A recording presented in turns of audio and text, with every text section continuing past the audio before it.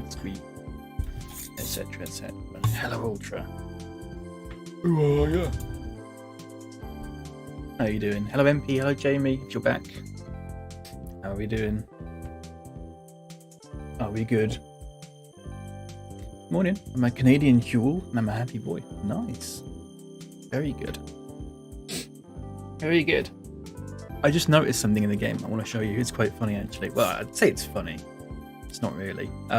Aston Villa have a new stadium, which I've only just noticed because I was looking at my schedule list and it was in a different state. It's not. They've not got Villa Park anymore.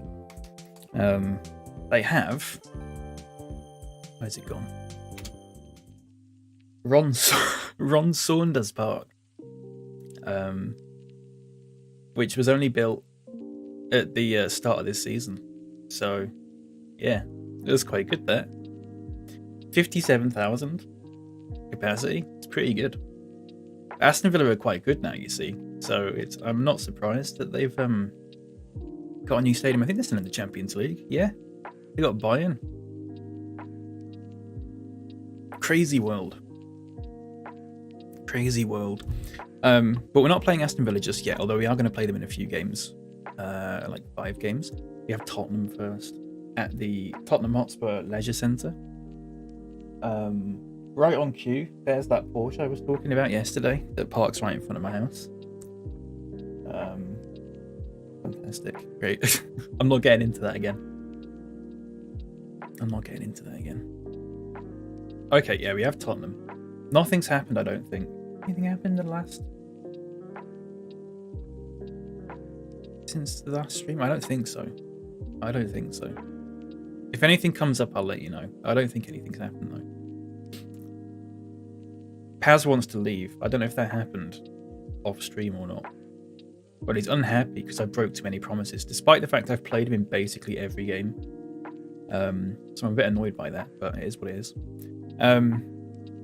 Yeah, I think I'm going to go with this team, and we'll get straight into it, because I've got about, is it 10 games left or something? 12 games left? I'm going to complete them by tomorrow. Tomorrow I'm doing a shorter stream. It'll only be about 3 hours or something like that. But that's good, because we should only have about 3 or 4 games left at that point. Which means that we're not sat there doing a whole pre-season thing for God knows how long. So that works out really well, actually. But we have to beat Tottenham first. Tottenham are, I think, 5 points above us.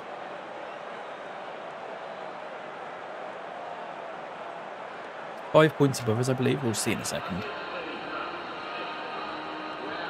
Clearly, they've not lost in a while. We lost our last game against Arsenal.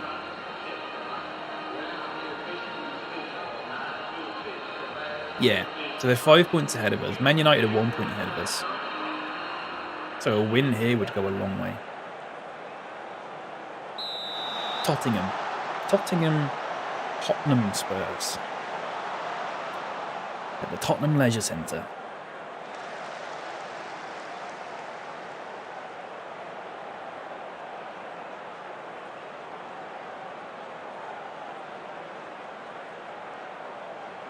Bit of a boring start, but it's fine.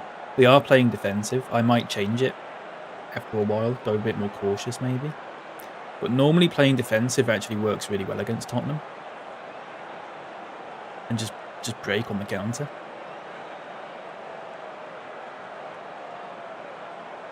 Am I on full match? No, I'm not. Is something going to come of this, or is it just...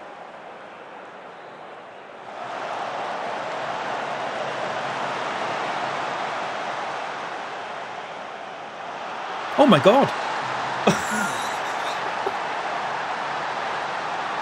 There you go.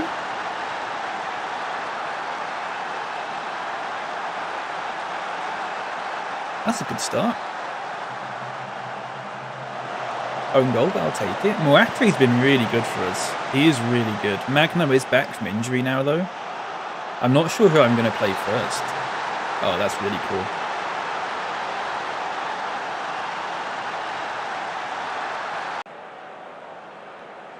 No one's even had a shot yet.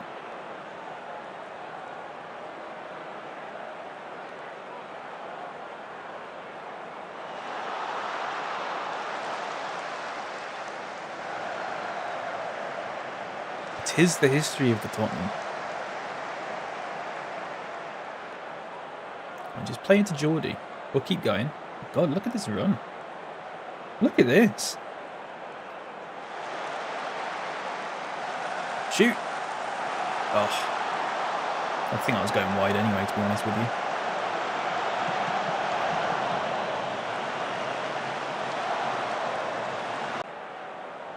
We're doing good, though.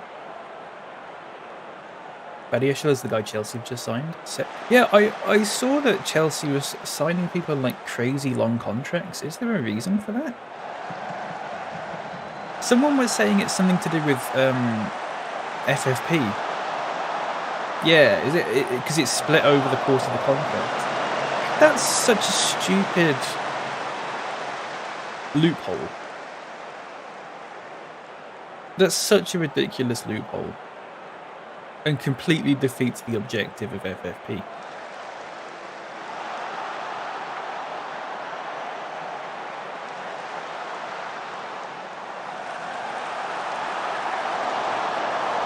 Right? That's not just me being stupid.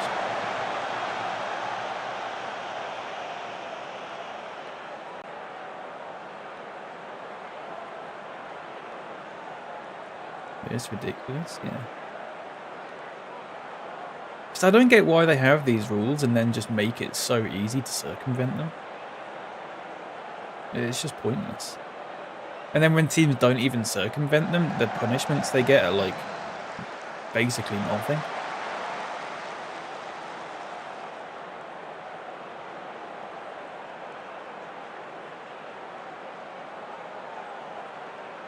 Here we go.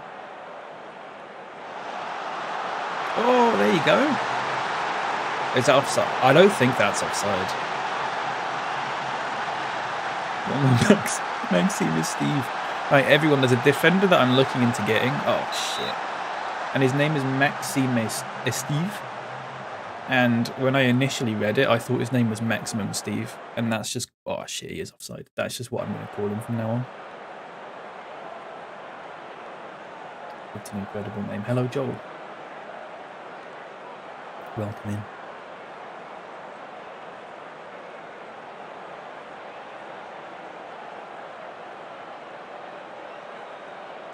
Maximum Steve could be my brother's street name.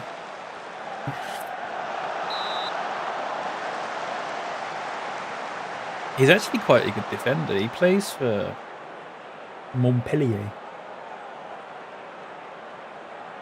So you'll have probably played against him, MP, in yours.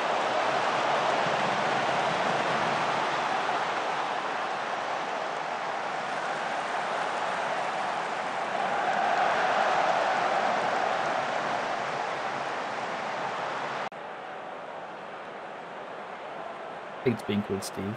Is his name Stephen? Or it's just something completely different? No, his name's Paul. He hates being called Steve because that's not his name. Let's just keep going, I think. In fact, I might bring off Jovicic. McTominay's having a fucking barnstormer. He's having a very good game. I'll make those 2 subs.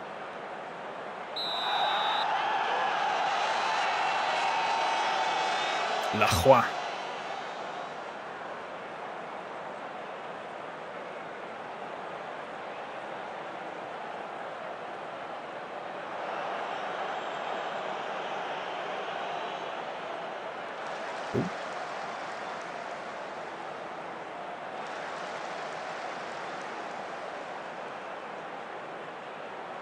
Never played against Maximum Steve. I'm just going to call it Maximum Steve. It's just easier, isn't it? He's going to score this.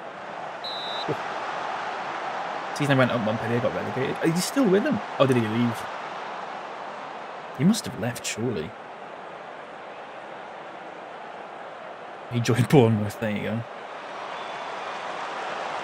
Bournemouth, who in administration in mind.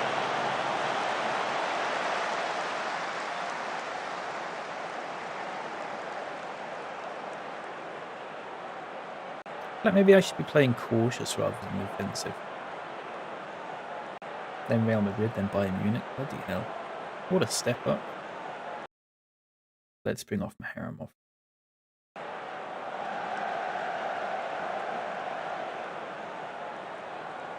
"16 games in 3 seasons." Yeah, I've noticed a lot of players in Football Manager are like that.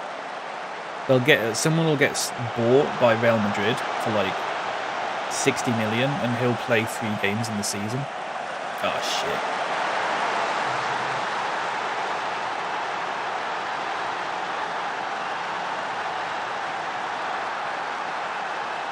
I think that's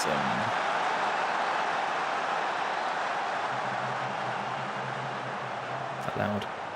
Yeah.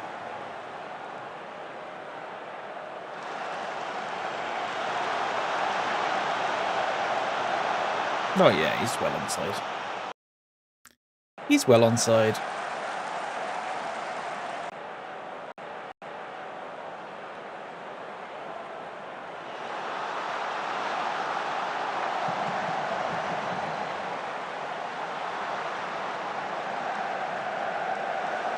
I'm worried Tottenham might grab something here.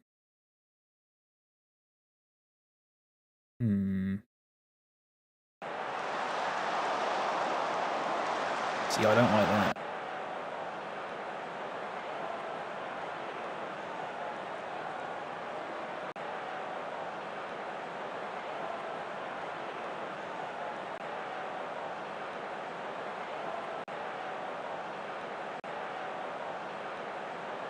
I mean, I would take 1-1. Considering they're 5 points above us, I would take that.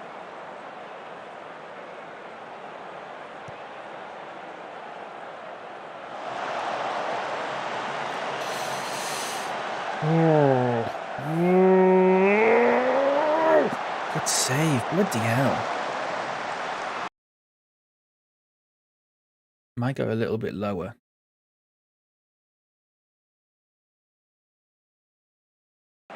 Try something like that.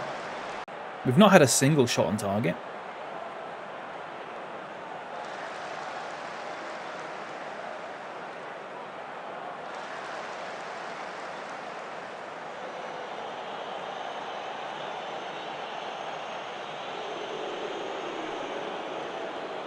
No, come on, that's not direct. Good tackle.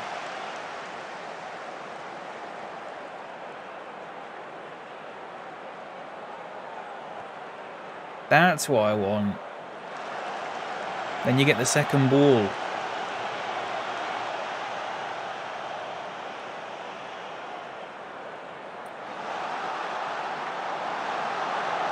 Ooh!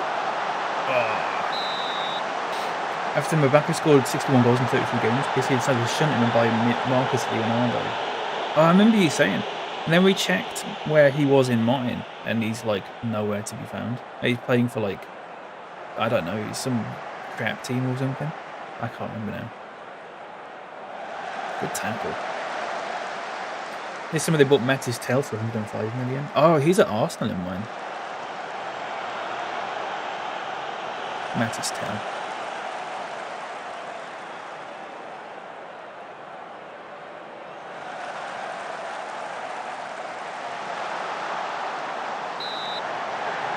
I found out, so I was looking at the stats and stuff yesterday, and Haaland's got like 32 goals in 18 games this season because he's been injured for a lot of it. The reason...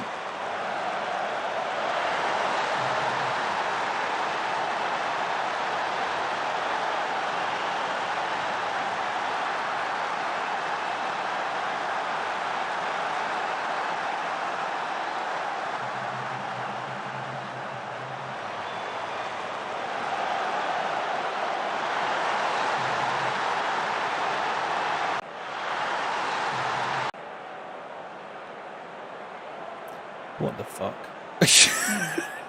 Shit.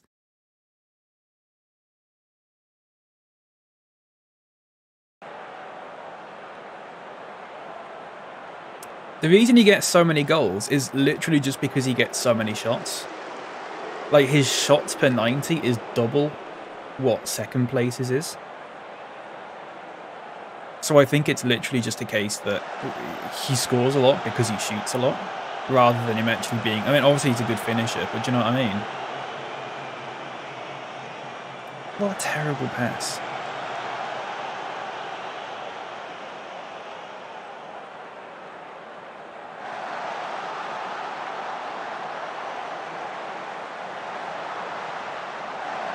It would be good to look at the XG of those shots. Even the XG per 90 is like double second place. I'll show you. I'll show you the thing. I mean, obviously he's a good finisher and all that, but if he had the same amount of shots as second place, he would not have anywhere near 32 goals. He was good at positioning, yeah. That's the thing.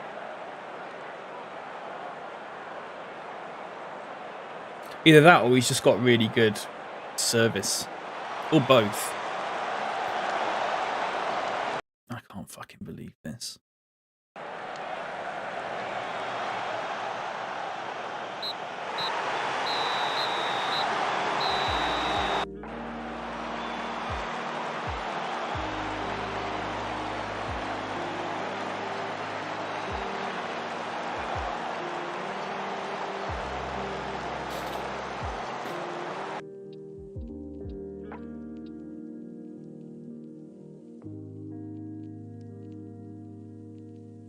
Shit.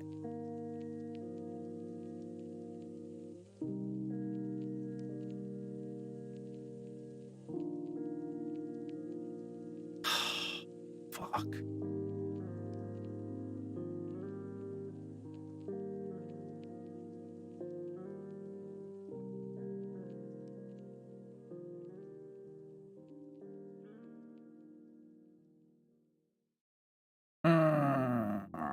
Oh.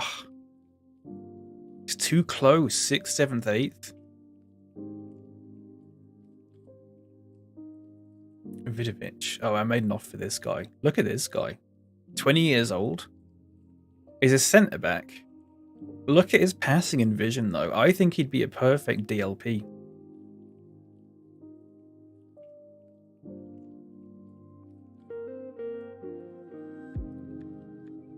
Because he's got the stats. Tries long-range passes. I mean, he could also be a ball-playing defender, obviously, but his tackling and marking and stuff and heading aren't that great. Yeah, I'd be going with DLP with those stats.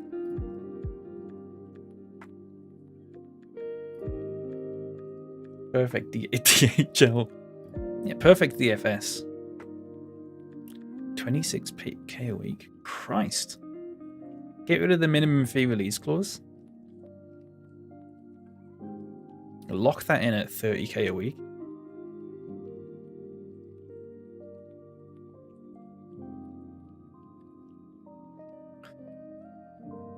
Oh.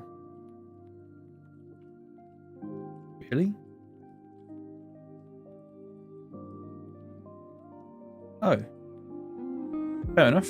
Never mind. Whatever.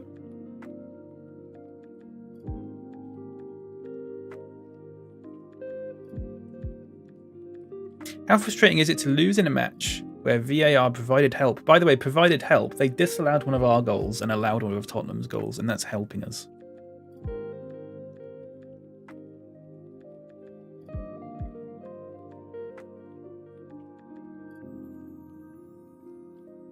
Is morale low? Not really. Oh shit, the club atmosphere is shot right down. What the hell? 23 people agree with Nico. Oh shit.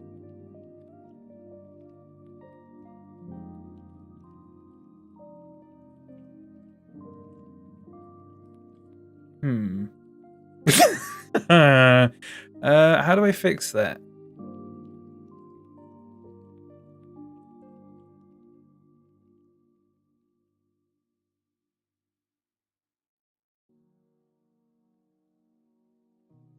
There we go. Sorted.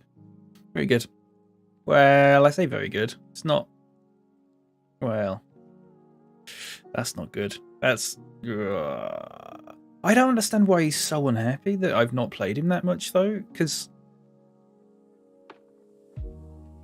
Oh yeah, I've got a partnership with Osijek, where we have the same scouting. which is good because they're like Croatian or something like that. I'm not happy about this. I mean,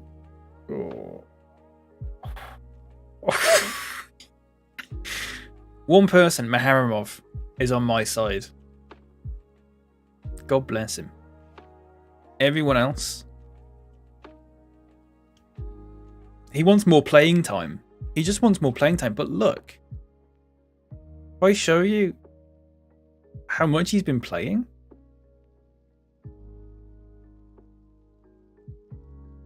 bear in mind he's only a squad player? I don't even know. Not a squad player, I think. Yeah, regular starter. But like, hang on, if you look at, so he started 14 and come on as a sub in 8. But then there's like regular starters that have started 7 and come on as a sub 17 times. They've got a regular starter here who's only played 10 times this season. He's not moaning. I am starting him and he's still pissed off. It's annoying me. I did promise him more playing time and I gave him more playing time, but it wasn't enough, despite the fact I played him in, I think, every game apart from one, which was a cup game.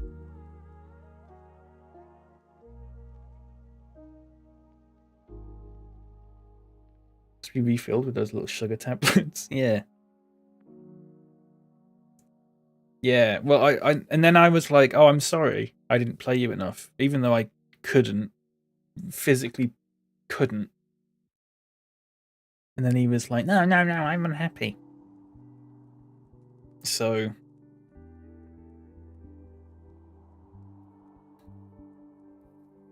whatever, it happens. You give it 2 weeks, he'll be fine, or I'll be sacked. Either way. Always lie to them. Yeah. Well, the thing is, if you lie to them, this is what happens. Everyone kicks off. Because you break the promise, and then they go, oh, I want to leave, though.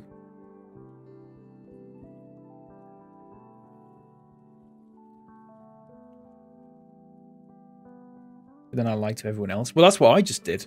And they're still unhappy. But we'll have to see. We're literally gonna have to start him in every possible game. Until he decides to shut the fuck up.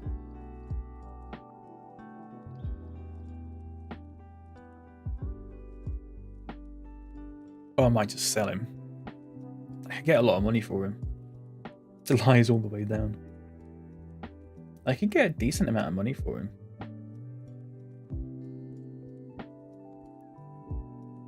And then we've got Chelsea next, which I expect to lose. But then after that, we've got a run of just like really winnable games.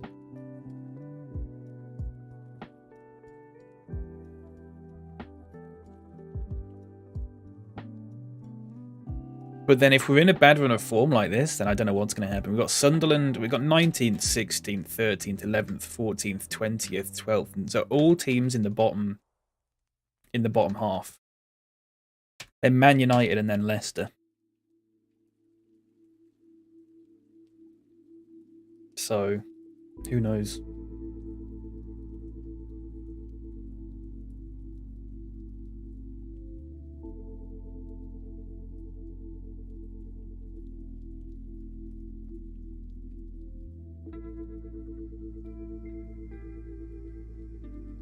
Be fun to play against Aston Villa though at the new stadium. Ron Saunders Park. Fucking hell.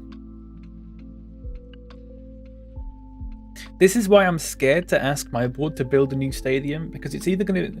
There's only two options, really. It's either going to be called Bradford City Stadium or, like, Stuart McCall Park. And both of those are just terrible, terrible names for stadiums, and you can't change them.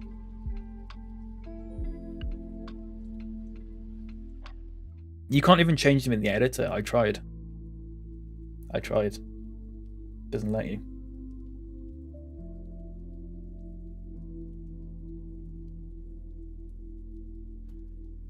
That's why it's still the University of Bradford Stadium and not the I don't know, whatever stadium, Albert Heijn Arena or whatever.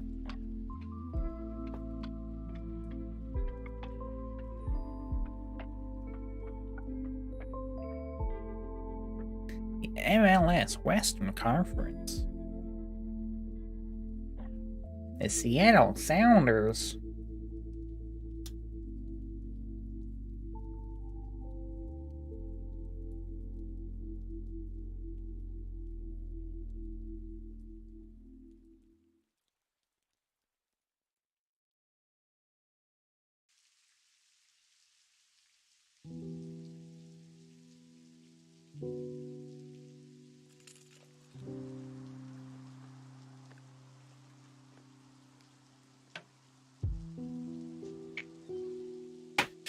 And then this is just taking the piss.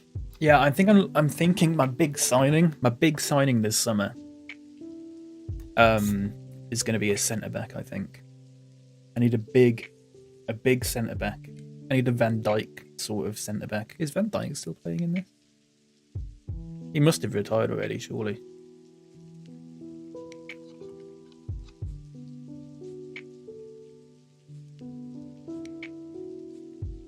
I just need like a really good centre back. I've still got my eye on Chiesa, because his contract is still running out, but I can't afford it right now, so I'm hoping that it actually expires and he just leaves the club at the end. He's the manager of Groningen. That's crazy. Retired at Liverpool? Didn't really. He's been out of the thing for like since I mean I've not played against him in the Premier League, so oh, I didn't realise that. Cristiano Ronaldo's the manager of Nacional Madeira or whatever they're called in Portugal.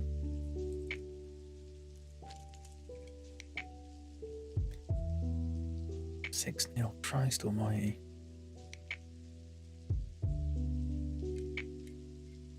It's just very close here. I don't like it.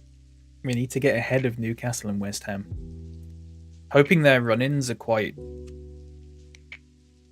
well... oh, they have got Liverpool, Tottenham, Man City and Chelsea 4 games in a row. So, you know. And West Ham have Man United, Liverpool, Arsenal... and Newcastle as well, bear in mind. And Tottenham. And Man United twice, actually. Fucking hell, look at this. Aston Villa in the last 16. West Ham in the last 16. Crazy world we live in. Although we're not living in it because it's fake, but...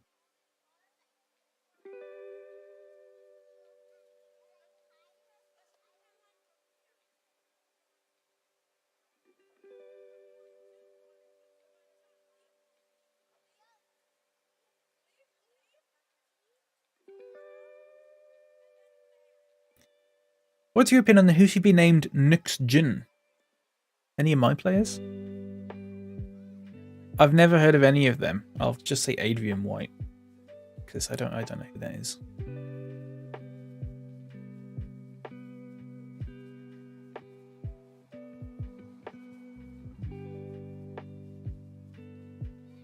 West Ham, Tottenham. I hope Tottenham win that.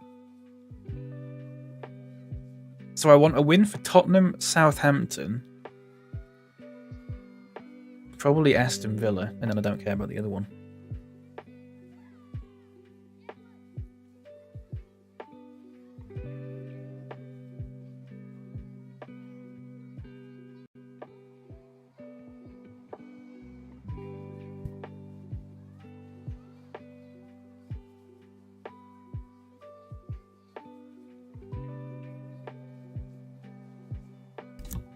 Ow.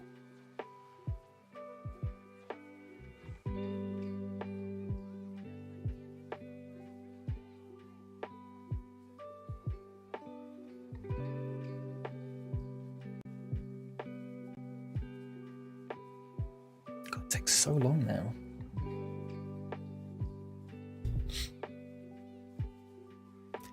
Fucking hell.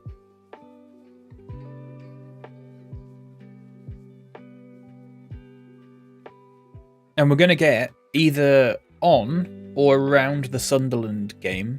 We're going to get our youth intake. And apparently this year is really good. We've got a new head of youth development this year. Patrick Clivett left, and we got some fake guy.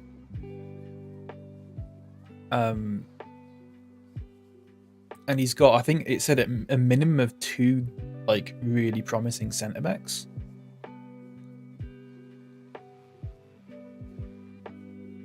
So it'll be interesting to see what happens. Watch them all just be shit. Because sometimes that does happen. Sometimes they go, oh, it'll be really promising this year, and then all the players are just like terrible.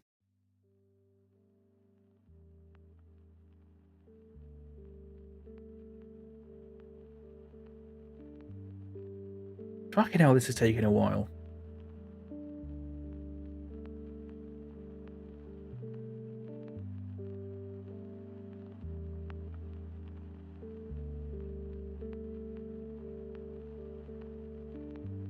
Right. So look, Maximum Steve. I'm really tempted to buy Maximum Steve. Maximum Steve, or the other player I was looking at was I can't even compare him to him because he doesn't come up. It was Adam Smith, was it? Yeah, Adam Smith from Man United. Oh, look, I can compare him to Maximum Steve. They're pretty similar, actually. Yeah, I don't even know. They're pretty similar. The only thing I'd say is Adam Smith is younger. So I don't know. Obviously cost a bit more, but certainly not a bad player. But also Maximum Steve. I just want to play it. Maybe I get them both. I don't know. I might sell Buongiorno because I think he's in his last year of his contract next year. I might just sell him. So West Ham won, that's not good. 94th minute. Southampton won, that's good. Man City and Aston Villa drew, that's good. So yeah, that's not too bad. Steve said Maximin. Yeah.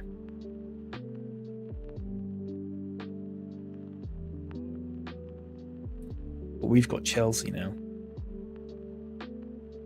I hope Middlesbrough win. I hope Watford win.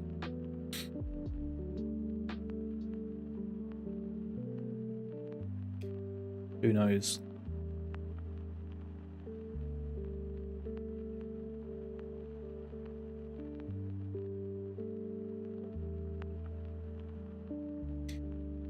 Oh shit, we just did all that training with Maharamov and he hasn't even fucking... Oh, for fuck's sake. Whatever. Whatever. I'm going to go balanced in this game and see what happens. I think the team, for the most part, is fine. I might start Mag... No, I'm not going to start Magno. He's not really sharp. I'll probably just go with that. I think. I might start Christiansen. But I think I'm fine with that team. Moretti's still suspended. I'd like to bring Magno on. We'll have to see what happens.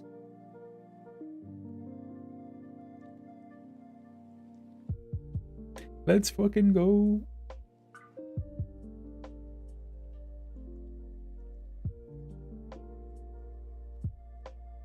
Probably should have saved. Did I save it? It's going to crash now. I've not saved it. Josh Fear Snape is such a good name.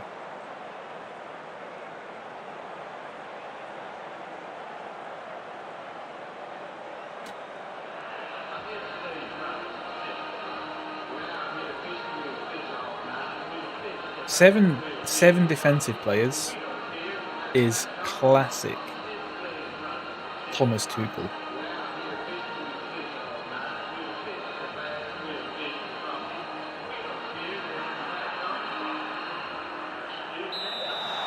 Excuse me? Classic Emery. Good start.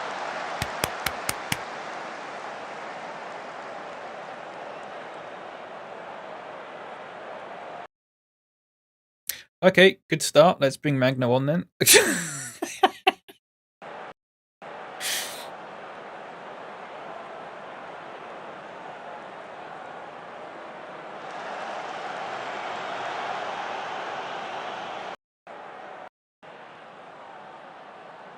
Oh, the game's freaking out.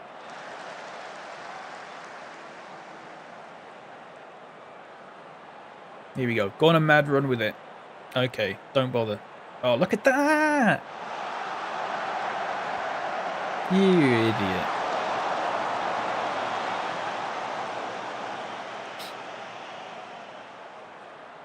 Oh, McTominay got a yellow card. There you go.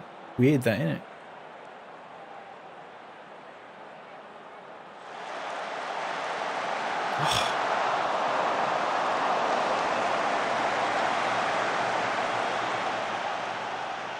We're doing good, though. We're the better team, I think.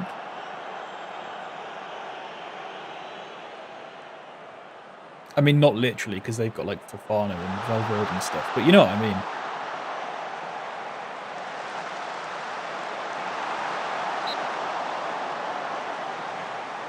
Magno's injured. Of course he is. After 17 minutes. Snape, I know. He's actually genuinely quite good.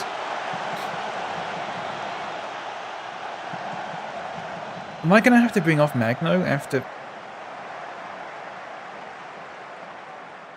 I am, aren't I? Fuck's sake.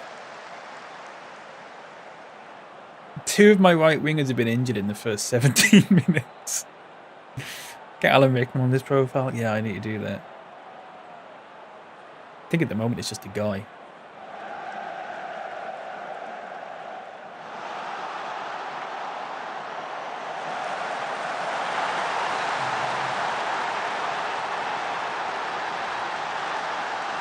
Shit.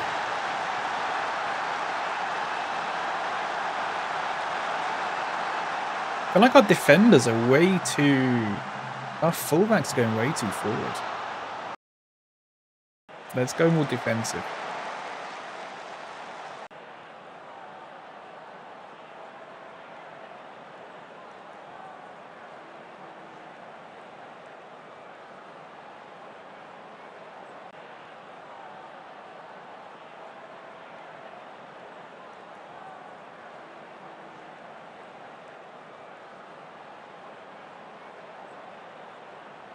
Oh, this is shit. This is so shit.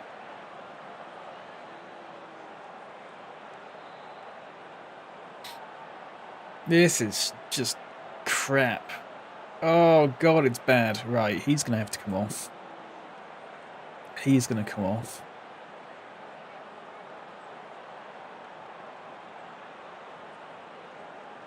And I'll leave it like that for now. Wish there was a thrash body option. Jesus.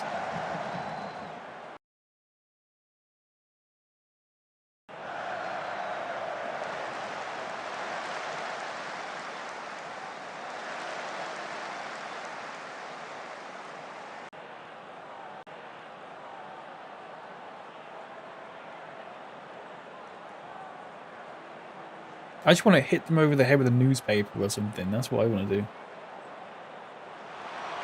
He's going to score this. Postage stamp. Oh! Got the rebound though.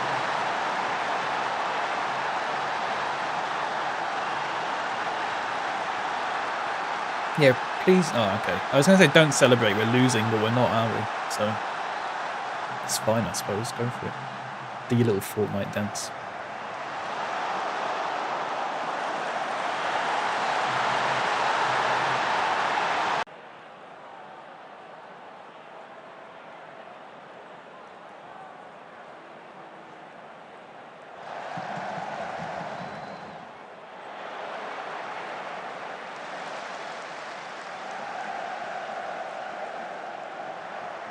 Oh, he's been done. Good cross.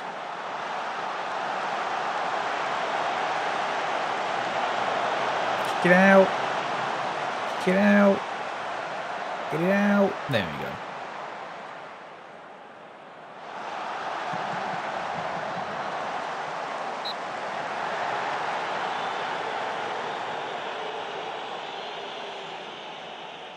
See, I say, oh, let's play Nico Paz, and then he puts in a 6.5. And I just go, eh. Good save.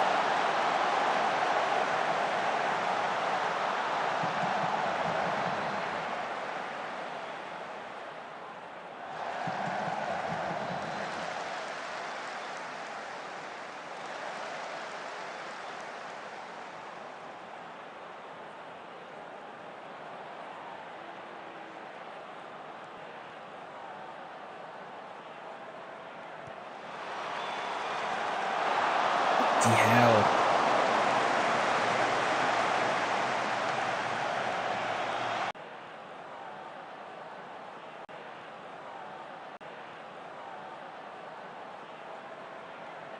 I mean, who the hell do I bring off? I want to bring off Paz, but he'll fucking kick off at me, so... Let me have a look. Is anyone on the yellow? No. He's nervous, so I'm gonna... Oh, he's also nervous. He's apprehensive. Right, I'll tell you what, I'm gonna do that. I'm gonna do that.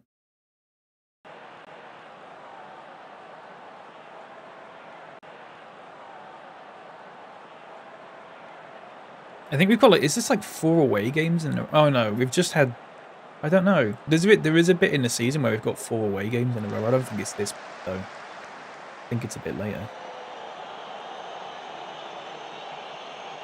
I think we have 4 home games and then 4 away games.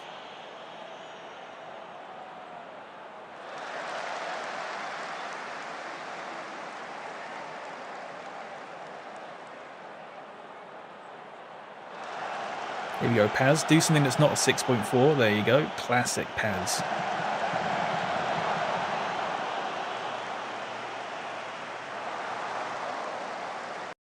Just having a look at this. Hit early crosses. Might start pressing them a bit more.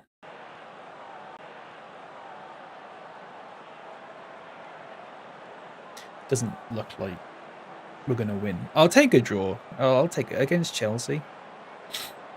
It could be a lot worse. Start pressing them on the voting.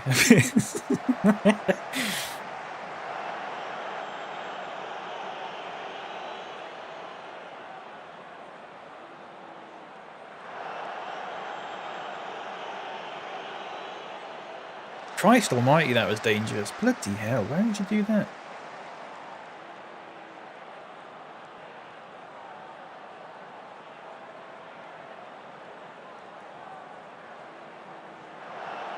I'm making a command, Joel, at the moment.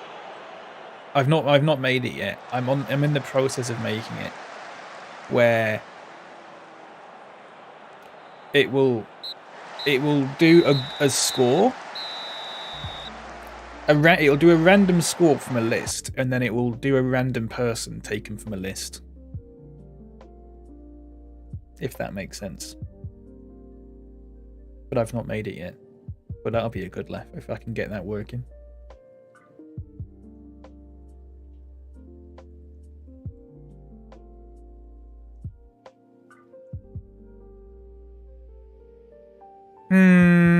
Three teams on 48.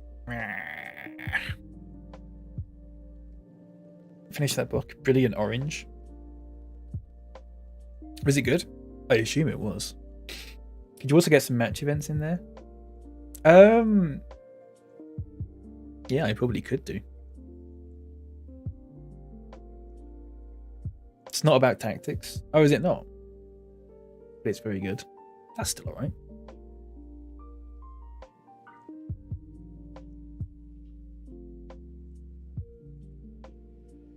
Is it just generally about Dutch football?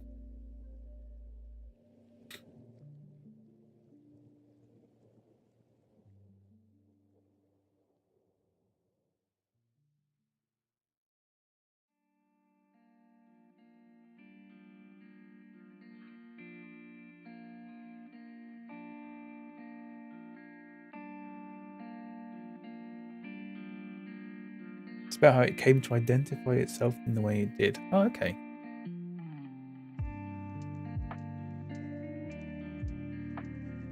Well, Akbi's out for 3 to 4 weeks. Magno's out for fuck's sake.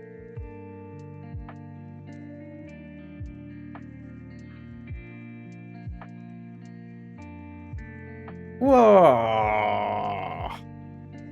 I should win a World Cup first. Fucking got him. And Nico Paz is sus. So I'm going to have to put Varlik in there, I think. And then Geordie there. And then, like, Sinsa Bell. Oh, Moretti can play again. So he'd probably go in there. And then Dwight McNeil as well, I guess.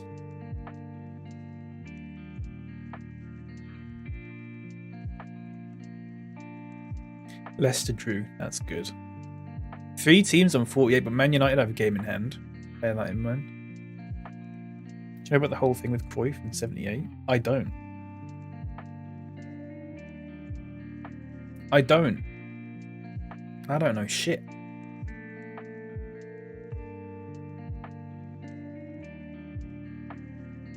He was talked out of going by Havelange. Oh.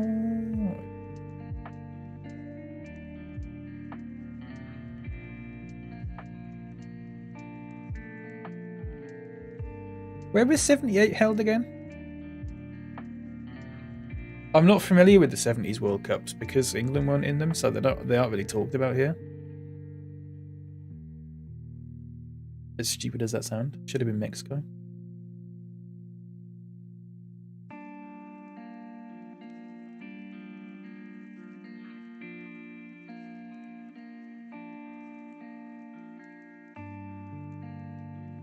Havelange changes to Argentina.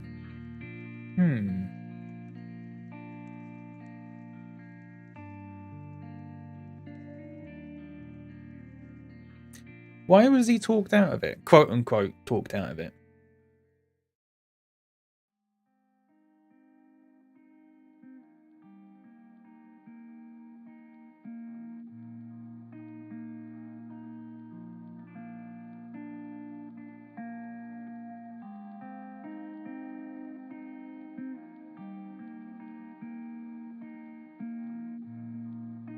Argentina was on the cusp.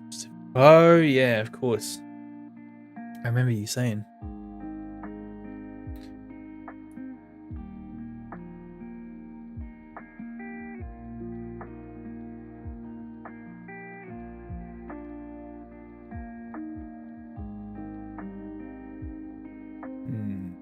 I hope Crystal Palace get relegated, but I don't think it's going to happen.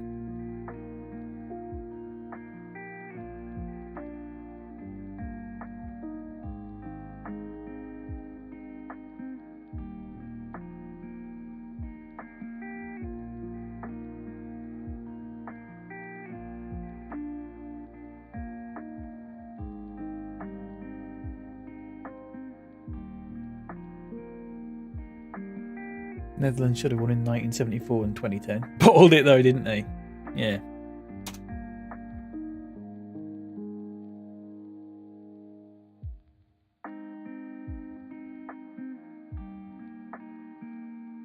To be fair, 2010 Spain were incredibly good.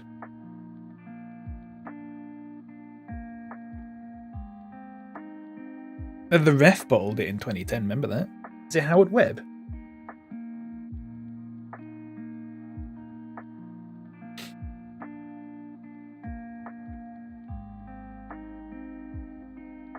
'74 was the German masterclass.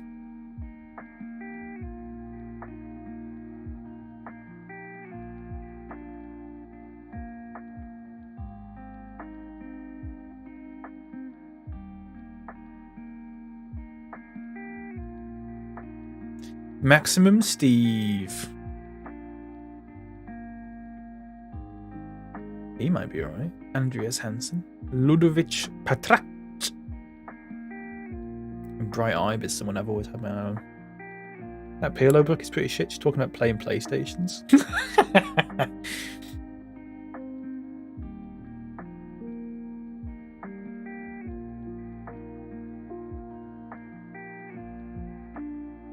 Sounds great. Sounds really good.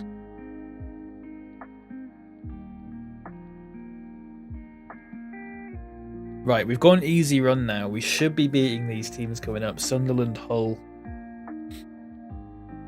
All of them. There's no reason why not.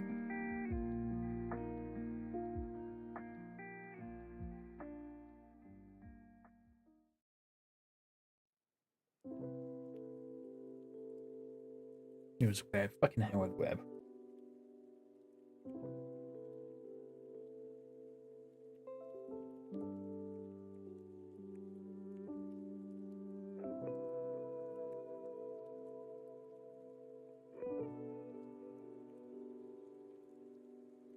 I wound up a load of AFC Wimbledon fans on TikTok yesterday because I said that it wasn't a real football club.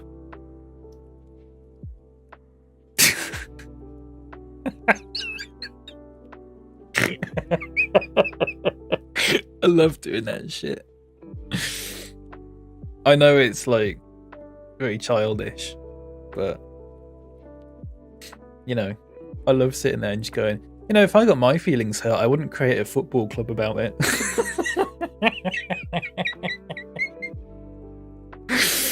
Oh shit.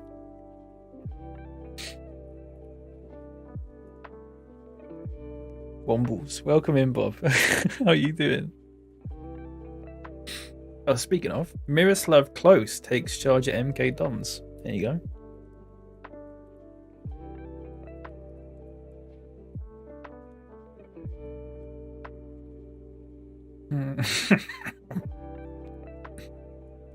McDonald's.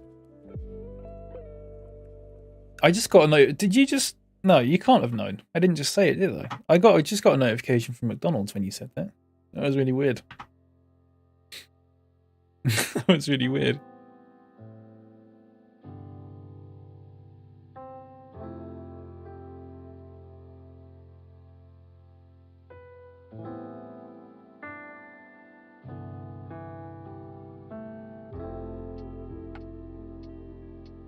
Send nugs.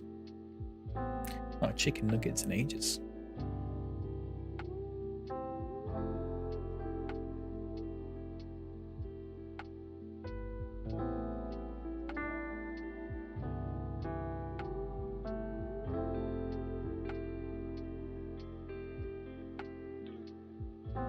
Oh, I can't wait for the youth intake. Do you want to see what the preview is? Apparently it's quite good. Youth candidates. A minimum of 2 centre-backs that look promising. A top prospect in the centre of midfield. And a fairly decent striker. Which is good because they're the sort of positions that I really haven't got good youth players from in the past. I've not had a top defensive mid come in from the youth. I've had like right back, left back. I think there's a right winger that we've got, or a striker that we've got, or something like that. But never centre backs. Watch them be like 5'4". I'm gonna get a top class centre back, and he's gonna be 5'4", isn't he? That's the way it goes. Error, YouTube is not receiving enough video to maintain smooth streaming. Oh, shut up. Receive more then, you prick.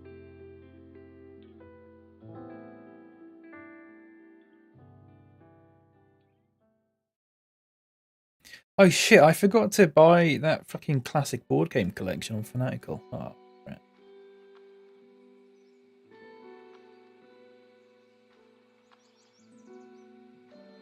What an idiot.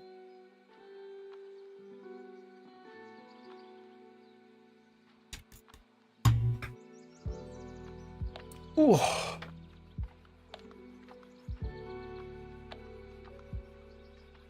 Burnley. Hope Burnley lose then, that'd be a good lift.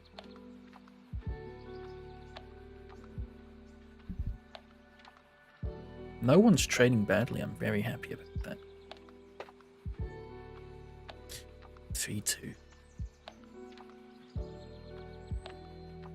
So we've got 10 games left, so it's a maximum of 30 points. So potential 78 points we could get. But I mean, I don't think we'll get that. I think if we can get 70 points. If we can get 70 points this season, I'll be happy. I'll be very happy. If we can get like 60, I'd still be happy.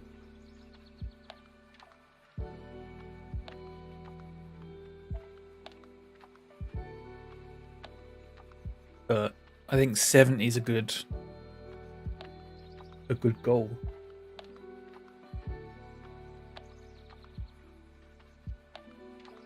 Especially with the running that we've got. We've only got one more difficult team left. There's a couple of, you know, banana peels or whatever you call them. But generally speaking, are we going to get our youth intake now? Not yet.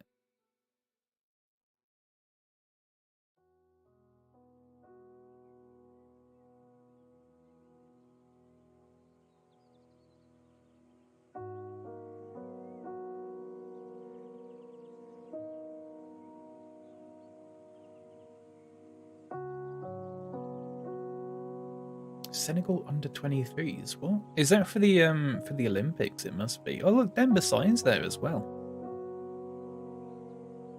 Remember him? We had him and then we sold him. I don't think he ever played for us. No, we just loaned him out and then we just loaned him out and then sold him for 10 million. Genius bit of business.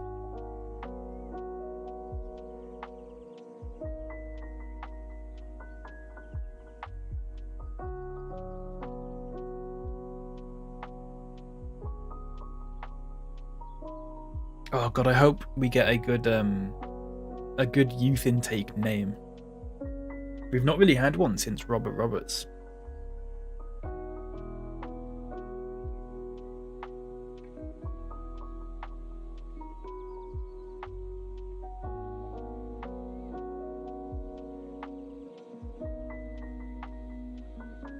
I need like Maximum Steve or something like that.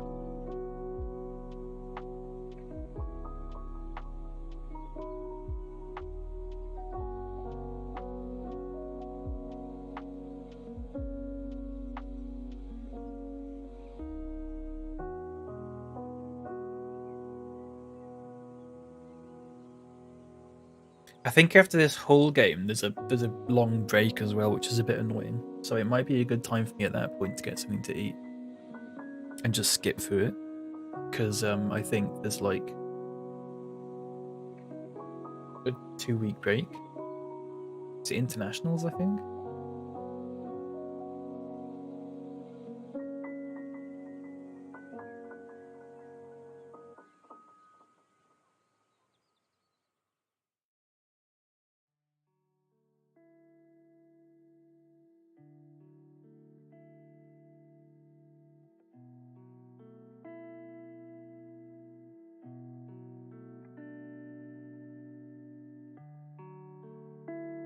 God, this is taking the piss.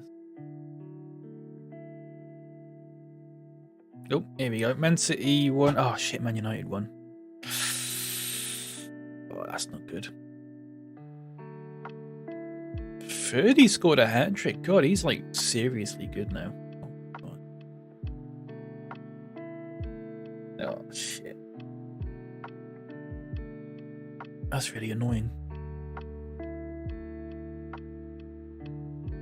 I'm surprised we've not got the youth intake yet. Is it? It's normally on like the 15th, is it not? Unless it's just like on that week or something. Maybe it'll be tomorrow.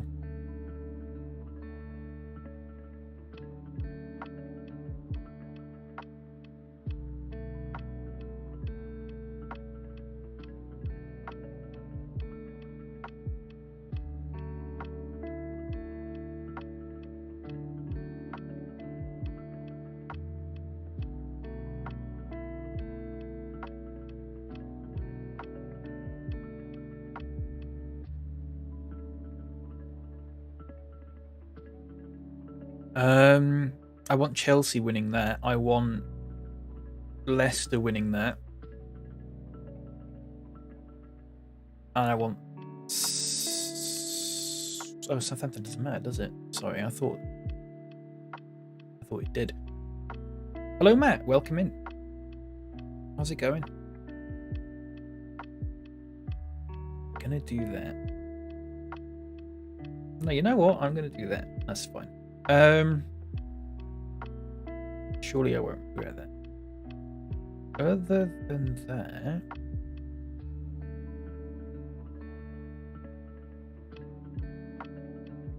Let's just go with that. Not bad, thanks. How are we all? I'm alright, thank you. I'm alright. I woke up this morning, my phone woke me up because it ran out of power, and when it runs out of power, it does like a little vibrate. It goes, and like that. And my body thought that because when I have my alarm, it vibrates like that. I actually started hearing the alarm song in my head and thought that my alarm had gone off. It was really weird. It was really weird. That was annoying. At about 8 o'clock.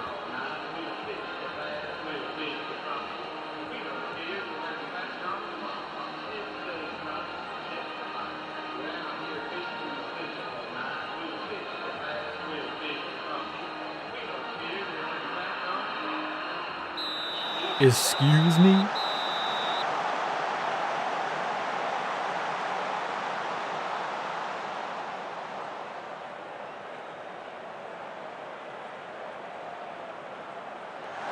Oh.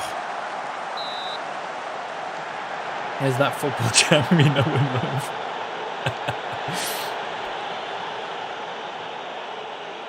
Excuse me?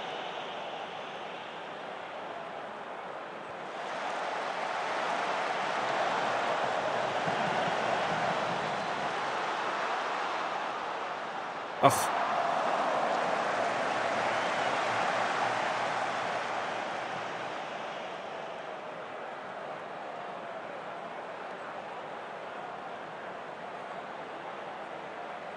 Why would you play it short when there's a high press? It just doesn't make any sense to me.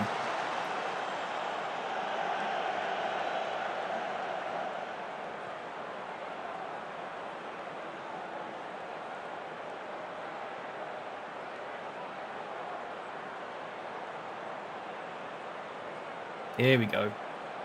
Boot. There we go. Don't shoot. Don't shoot. Okay.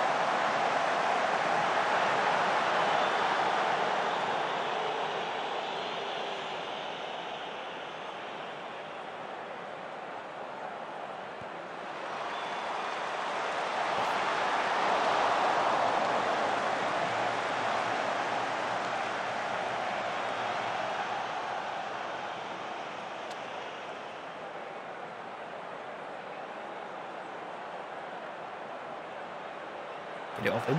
Oh.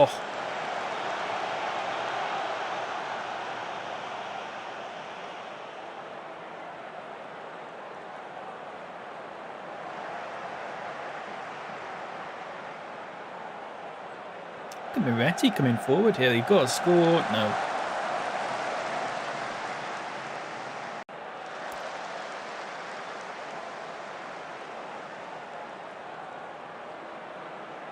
I say, excuse me.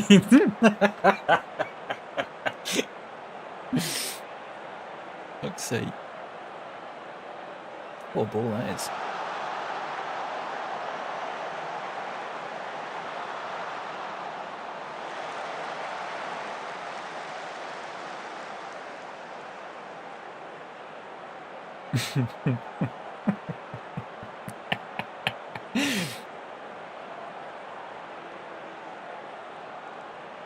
Look at that.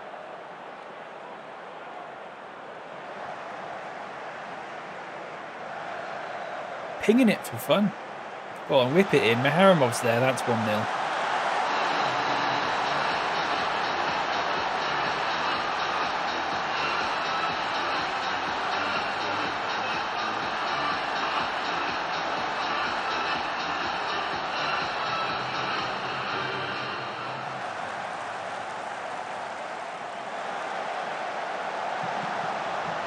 Wonderful, wonderful stuff.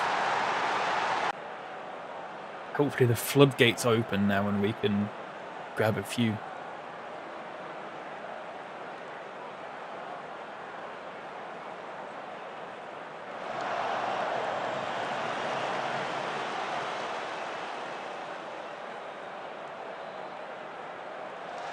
There we go.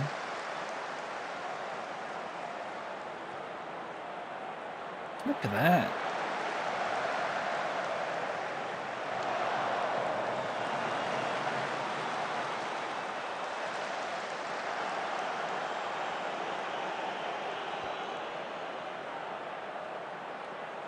Oh, oh, in the middle. Oh, what the hell happened there?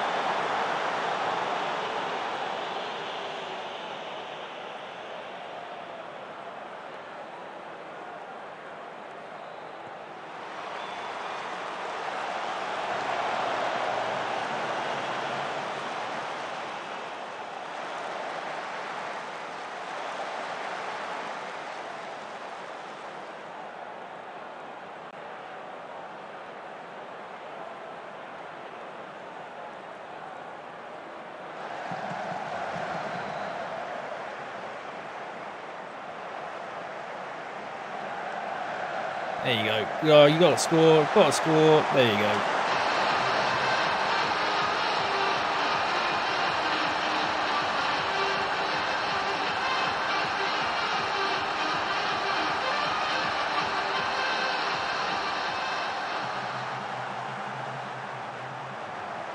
I thought he was going to play it to Maharamov there. Or him. Or Robson. Whatever his name is. Him.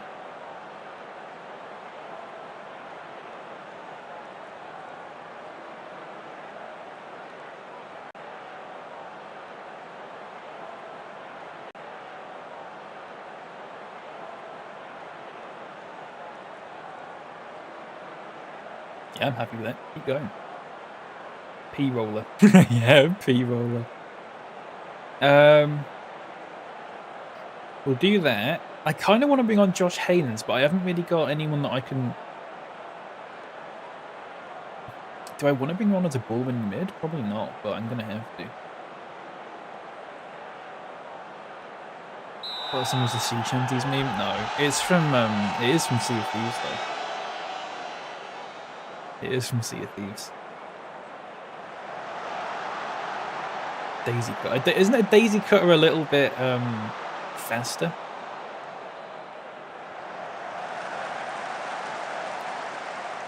A P-roll is just like completely mishit.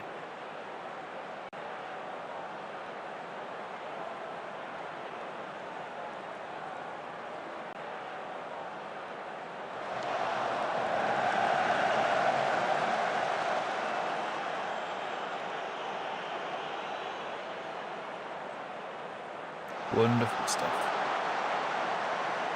Not wonderful stuff.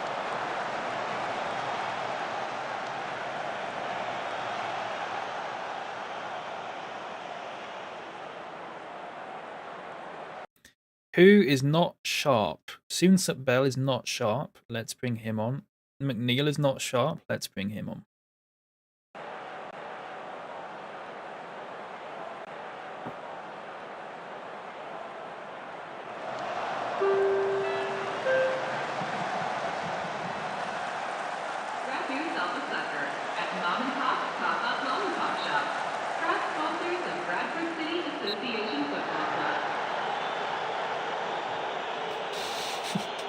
What the fuck is that?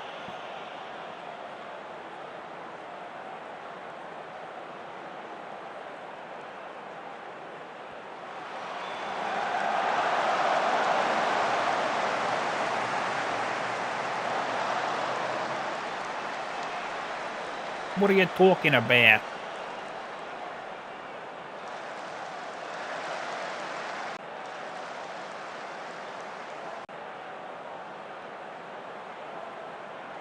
Godspeed. Yeah, I hope his wife's doing alright.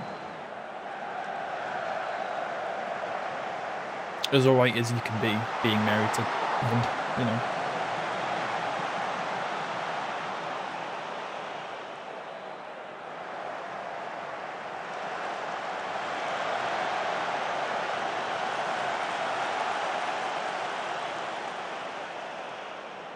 That might be a penalty.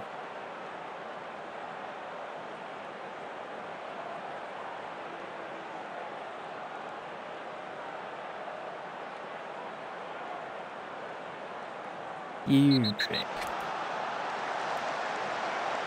If he gets a yellow card, I'm going to be so mad. Oh, for God's sake. Well, he's getting suspended for the next game.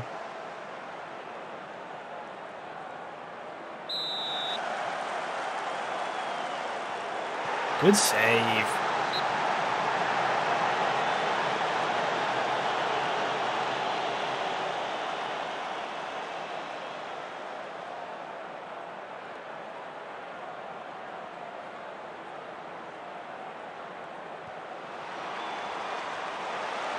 And again.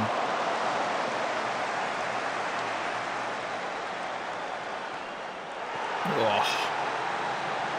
Tracking.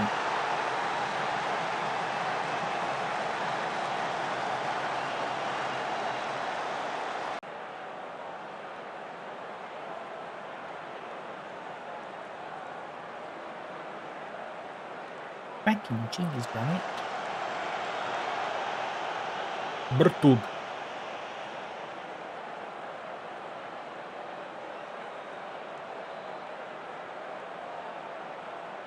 Lemuel.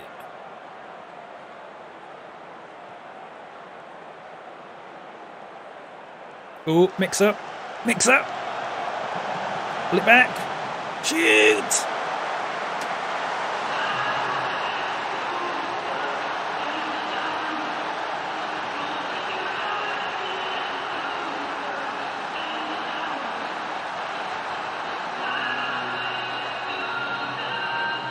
Look at that. Calamity. Loggins.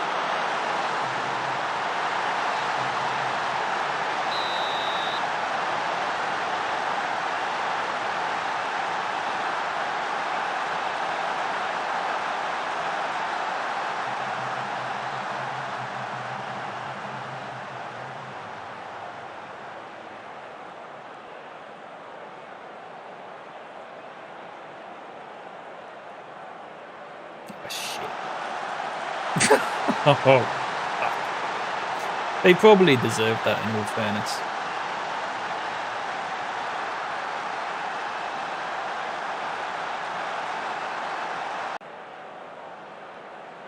XG wise.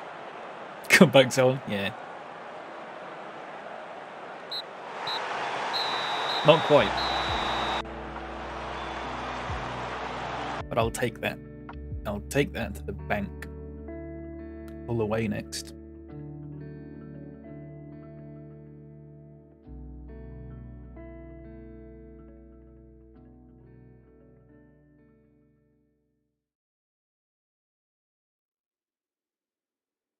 Very good. Good.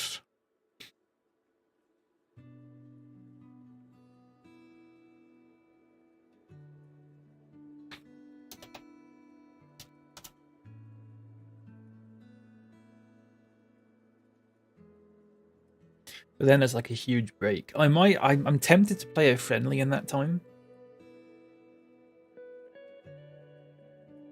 But I'm not sure. Maybe I should just let the players who play for the under 21s or something instead. But we're going to get a youth intake. Possibly tomorrow.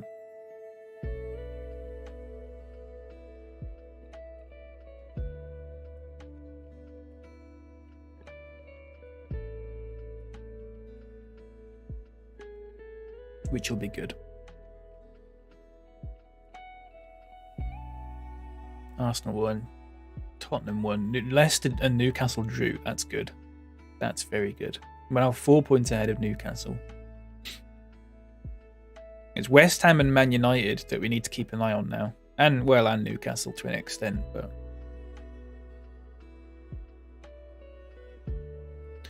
Alessandro, buongiorno.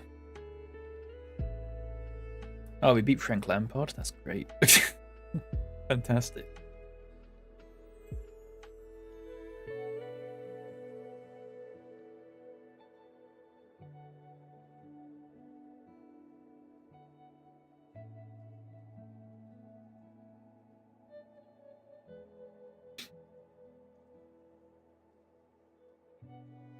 Do, do, do, do. Now, now, now.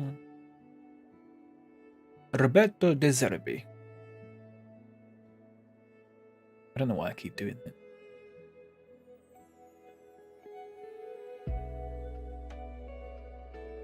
Annual youth intake. Here we go. Best player, Thomas Verbier. Verbier. Fucking hell, he's 2 stars already at 15. Shit. He's 5'8".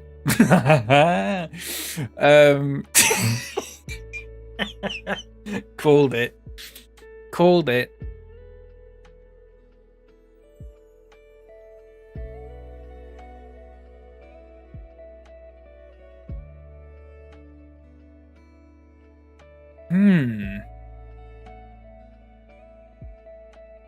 Place of birth, Bismarck.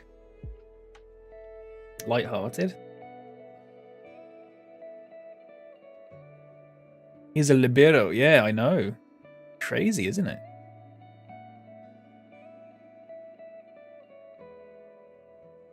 Verbier. Shit, he's good. 15 years old? Forgot Bismarck was. I didn't even know it was a real place, to be honest with you. You don't like liberos? Box to box CM? See, I don't play box to box CMs. I'd be considering ball winning midfielder.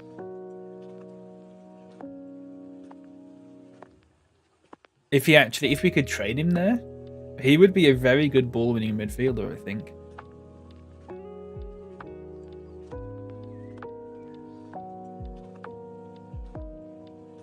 If you look at his, well, I mean, if you can look at the centre mid one. Marking and tackling, his aggression's not great actually, but bravery, concentration, positioning, agility, pace, strength. Bear in mind he's only 15, so his physicals are only going to get better. He will get taller. We've got to sign this guy. 3 years? No, I want like an optional contract extension of like 1 billion years. Can I actually do that? Will he be happy about that if I do that?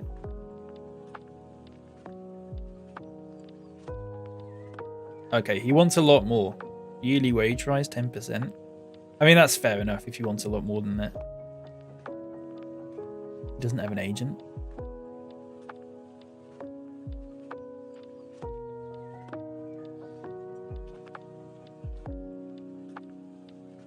Deal. Absolutely deal. Marcus Turner. I haven't even looked at the rest of these. Marcus Turner's a centre-back. That's one of the centre-backs we were promised would be quite good. He's alright. Frederick Rude. Look at his fucking hair. He's Irish. From Ballymackie. Don Griffiths. Mads Hansen. Andy Hook. Robin Hollander. Aaron Petrie. Kyle Gibson. Edson Furtado. Kai Evans. Gareth Williams. Arthur Robertson. Keith Halliwell. Kane Eden. And Lewis Tribe.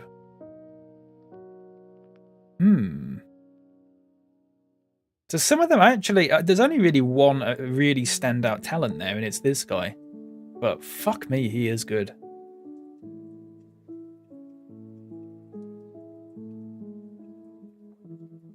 Look at his work rate.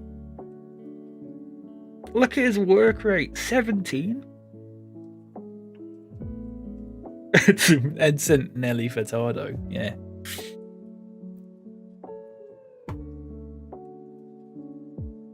Can you train people on aggression? I don't think you can you? I mean, I'd be looking at a defensive. I mean, even a fullback, he might be all right. I'm looking at pace and stuff. He wouldn't be too bad. Pop him in the first team. Honestly, yeah, I am tempted. We are a little bit short defensively, especially at right back, actually. So, yeah. I don't think I can actually do that until he signs the contract, but... Can I? Oh, no, I can. Fullback's not a bad shout. Yeah, I'm thinking fullback. I mean, crossing 9, dribbling 10, these will all get better. First touch 11, passing. He'd be a pretty defensive fullback, but especially with the physical stats and stuff, I don't think that's a terrible shout. A knocks ball past opponent is a good trait for that as well, I think.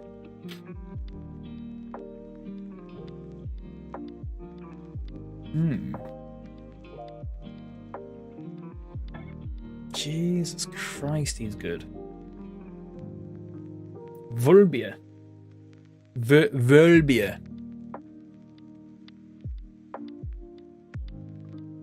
My new favorite player in the world. 15 years old. 15 years old. And he's that good already. Bear in mind we're a Premier League team.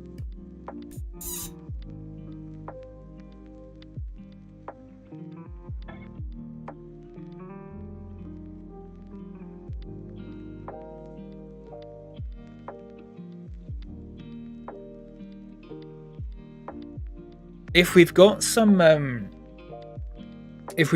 games at the end of the season that I'm not, that I'm just going to phone in. I don't think there will be, but we can always just bring him on as a sub or something, or even start him. But I'm thinking, I don't know how many games he's going to get right now, so I might chuck him in the under-21s. And then if we have a bit of a defensive crisis, we'll call him up. Because I think he'll get more training in the under-21s.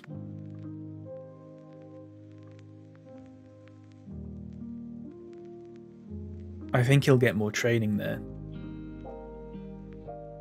What did that just say about 30? Snubs Newcastle. New forward. God, look at his wage. Jesus. I want to sign this guy, but he didn't want to sign for me last time. I think at the end of the season, I'm going to try and sign him. Not him. I'm not interested.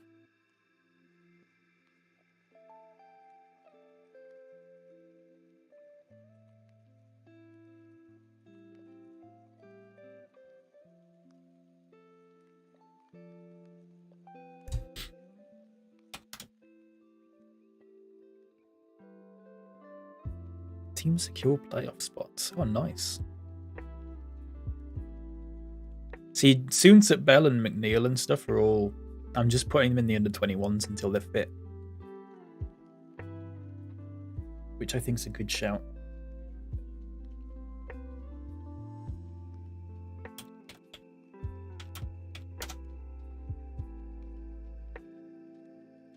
Sacklooms over Tuchel. Tuchel claims Allegri and Tottenham lack class. Right, Hull. We need to win this. This is like...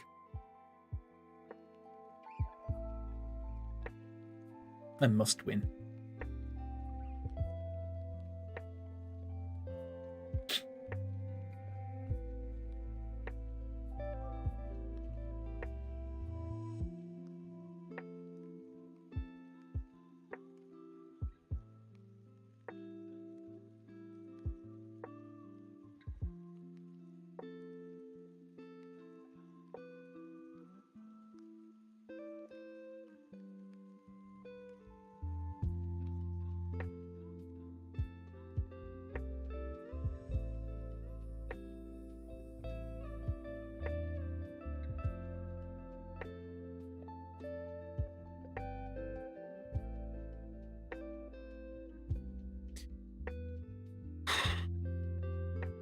Fucking hell, I'm sorry, I can't get over how good that player is. Go 15.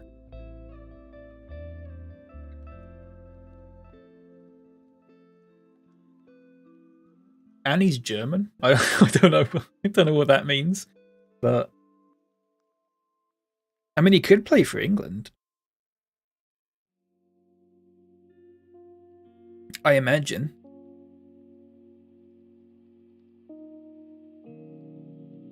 You'd have thought so. Look in the under 21s.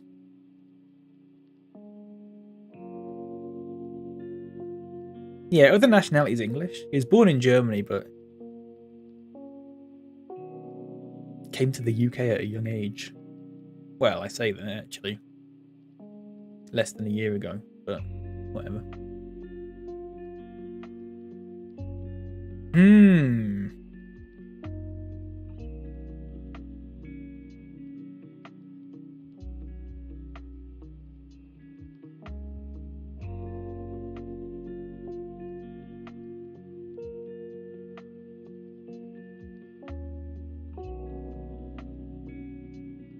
Graduate youth candidates beat the under 18s 5-0. Jesus Christ. Right, okay, well, let's sign them then. This is our head of... Do you want to see the head of youth development? This is the head of youth development we've got. Wherever the hell he is. Why is Ryan Farrell telling me about this? Responsibilities. Is it because he's leading the general training? Coaching team, head of youth development. Luciano Filanino. This guy. He's a fake player, a fake guy. But I gave him a picture.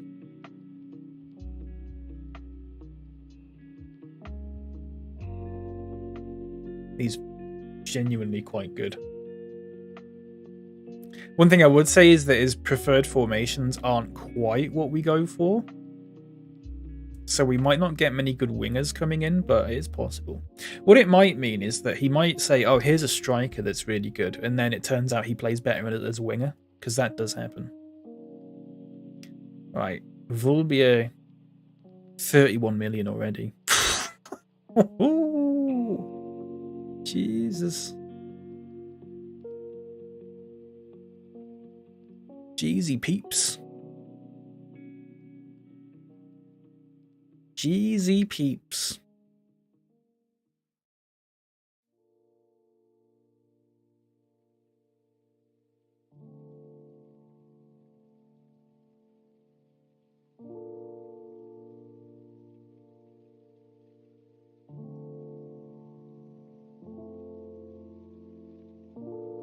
Right, hopefully we can just bat a hole.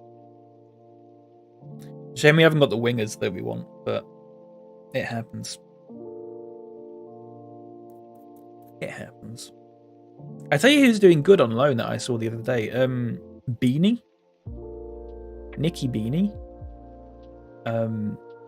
Is doing really good on loan. Let me show you. He's like 3. I know the star rating isn't everything. But he's gone up to being like 3 stars now, which is pretty good. Beanie, yeah, Beanie Baby. My Beanie Baby. Here he is.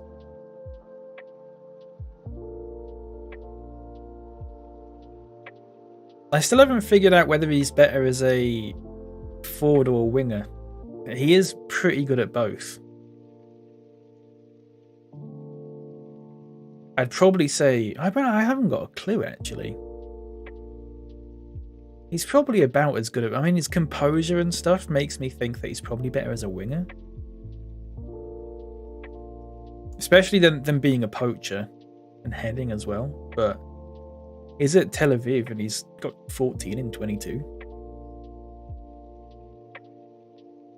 My little Beanie Baby. His physical stats are quite good as well. Okay, we got all. Moakri might start this. I don't know if he'll be fit or not. Arsenal play Man United, so we want a win for Arsenal there. We want a win for Burnley. We want a win for Crystal Palace. And we want a win for Middlesbrough. And then Chelsea play Newcastle in the Carabao Cup final. Wait, what? Why is the Carabao Cup final being played at 8 PM on a Wednesday?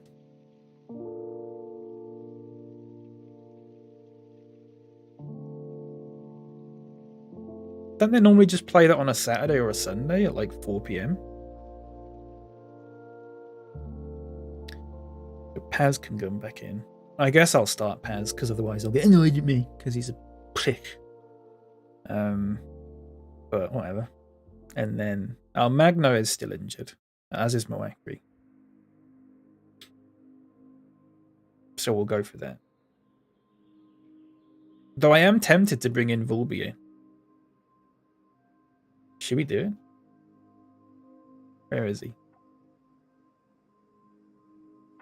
Where is he? Has he gone into the under-18s? Oh, he has. What the hell? Let's bring him in for McNeil, because I don't like McNeil. And we'll do that. And we'll play him. If he comes on, he'll be a right back. Should be in the under-21s. There you go. Oh, that's the wrong thing. There you go. Thomas Volbier. What number? 44? Yeah. 44.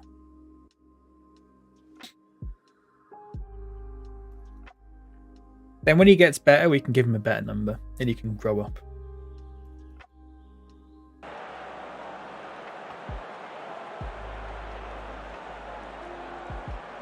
Right. Pick up where you left off.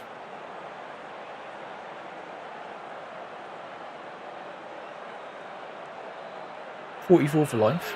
I don't know. Maybe. We'll see how it goes. Sometimes I like just giving them a better number as they get older, but sometimes I do like giving them just like a big number. We'll see. Excuse me?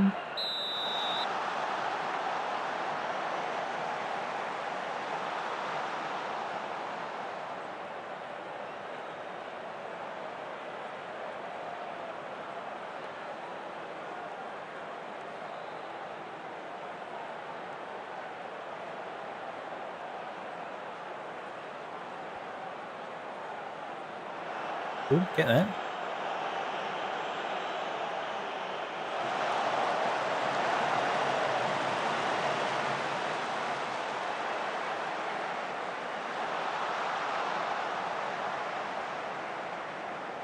Nice. Nice. Ooh.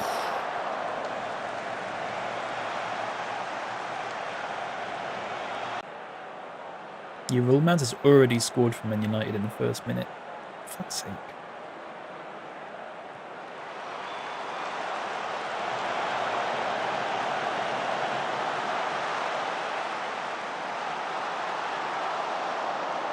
Back in. Ugh.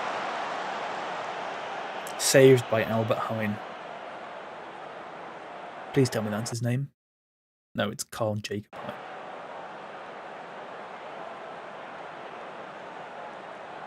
And Leicester have scored. That's good. Oh, look, Perry's injured.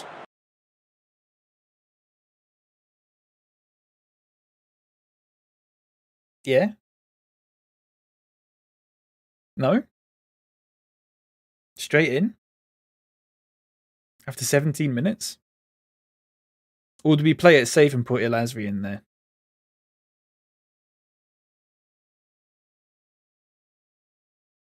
Nah, fuck it, let's do it. Take a risk once in your life. Get him on. The mantle of the golden boy has been passed.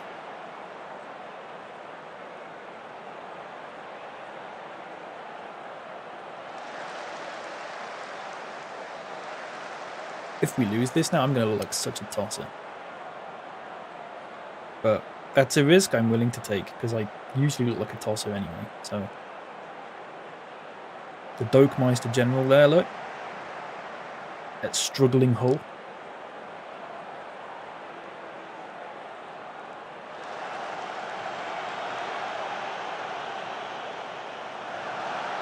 One 0. Absolutely wonderful. Goal 19 from the Haramov this season.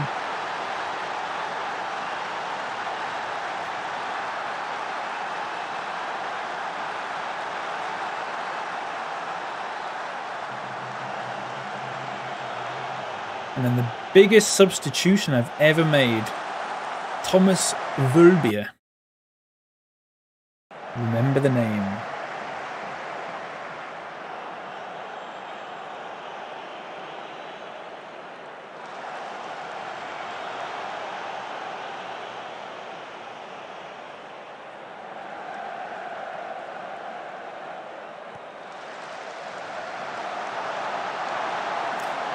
Just ignore that.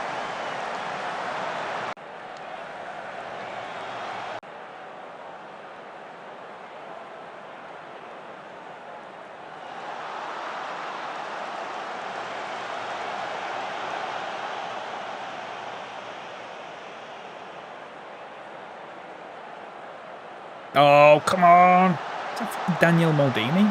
What a block.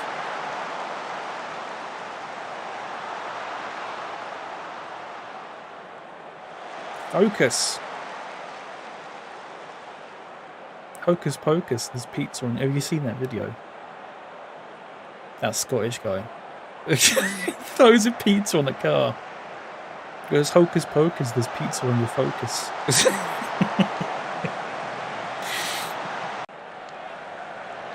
Oh, they did not like that.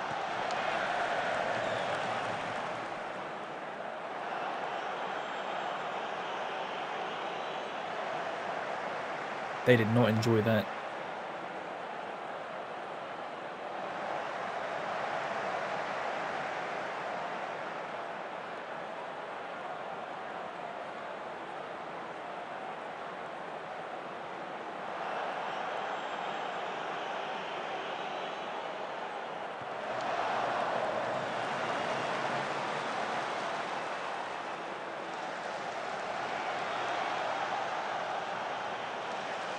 Nice.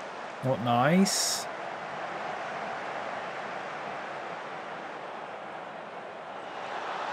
Defense, defense, defense. Good save.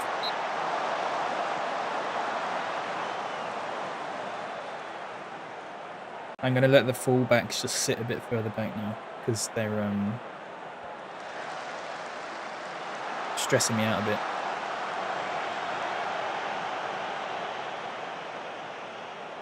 See what Robson can do.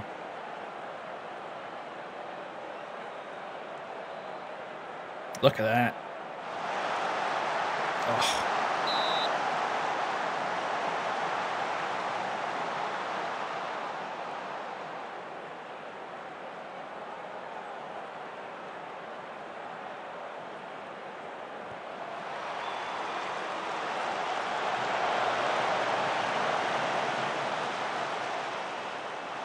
Ooh, is that a penalty? No, it's not.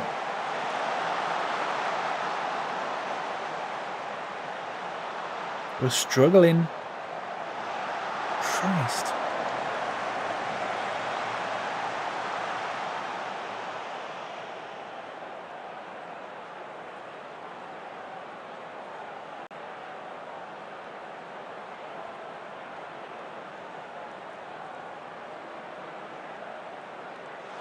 Good tackle. Through. Okay, keep going. God, he like never scores for us. I think he scored one goal for us in the amount of time he's been here. Like 4 years? 5 years? Probably our longest serving player at this point. Fabio Meretti. Eat the spaghetti. Sorry, that's...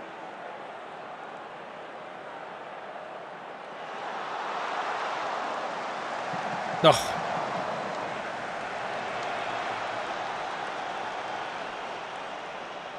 Man City are losing. Jovicic is injured. Of course he is. We'll try and keep him on until half time, though.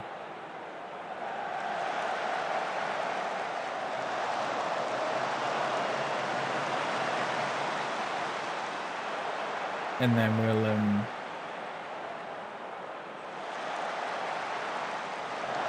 see what happens.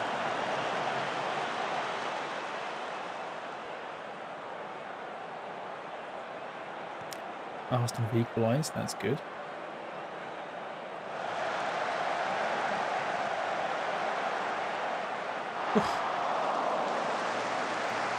Who can I bring? I mean, I can put Buongiorno at left back, I guess. Right, hang on, let's have a look at this.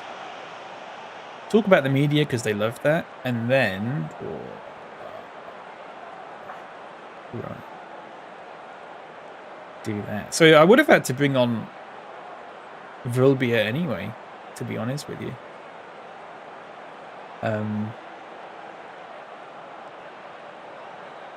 Robson's knackered, I might take him off.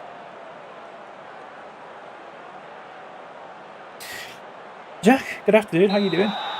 Sorry, fucking engrossed in the game there. Do I do this as a job or do I work also? So I used to when I did it on Twitch, but I stopped at the end of last year. So at the moment I'm job hunting, but doing this to get by, if that makes sense.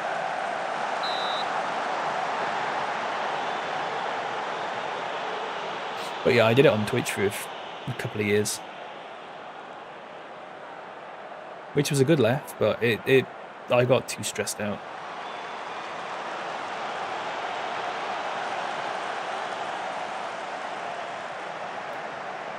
I thought I can get this stressed out, sat in an office for 8 hours a day, and get paid a lot more.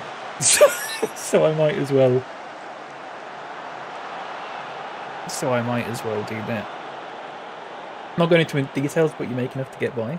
I mean, I right now, no, I'm losing it. I'm losing a bit of money now, but what a goal! But it's not, you know, it's not like I'm completely running out of money. I've saved up a lot. But when I was streaming on Twitch, for the most part, I was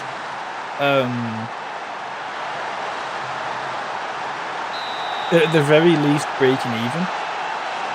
But it also depends, because I still live at home. So it sort of depends on your expenses and stuff like that. But you've also got to bear in mind that I was doing it I was streaming for 6 hours a day for 5 or 6 days a week for, you know, nearly 3 years. But also doing stuff outside of that.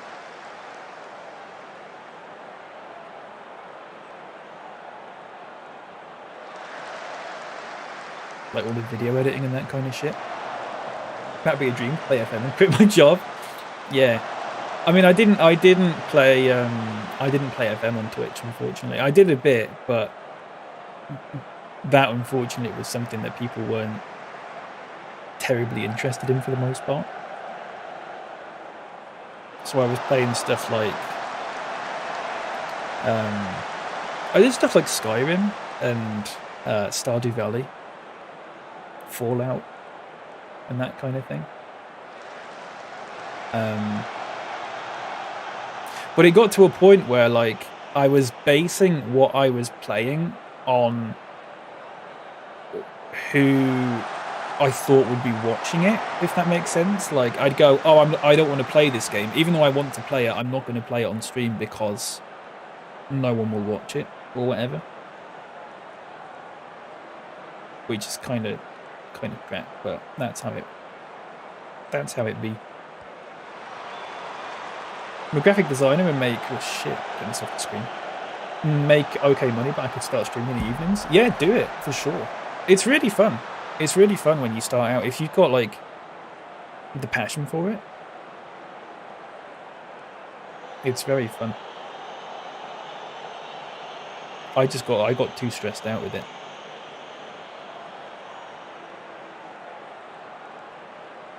But it was probably easier for me, I'd say, because I started during COVID. Like when COVID started was sort of well, I'd started just a bit before that. Good goal. And that was when everyone started getting inside, so it was kind of like good timing, if you want to call it that.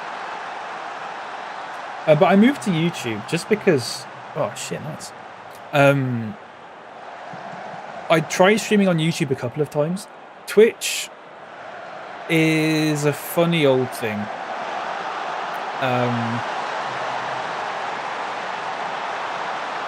Because I got too stressed out with streaming on Twitch, I thought YouTube would be a lot more casual for me, which it is. There's no pressure on me. Whereas on Twitch, it was a bit more like, oh, I have to pay attention to the numbers and all that sort of thing, which I didn't like because it just sort of broke me down. But also, there are a couple of other things. Twitch, just generally in terms of like the way it operates, is not fantastic. I'm not sure YouTube's any better than that, but I know Twitch is not very good. And like the revenue share and all that sort of thing is not good at all. So I had to oh shit, I need to make a sub.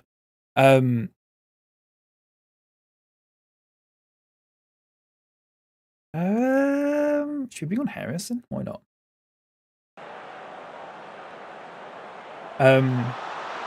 Shit, what was I saying?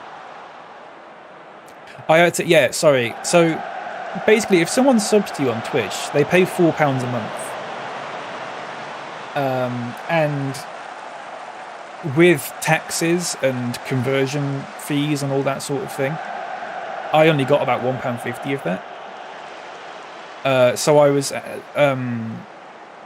basically like more than half the money that people were paying was going to Twitch, which is a bit crap. So I started using Coffee, which is a bit like Patreon, where I got a lot closer to the £4, but it comes with different benefits, like it's not connected to Twitch, which helped for a bit, but it was still a case of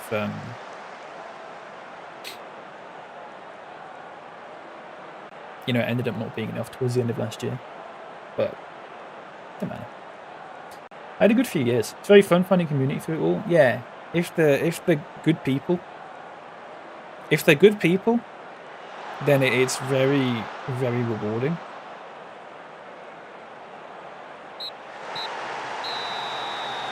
I found a lot of community. I was sort of hopping about a lot of different communities. Some of them were really nice. Some of them not so much without going into it, but you know, yeah.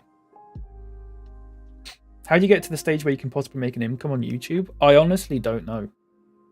I don't make any money from YouTube, if that makes sense. It all comes from Ko-fi. I think you have to get like 1,000 subscribers and a certain amount of watch hours on YouTube to get monetized. Which is the one thing about YouTube that I don't like, is that it's way too difficult. Twitch is a lot easier to start making money, but once you start making money on Twitch, you don't make that much. Whereas YouTube is probably a case of once you start making money, it's probably a bit better, but it's a lot harder to get to that point. Twitch, you need 50 followers, and YouTube, you need 1,000 subscribers. Like, it is so much. It's so different. But another reason why I switched to YouTube is because I'm not really interested in reaching that, so it's a lot sort of less pressure, and I'm just doing it for fun now. There's severe pressure on you. Should have been given a P45 many seasons ago. fuck's sake. Hang on. Look at that. Thomas Vulbier's appearance at 15 years and 260 days is a new record. Remember the name, says Mark Gray. Zanetti. Remember him? So I was looking, there was an England thing somewhere. Newcastle won the EFL Cup. England star. Here we go. Is it here? Andy Cahill? Alan Gale's in there? Should we have a look? Hang on. Sorted by age. Zeno Orsi Dodomo, whoever that is. Plays for Chelsea. What a name that is. I'm the same, wouldn't want thousands of viewers, else I couldn't concentrate. Yeah. That's the thing. Although you sort of build up to it. I remember when I was streaming on Twitch right at the start, and I looked over and I suddenly got like, I had like 10 viewers, and I totally freaked out. But then eventually that just sort of becomes normal.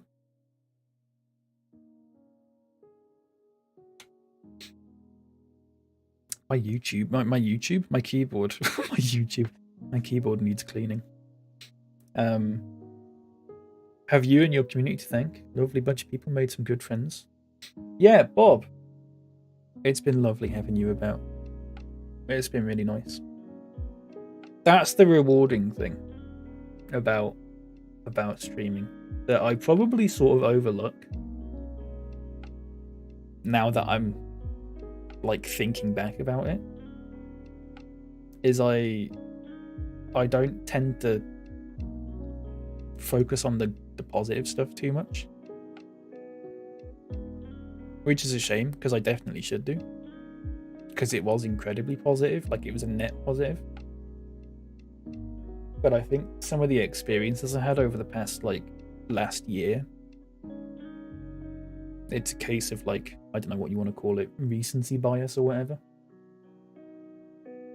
In my head I just go, oh, that was a bit crap, but I don't know. Found an incredible thing on my save. Signed about 20 youth prospects from it. 5-star potentials, all free. What is it? I'm not sure I could sign anyone, because I've already signed under 21s for the season, and I get told off if I sign anymore. They keep getting cancelled. Filters the good youth players in the bottom leagues, and you get them for free, and they're worth millions. Oh, right. I do that a little bit. It's just a search filter. Oh, right. I'll show you what I do, which is similar-ish. Top quality giggles were had in your stream. Cheered me up to end while working at home. I'm glad.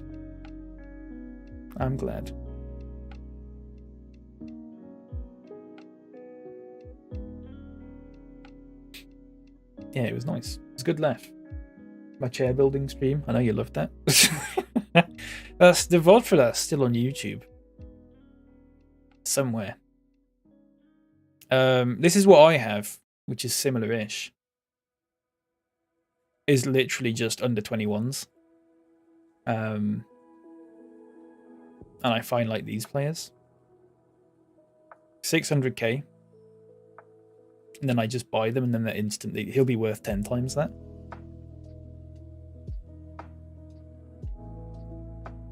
Um, 28 in progress. Shit, 28 in progress. Siobhan Latimore. On loan from Middlesbrough. Right, open up a search. Okay, hang on. I'll do it. 46,000 players. Oh shit, it's gonna load up so many players.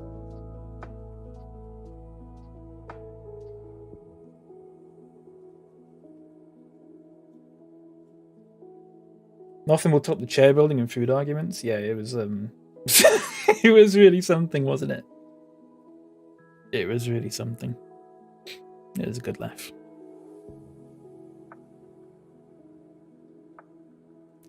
All-time career appearances is at least 25. Is that stats general? All-time career appearances is at least.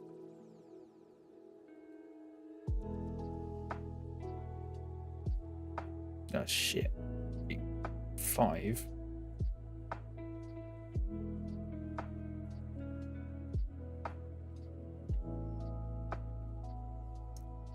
Age between 15 and 19.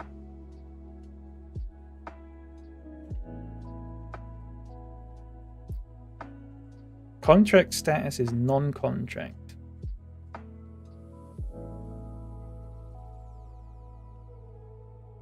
Or amateur.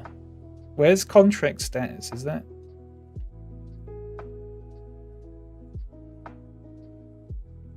Contract type? No, that's full contract or loan. Contract. Am I being stupid?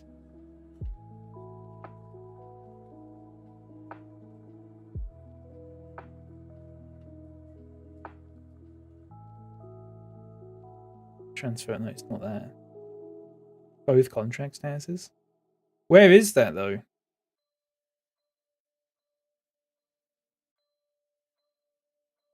It's not contract type, is it? Or an advanced? Oh shit.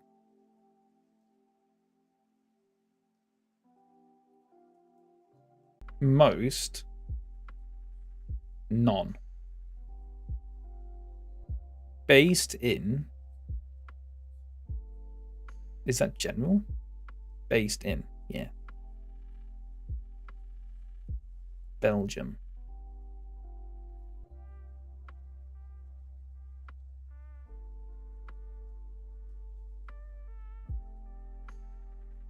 No players found. Have I got that right?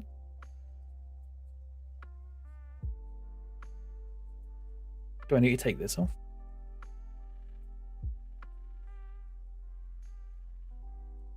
Do you want me to try a different country, like Netherlands?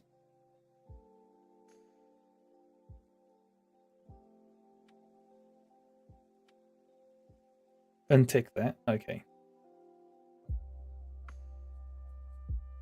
No players found.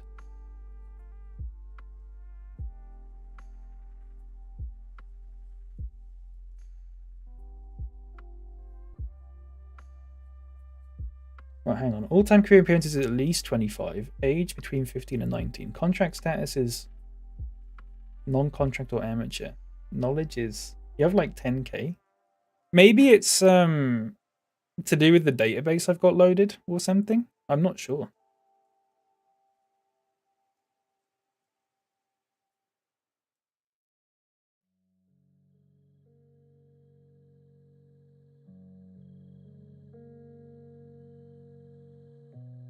Have I got something on the other screen?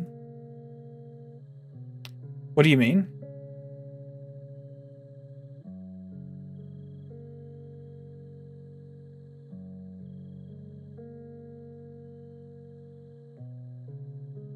Oh, I can get rid of these.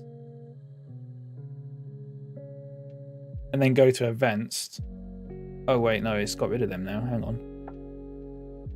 General based in... We'll get rid of that for now. We'll untick it. General... No. Yeah. No, scouting. Knowledge. Is it most none? I don't think I've got anything ticked on here. Any. Oh, shit. Hang on.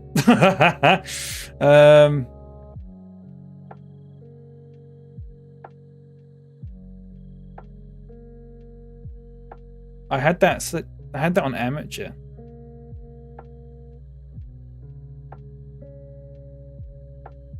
Alright, add condition.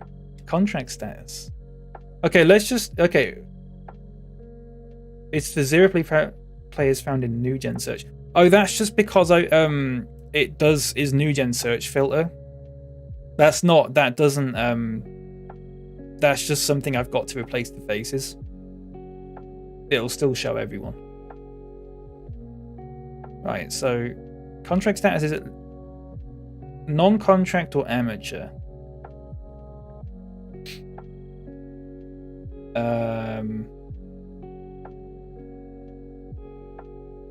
Based. Oh no, I've done based in already. Sorry, scouting knowledge is at most non.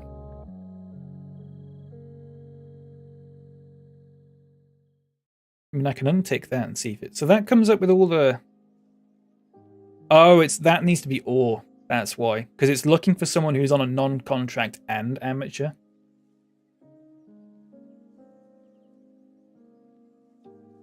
So if I do or,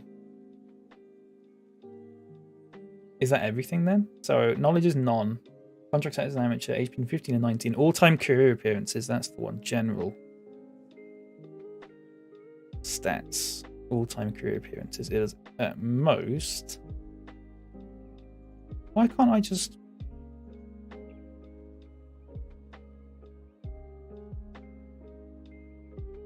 put 25? Can you not just type it in? Right, there you go. Lee Good. And it's just all these people? Got 6,000. But then you change it, you said, to based in, and then you just pick, like, Belgium, for example. 7 players. So if I scout them, they should be good, maybe? He doesn't need a work permit, apparently. Oh, he's also other nationalities English. Look through highest appearances. Oh, okay. So if I get rid of that, I can just sort it by... I can add a column, can't I? Insert column, stats, general, career, all-time career appearances. 25. Wait, is it at most 25 I've got it on? Oh, I've got it on at... Is it meant to be at most 25 or at least 25? Hang on. At least 25. Oh, shit. That's probably why. There you go. This guy's played 149 games for Staines.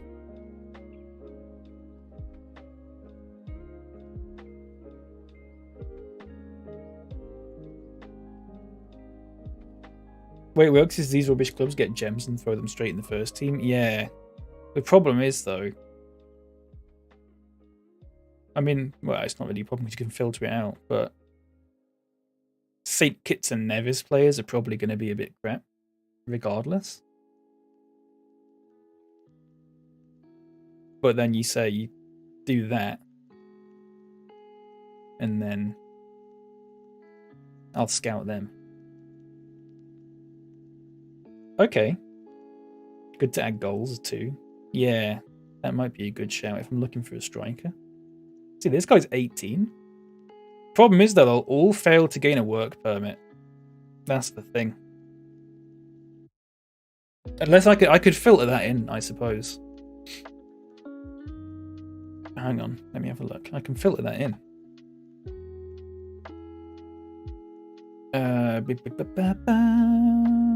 Transfer. Work permit chance is not fail to gain a work permit.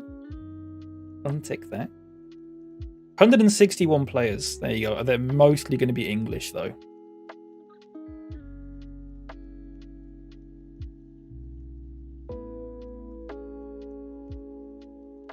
Or Welsh. Although there's like some Norwegian ones and stuff.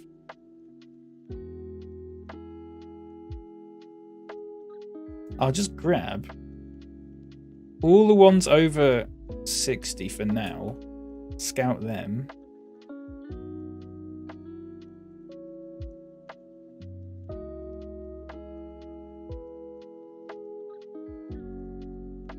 Scout them.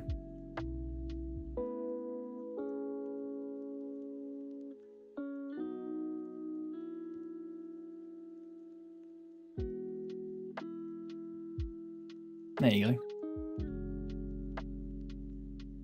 Just apply this filter and found a 17-year-old goalkeeper from Montenegro who's averaging 4.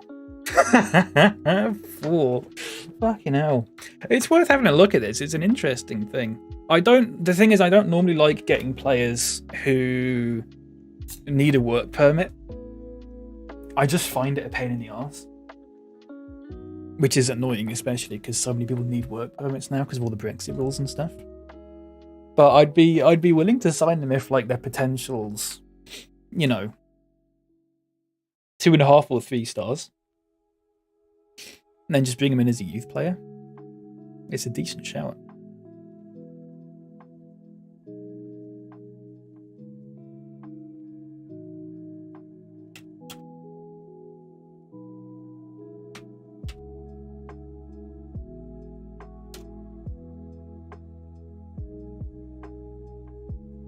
Done a whole youth team basically, or 4.5. 5-star potential, 3. Fucking hell. You have to pay compensation though, don't you? Or is that you don't have to because they're on non-contracts? Oh no, you wouldn't have to because they're on non-contracts, aren't they? Right? This would have been really helpful when I... Fucking hell, look at the last minute goals there. When I asked my board for an under-21 team and they said yes. And I basically had to populate an under-21 squad from... Virgil van Dijk's been sacked. Oh no. Yeah, I basically had to populate an under-21 team from free agents and stuff. But I was just throwing shit at a wall and seeing what stuck. It worked out alright, but you can see, hang on, it'll be my transfer history. There's a season where I signed like 40 players. Which season is it? Not that, is it? Must have been this season. Yeah, it was definitely all these players, Cole Slocum and all that sort of thing. Not that season. That one. Where there's so many players. I mean, I got some from like Scarborough and Worthing and stuff like that were on those amateur contracts. But all these, Frank Tatum, not Oliver Norwood, but they were just players that I was just like, I was just offering trials to so many players. What's Carlo Costanzo doing? He's at Bayer Leverkusen. Yeah, he's doing alright for them. I can't believe we let him go on a free. What a fuck up that was. I do like... There's something very satisfying about signing young prospects from, like... basically what you've just suggested, but just with, like, English teams. Because that does happen in real life quite a lot. Where...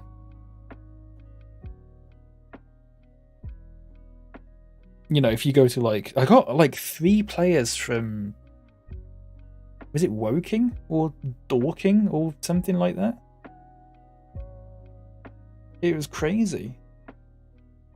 They had like 3 17 or 18 year olds who were just like way too good for them, and I just signed them all on the free. I think I sold them. I think one of them I sold for like £10 million. One of them I sold for like 6 million. I can't remember the names now. But yeah. Signing them now for when I'm in the Prem. Can shape them and they can get UK nationality. Yeah. The problem is though, I don't know if this is just a Premier League thing or not, but now I can't sign more than 6 foreign under-21 players in a season.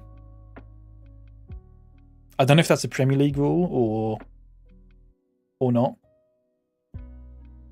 So I've only got 6 players that I can sign under-21 that are foreign in a season. Oh, Tuchel got sacked. So if I am signing those players, they have to be like very, very good. Because otherwise it's just a waste.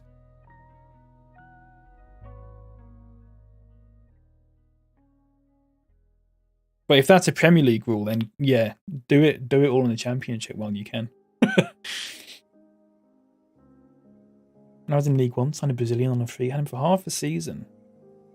And sold him for 7.5 million. Bloody hell. Remember you saying that? I wonder if that's your club's restriction. I don't know if it's a club restrict. I think it might be a Premier League one. Because, I mean, I never had this problem in the Championship, but I never did it when I was in the Championship as far as I can remember. I think it might be a Premier League rule. I'm not sure. I'll have a look. It should tell me on the thing when it decides to stop fucking loading. Back in a bit, lunch. Enjoy your lunch. I need to get some lunch as well, actually. You'd think the allowances would go up.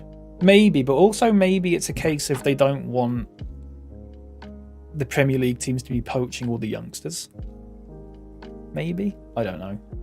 Let me have a look. Rules. Transfer rules. It's not in there. Transfer and registration rules. Yeah, teams can sign no more than 6 foreign under 21 players from abroad in the season. Seems like it's a Premier League rule.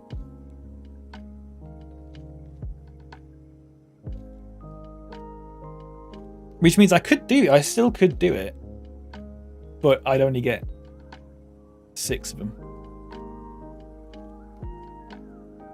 But then I'd want them to be, because I'm already looking at getting like I tend to, when I do that, is get like 18-year-old who are like 2-star rated. Or at least 2-star rated. Yeah, I'll check the Championship and see if that's in there.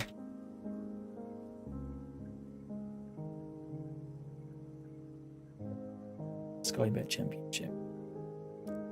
Rules. Transfers and registration.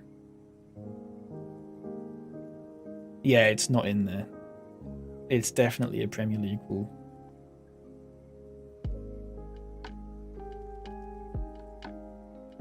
For sure.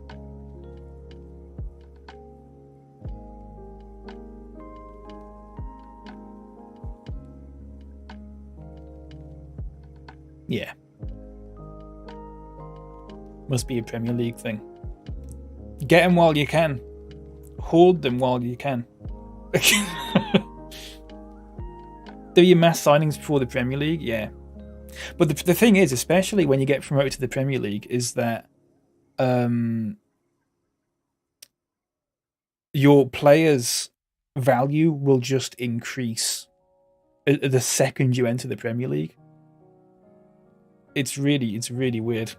I mean, you think it goes up a lot when you're in the Championship or whatever. It'll go up even more in the they'll double at least. Have I got a filter for the Tannoy effect? I have, yeah. It's on I've got it on Audacity. Do you want me to put it on something?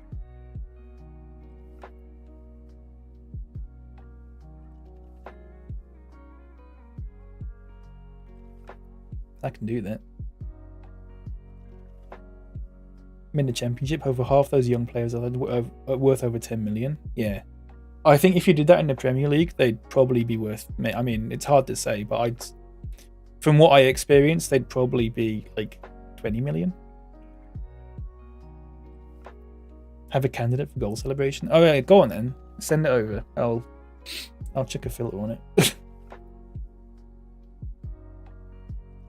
It'll have to be on the randomized one though, because I literally haven't got any Stream Deck keys free to do another command.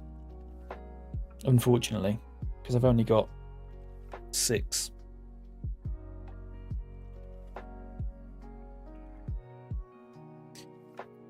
Manuel Colmenares had well below... Oh, for fuck's sake. Let's have 4 games for them. I recalled him from Celtic because he wasn't playing. It's even worse. Interested to see if your scouts bring any decent ones back. Yeah, we'll have to see. I did just scout like about 100 of them. Found out on my latest obsession. Walter operator videos. What?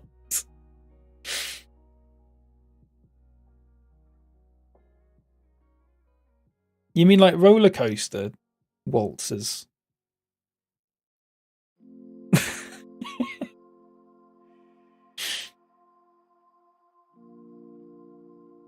They upload vids.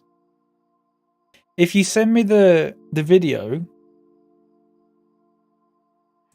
and the timestamp for it, I'll be able to rip it. The guys who spin the waltzes. That's your latest obsession. Waltzer operator videos. That does seem like something I would watch, to be fair.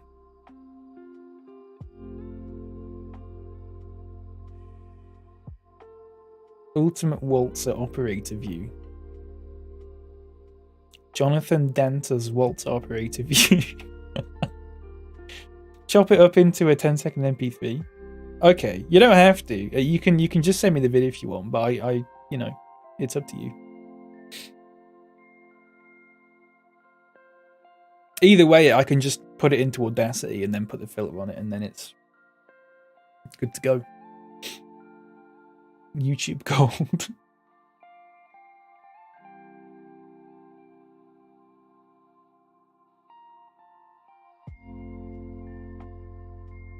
So on, I think, like, the Tuesday or the Wednesday, we're going to get about 1 billion scam reports. Oh, no, we won't do, because they'll be doing one player at a time, so I'll probably only get about 12.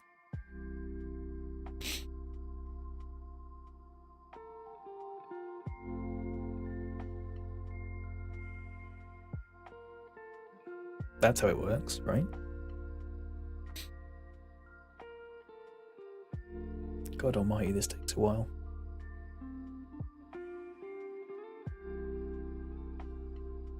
But this period here, though, once it's done, there's no more international periods or anything like that. Fucking hell, England won 9-0. Oh shit, I didn't mean to look at it. Did England play Gale? Oh, England played Gale! Oh, that's great. Oh, I'm so happy for him. I'm happy for my little computer guy. Domo scored twice. Bellingham, Rice, Mount scored 3 times. Wait, no. Wait, are they assists or goals? Saka, Mount, Abraham, Mount, Foden, Abraham, Domo, Mount. Fucking hell. Alan Gale, though. I'm thrilled for him. There you go, look at that. In an emotional interview, he spoke of his pride. Ultra, England's #1. Looking tired but happy, the New England star was quick to praise his Bradford City manager for giving him the self-belief to scale new heights. Alan Gale is a player that we bought for 30 million from Fulham. After he spent on loan a season on loan at Preston in League One to immediately be my first choice keeper in the Premier League. But he'd been on my shortlist for about 5 years, and I really wanted him because his potential was just like really good. And when I bought him for 30 million, this was in my... Was it my first season? No, it was in my second season. I had a £30 million transfer budget, or like £33 million, and I just spent it all on him, which at the time he was going to be the second choice keeper, but I loaned out my first choice because I trusted this guy so much, and he fucked up a few times, admittedly, and I said, listen, he's going to be England's #1 in a few years, and everyone took the piss. And look at him now. Look at him now. England's #1. He is genuinely quite good. Low eccentricity is really good. Yeah, there you go. Alan Gale.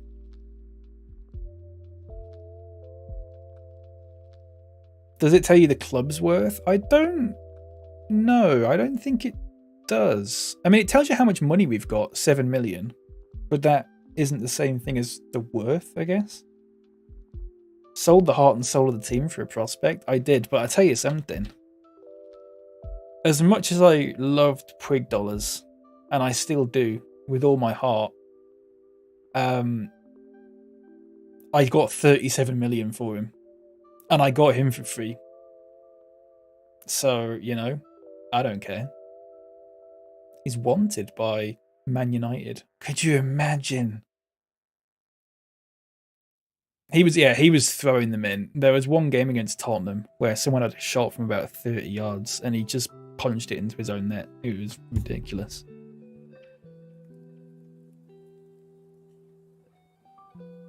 I'm gonna look.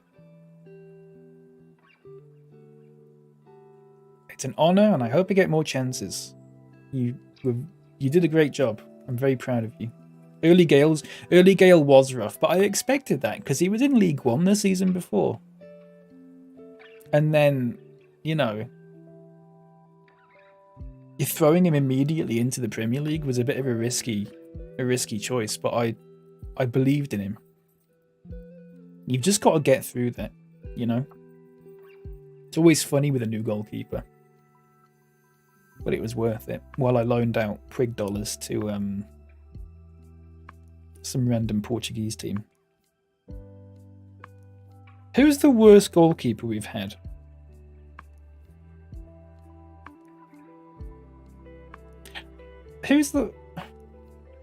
Where's my fucking guy gone? By the way.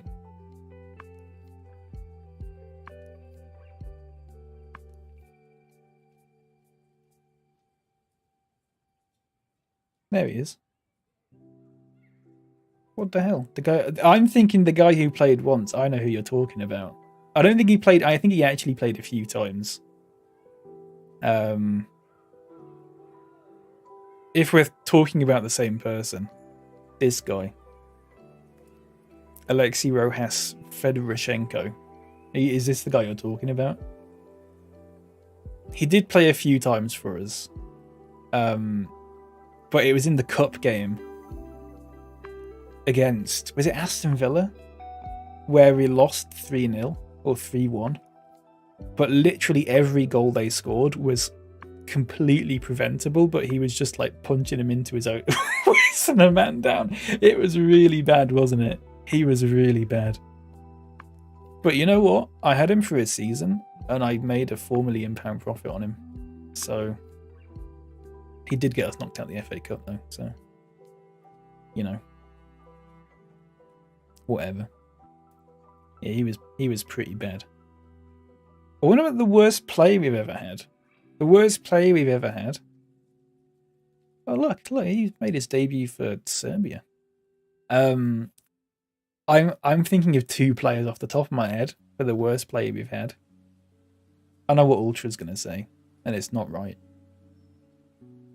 Ultra's gonna say it was Cabango. Because he's got a vendetta against him. The two worst pound. That's a separate question. That's a separate question, but I would like the answer to that as well. I'm just talking about worst generally. The worst generally is either Nick Powell, who played about 10 games for us, missed about 4 absolute sitters, and gave away a penalty, and did nothing else on a wage that was double whatever the second highest paid player was on.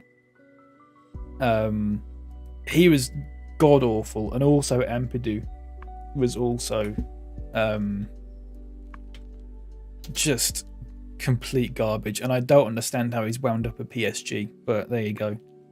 He was a 6.5 in 11 games, was just the worst, but Nick Powell was... He's a chief scout at Oxford now, but I mean, his career stats, yeah. 8 games and he did nothing. On a what at the time was a crazy wage for us. I think our most paid player was on like 3,500 a week, and he was on 6,500. 16 million guy. What? Nestor.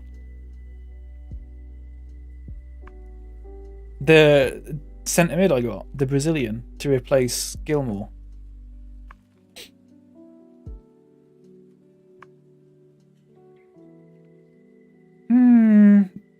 He was. Maybe you might be right there. There's two things with him though. One, he wasn't awful. He just wasn't great. I think he was bang average.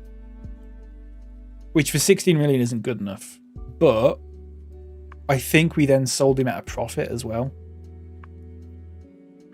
And I think those two things help his case somewhat.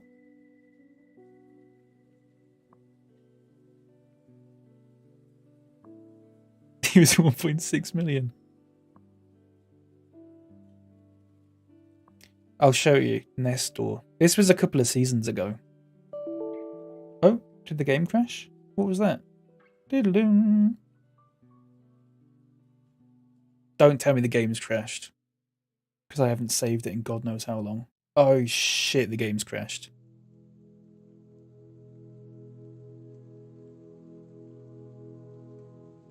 Oh god, when was the last time we saved it?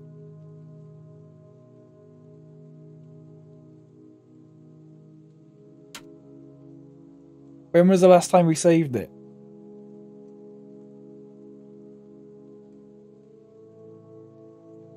Oh fuck. 2001. Oh shit. I wasn't doing anything. And it crashed. So it's asking me to send a message. God, this game crashes way too much. Also, I have got the latest graphics card drivers. Cabango is playing up front. Fuck.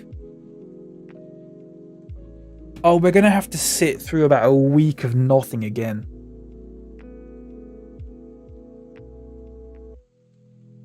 Pele was still playing. Fuck's sake, Bob. Right, what's this?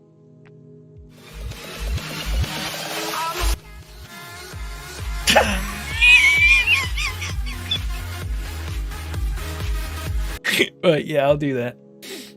I'll put that in for sure. But let the man rest, Bob. Yeah. Right, hang on a second. I'll chop it down to about. It needs to be about 20 odd seconds. Fucking hell, that's like. Hang on, I'm going to mute the desktop audio while I do this because.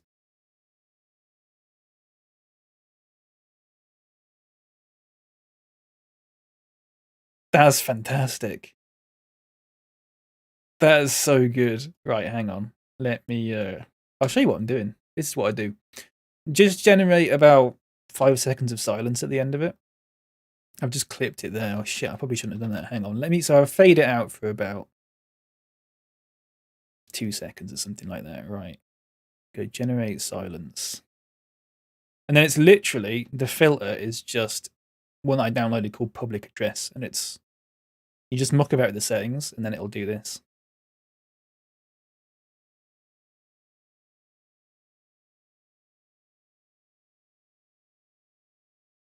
There you go. I might put a bit of a compressor on it, actually. There you go. Be a bit louder now. Right. Let me get that in there. That's fantastic. That's so good. Right. I have got the latest graphic drivers. Haven't I? Wait, I need to double check this, because if I haven't, I'm going to look like such an idiot. I'm pretty sure I have.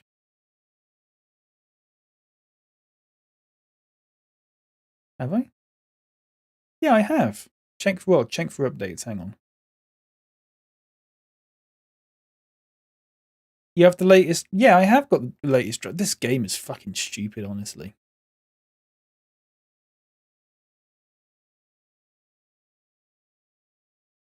The amount of times this game crashes and then blames it on your graphics driver being out of date when your graphics driver's in date, it's just...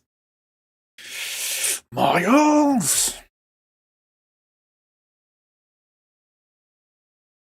Where are we now? 19th of March? Oh, shit. For fuck's sake.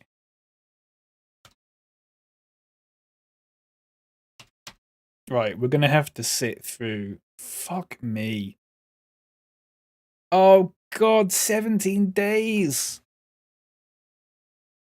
Oh, I'm just going to send my assistant to this.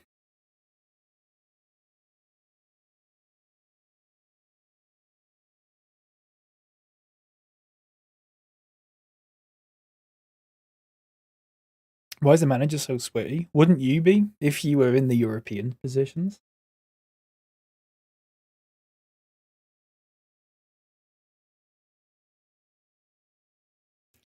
I'm the scap man. That's so good. Oh shit, you got... Fuck, sorry, I forgot I didn't turn that back on. There you go. Oh, I can't believe you have to sit through another 16 days of this. The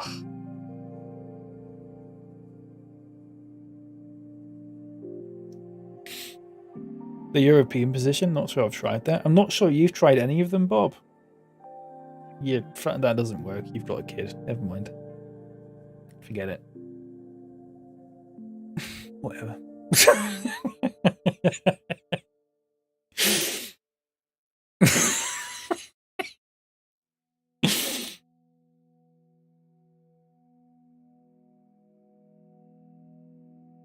It's been a while. Oh, shit.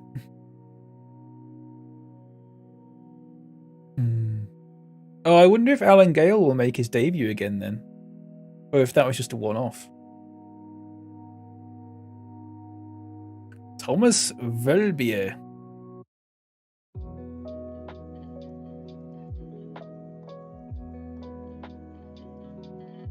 Oh shit, that didn't happen last time. Christiansen's out.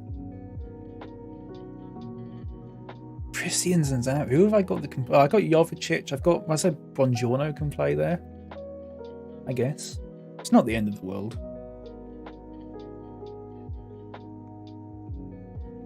The caption thinks that I said bonjour then, not buongiorno. Not Bon Jovi, Bon Jovi. But buongiorno. Not bongiorno. Buongiorno. Buongiorno. Not 1 June. Buongiorno. Not 1 JR. Buongiorno. You can't see what I'm looking at. It's the fucking caption thing on OBS. Buongiorno. Never mind. I think it's just spelling buongiorno wrong. What about Rodney being in Frasier then?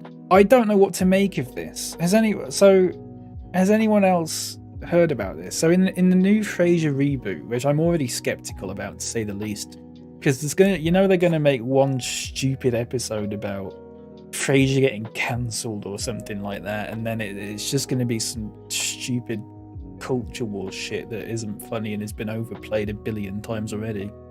But aside from that, oh no, Maharimov! Oh, I really wish the game didn't crash now. Shit. Anyway, Nicholas Lyndhurst has been cast in it.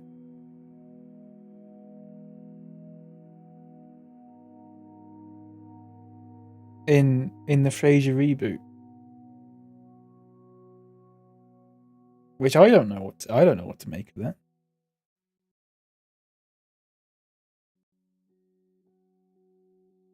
I don't know. It's going to be really weird to watch. Because, to Americans, he's probably just a British guy, but to us, he's very specifically... Do you reckon he'll be related to Daphne somewhat?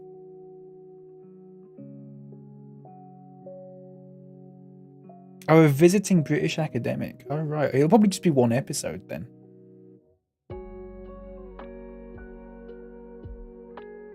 Still, though. Yeah. It'd be difficult for us to watch that as Brits. Not just because it's probably going to be crap, but... I mean, it might not be crap. It might actually be quite good, and then we'll all go, oh, fair enough. But... I don't know. The whole idea of the Frasier reboot, I feel like It just isn't a great idea. David Hyde Pierce isn't involved, really? Oh. So Rollins is in his place. Oh, right. Oh, that's really weird.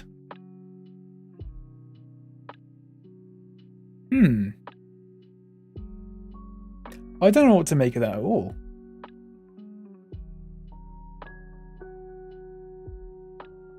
That's just one of those things where you go, we're going to have to see how it is. Because I haven't got a clue. That could be really good. It could be really bad.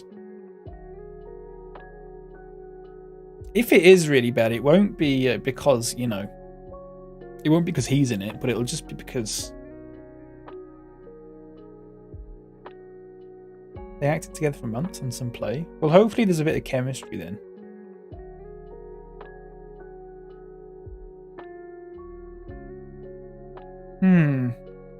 Yeah, I don't know. I don't know if I'll probably have to hear other people's opinions of that show before I even attempt to watch it.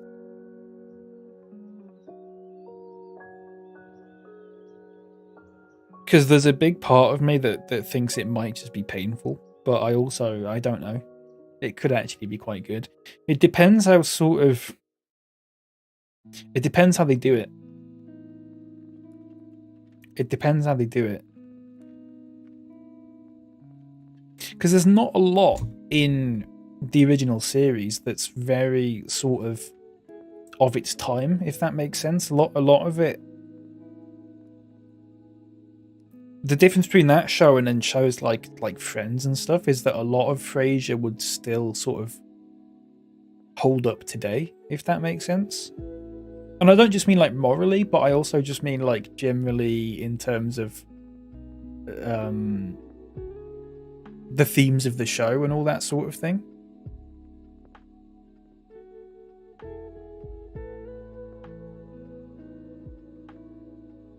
So if they keep that sort of thing up, it might be quite good. But whenever I hear about reboots about things like this, and there was the fucking Scooby-Doo one. People were talking about that, and apparently that's just pretty atrocious. So that's not a reboot, that's sort of a reimagining, I guess. But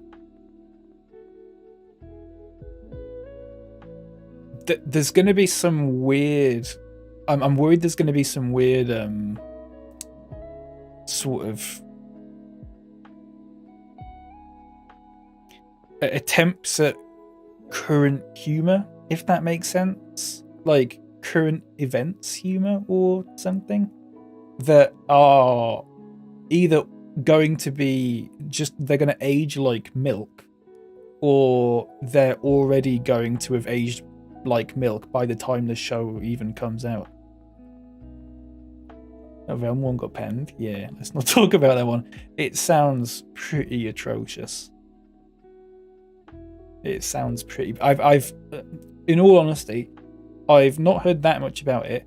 I have seen one line from it.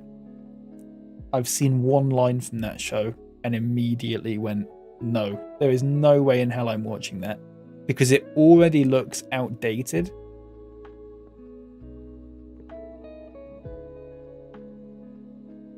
It already, just by that one line, the writing is outdated by about 4 years. And not only that, 4 years ago it still wouldn't have been funny. So yeah, I'm gonna obviously, well, I wouldn't watch it anyway, but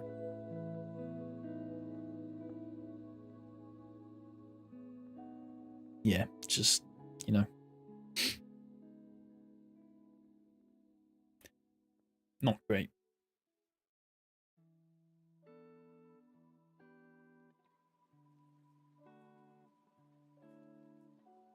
Fuck me, this is taking a while. I might go get something to eat. And then just like play this sort of on mute for a bit while it skips through this. I'm gonna save it now so I don't have to fuck about anymore.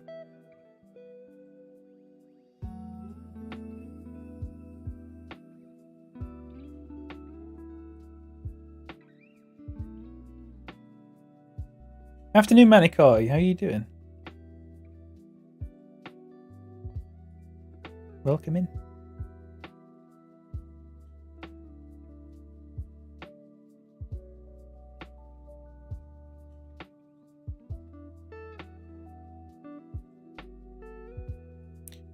Sorry, hang on a second.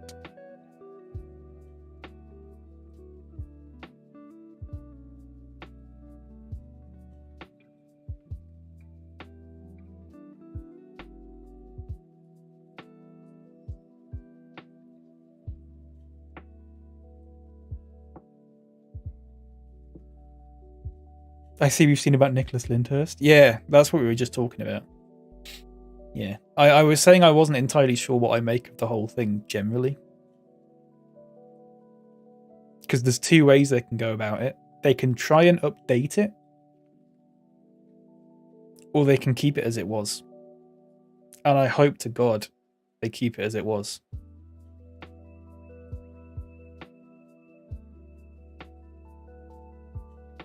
Looks like I just shouted man. Man! But so apparently, yeah, apparently he is replacing David Hyde Pierce.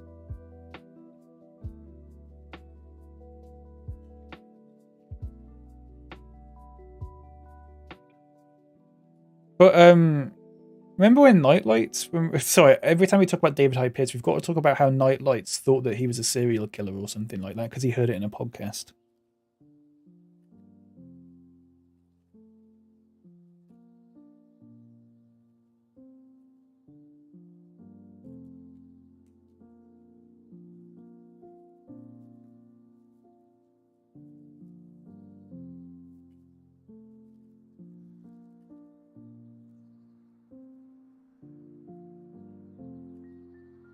You were there. That was a lot of fun. that was great. That was really something.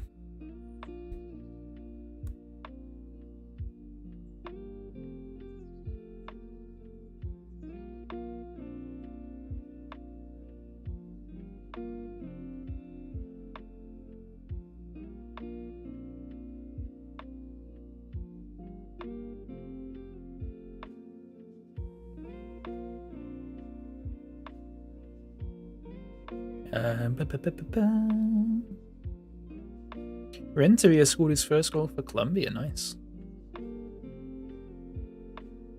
Very good. Love that for him. He was proper ashamed. Yeah, he was. But you know what? It was necessary for me to lay into him like that.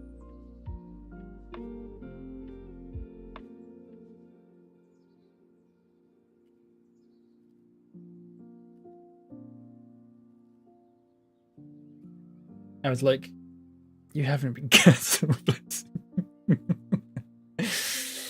Oh, fuck. Right, hang on. If you give me a few minutes, I'm going to get something to eat. And I'm going to bring it in here, though. So I can actually advance the game forward and hopefully it doesn't crash again. I'll be about a minute away from my thing. My computer.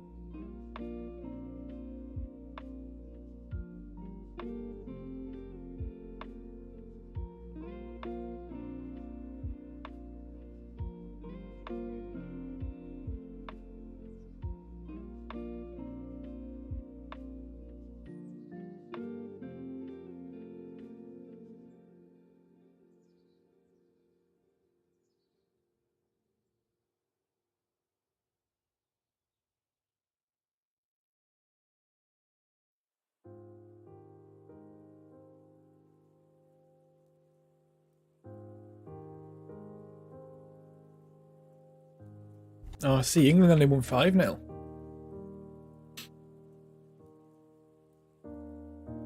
Did Gales play? I need to congratulate Renteria. Right, hang on. Oh, he did play. Good. Right. I'll be here, but I'll be muted because I'm eating. But this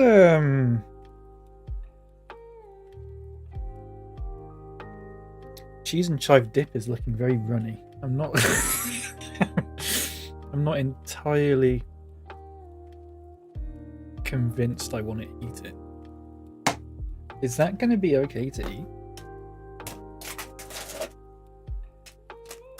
It's just looking... Does it just need stirring a bit? No, it's actually quite runny. I don't know if I want this.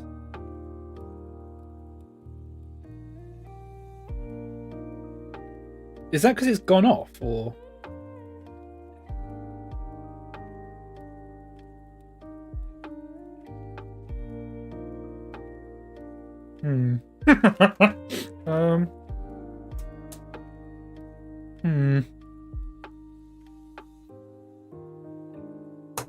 Yeah, I think I'll give that a miss.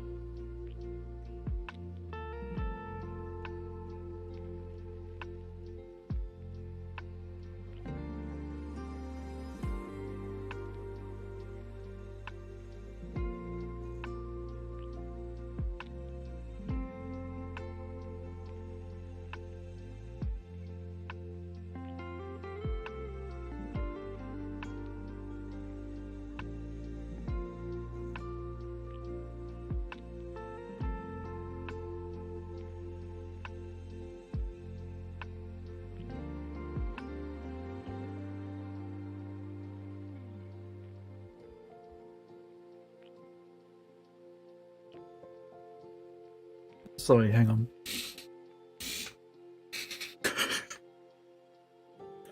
One second.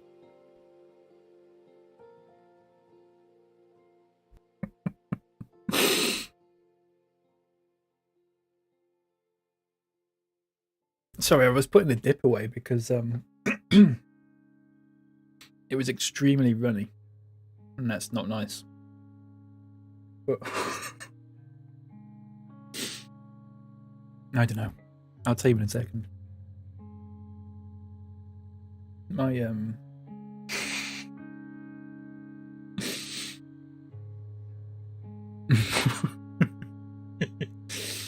it was really runny. I don't know why.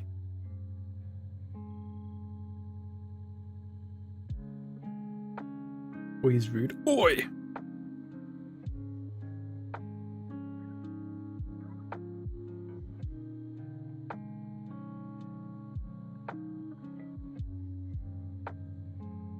Oh god. I'll explain it in a second. Doesn't matter. I think this is where we got to before the game crashed last time. So let's save it again.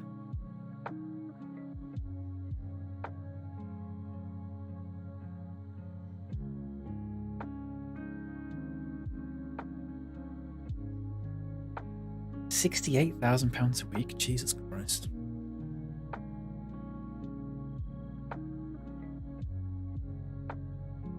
Genuinely was told to preface oi with excuse me as a child because it was rude. What? Excuse me, oi.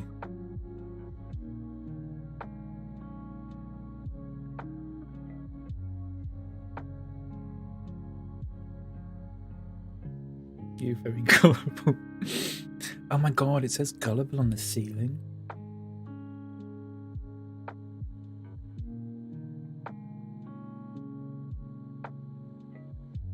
Excuse me, oi, granny, where's my pudding?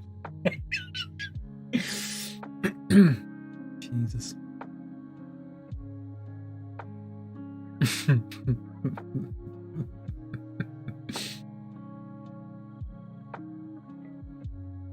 I love it when I laugh like that, and my avatar looks like it's laughing as well. That tripe and onions done yet? What?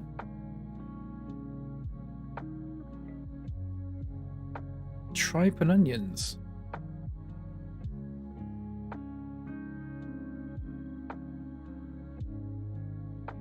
Oh my god, this is taking this.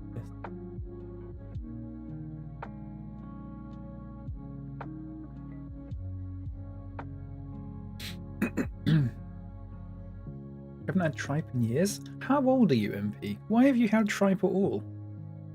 Are you 60?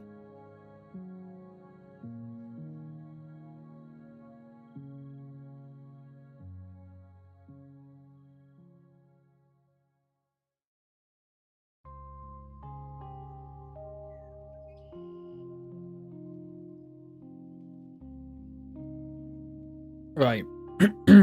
Any of my players in here? D Swift. Wait, hang on a second. He's number 10 in this list, and he's literally only just become a player. Do you reckon we should buy him? He's not interested. We need to scout this guy. Because he could be crazy good. Daryl Swift. Oh, no, he was there last season, look. Played 21 games this season at 16. My granddad used to boil tripe and then onions in milk for din-dins. Christ almighty.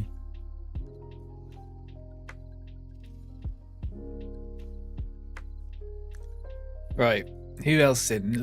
We were interested in getting Levich. He's number 11.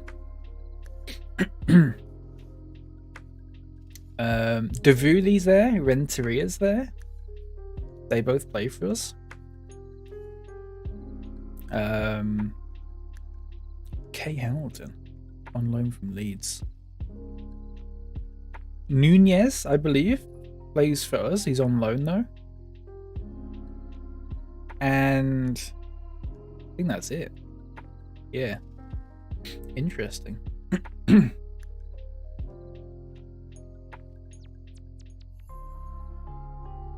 Chinese restaurants. Do they eat in Chinese restaurants?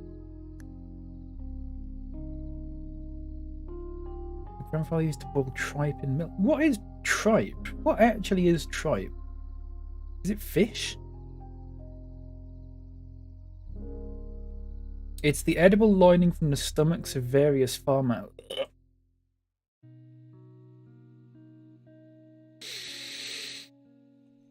I shouldn't have looked at a picture of that. Check out the Valengra guy. Okay, I'll do it. It's the precursor to brown food that we all love. Black and white grey food. Oh, God. Don't look it up or you'll never try it. I'm never going to try it anyway.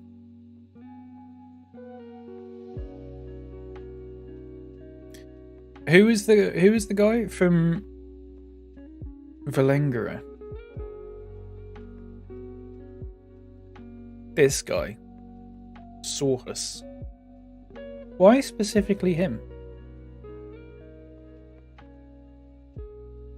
Just out of interest.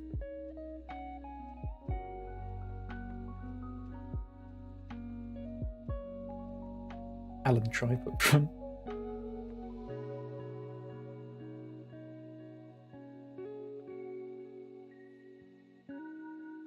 Oh, God.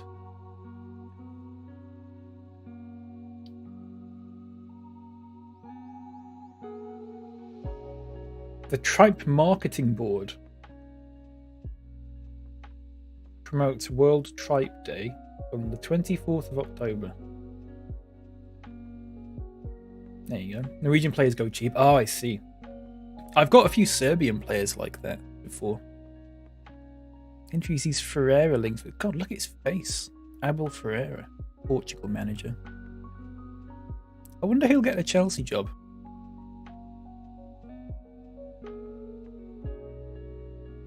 Maybe him.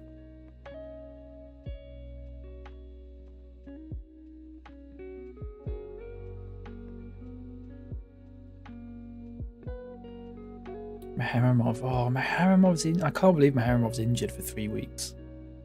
He's been so good for us. I can't believe how good he is.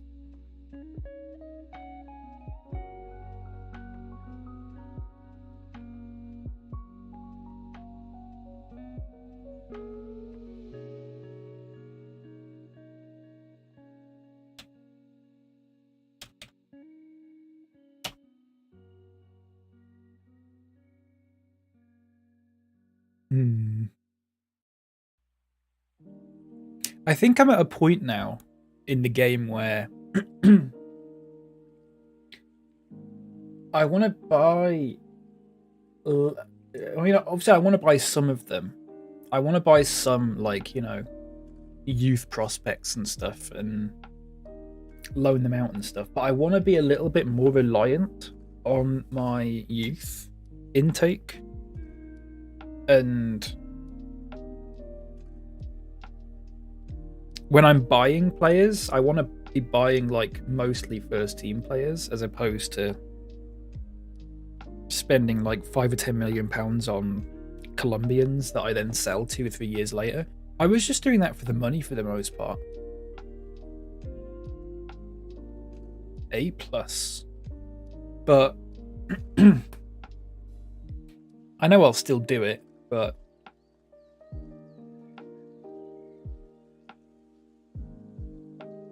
depends how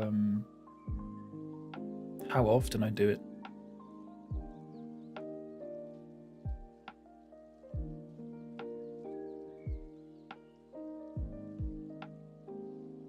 Right, Bertug's got a a wage hike.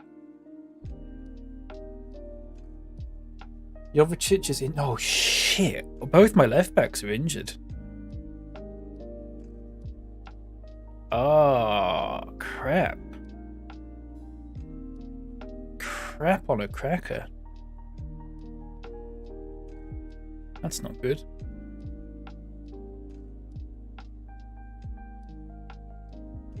I mean, I've still got Buongiorno.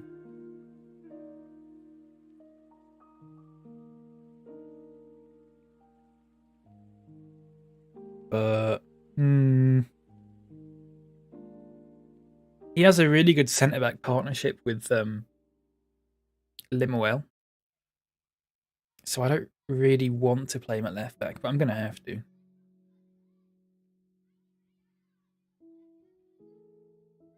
It also does mean that Volbia might get a few more games, maybe. Maybe not at, you know, centre back, but he might be second or third choice right back right now. If you think about it.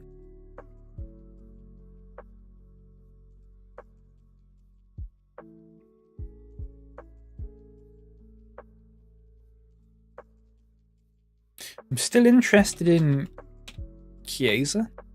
Is he exploring his options? He just wants too much money. But I'm going to see regardless whether I can whittle it down to like 100k or something. 180k just seems excessive.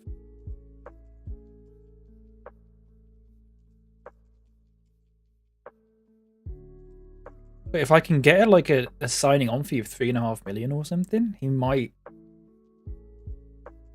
you know, he might go for it. Nah, definitely not. Never mind. I think we'll have to wait until his contract runs out, unless he signs a new deal.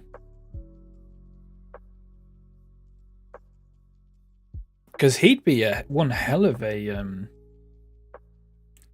signing.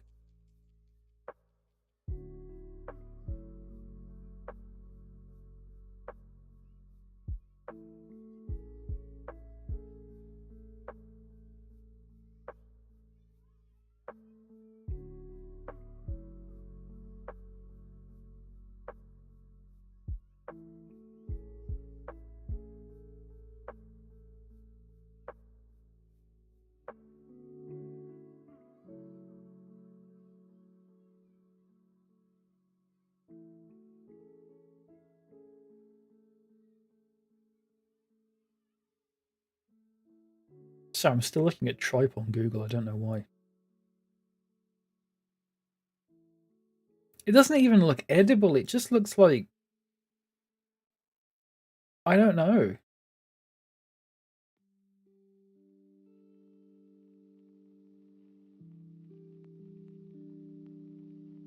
I thought it was a fish.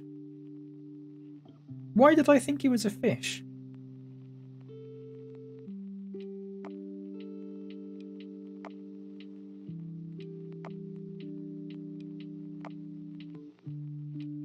I'm thinking of pike. Pike is a fish. I don't know if I'm thinking of pike.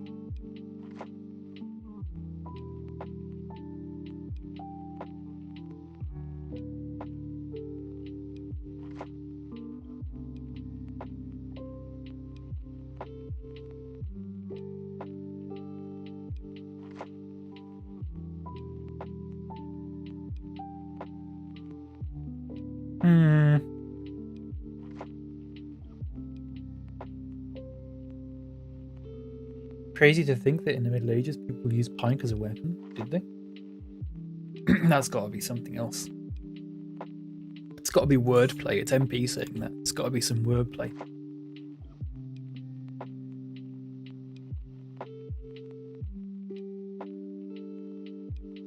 What am I thinking of? Fish. What's like a sort of fish food? Not fish food. No, that's the wrong thing to search up. I'm thinking like fish, like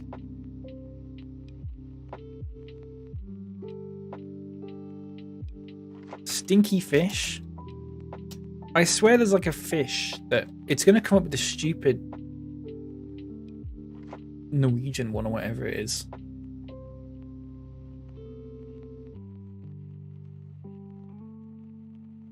Surströmming. I don't want. It's not that. I don't know. I don't know.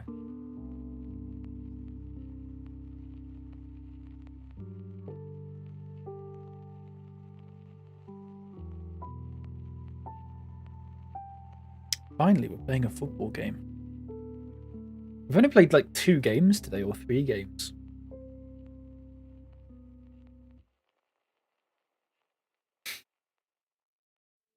Yeah, MP, you and your blooming words.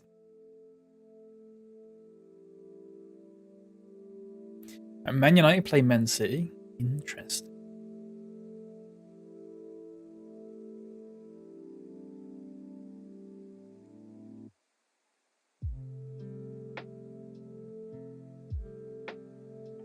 Man United won. Oh, shit. Is that our shit? Yeah, I guess it kind of is. Although, I don't know.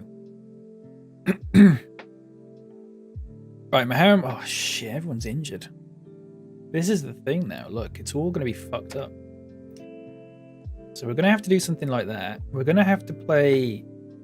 I mean, Moakri can play, but only for 45 minutes. Magno... Oh, Magno's fine now. So we'll put Magno on the right. Bertug up front. And then Moakri can come in here. And go for something like that. I mean, Mabai is not in here either. Maybe I should be putting Mabai in here. Problem is, if our left back gets injured, we have no one. Which I'm a little bit worried about, but what can you do? What can you do? I think that's the team.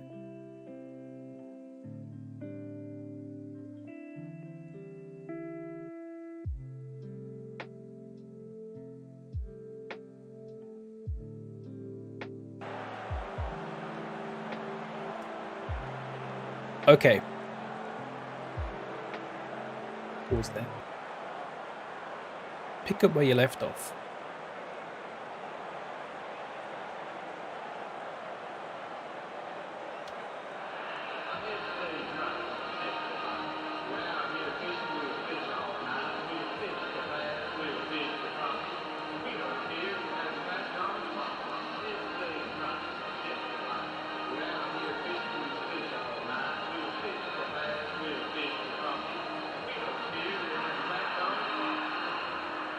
We should be winning this, but it's Brendan Rodgers, so I have no idea. I'm going to put it on full match for a few minutes. I'm going to go grab a coffee. All right? I'll be back soon.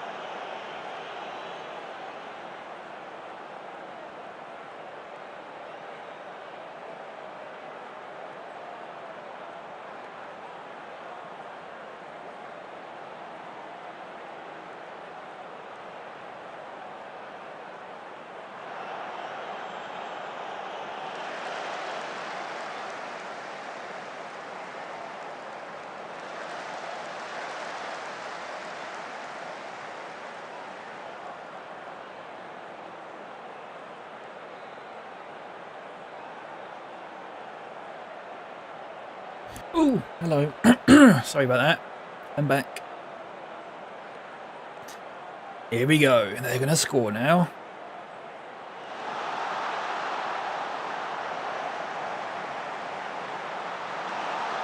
Or not. Good save.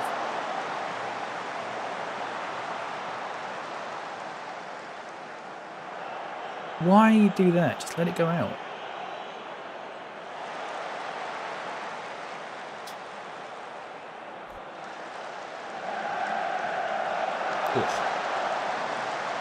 Pazankov.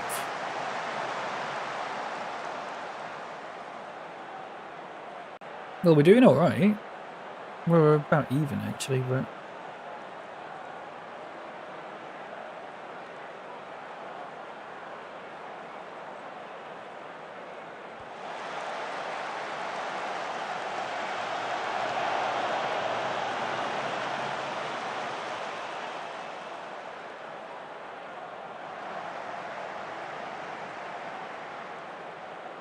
Why not just put a tackle in? No?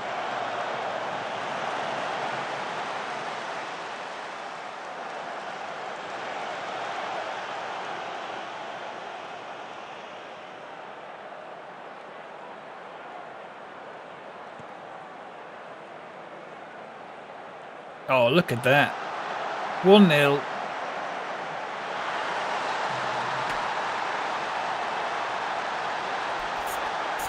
Varlik red.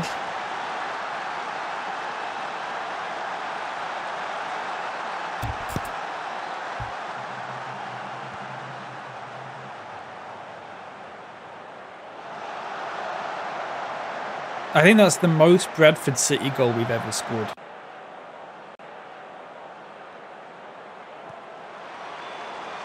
It's just that, isn't it? A billion times, and then we score.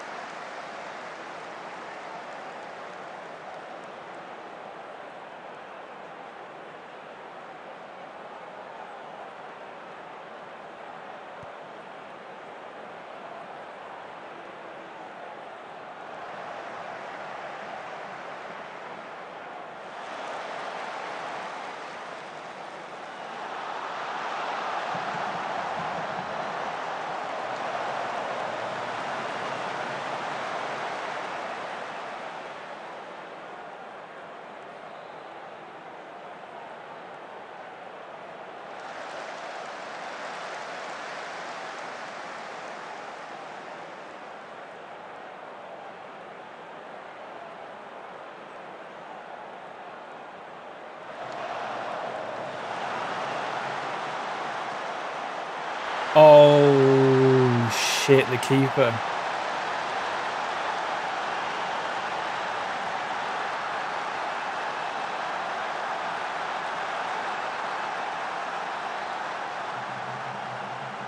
Oh, shit.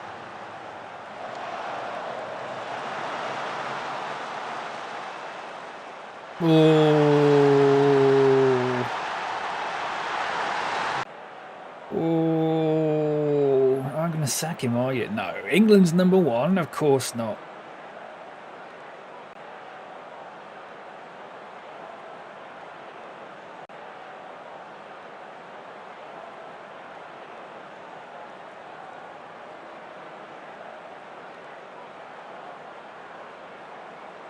That was worrying, though.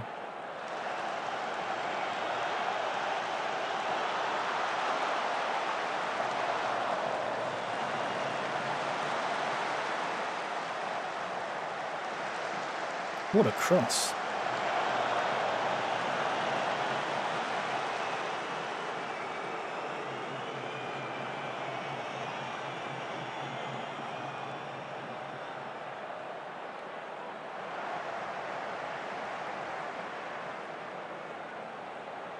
There's no way, absolutely no way that's a penalty. What the hell are you talking about?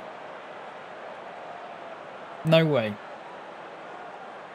No way.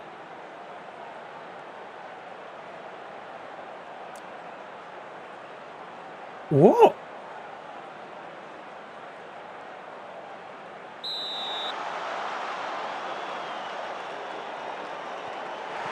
Oh, what a save! What a save!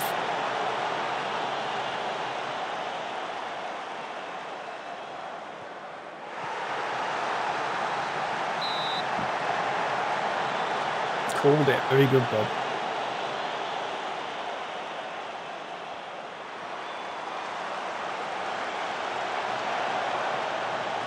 That's justice.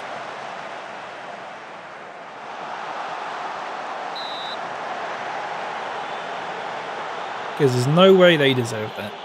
At all.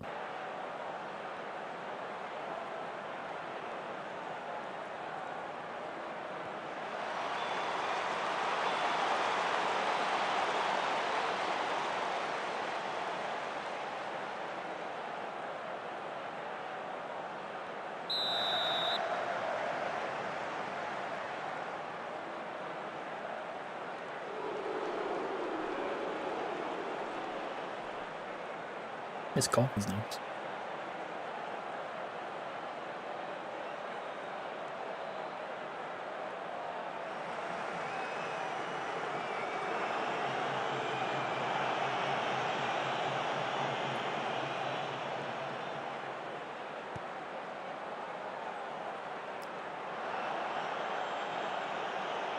You can't let him win that back. It's criminal. It's criminal.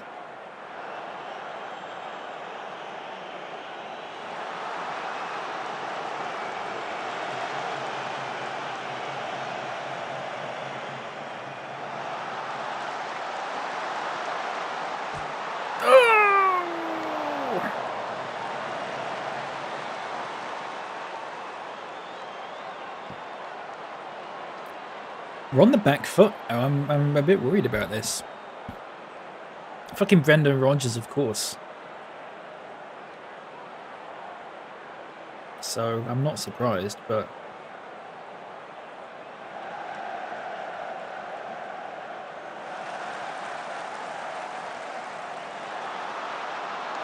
nah.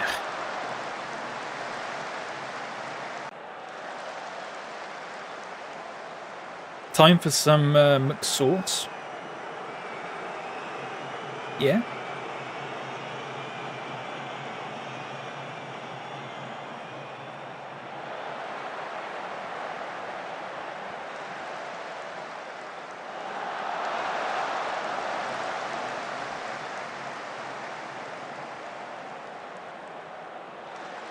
Oh, we're just fucking about too much. I think we need to go more direct.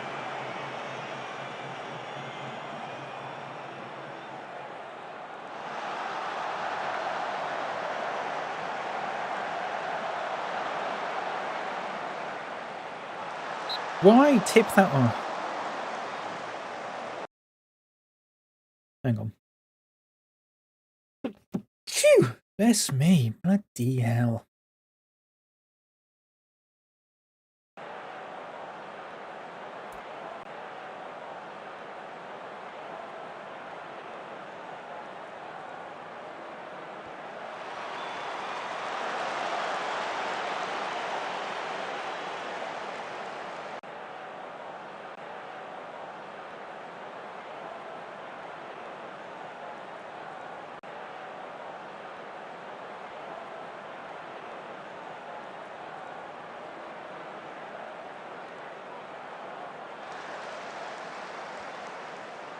Nice.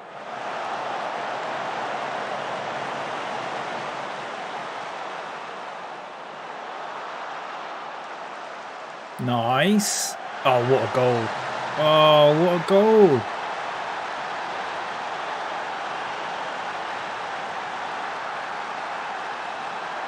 Splendid.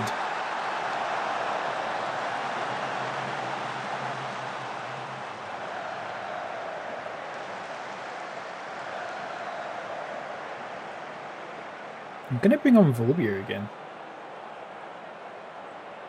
What do you make of that? How do you like them apples?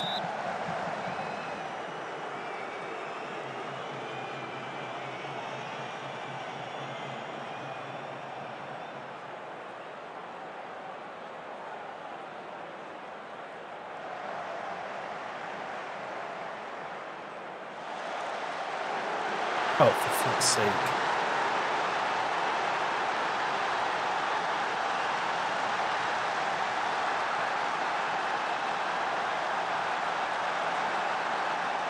For fuck's sake.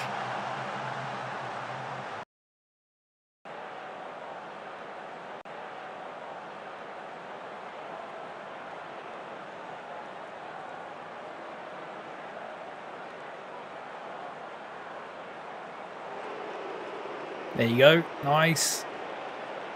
Through. I'm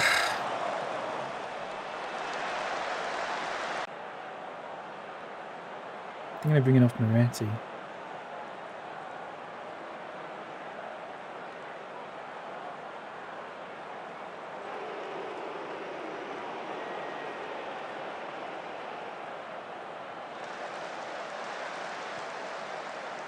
No, no, no.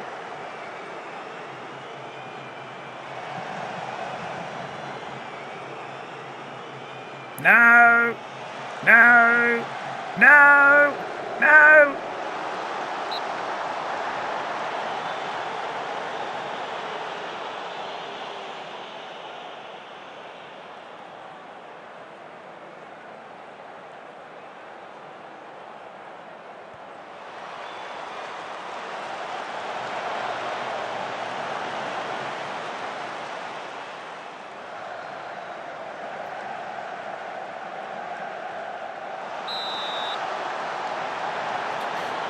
Christ.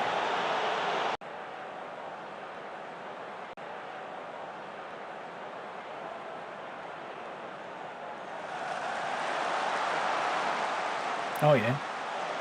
Oh, yeah. Oh, yeah. I don't understand how... Ugh. They just win everything.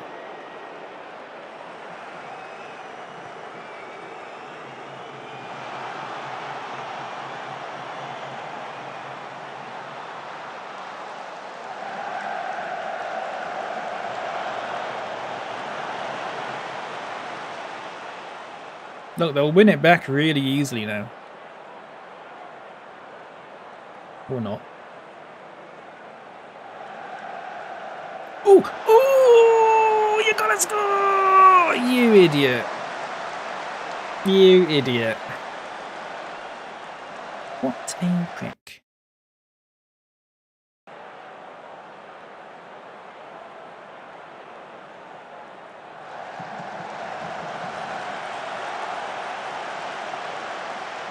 Rubbish, I know. And then they just do that, and then suddenly they're on the attack. And away they go.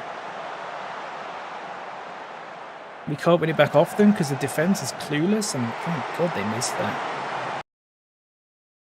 I mean, it's just appalling. I'm going to press them even more and see if that works.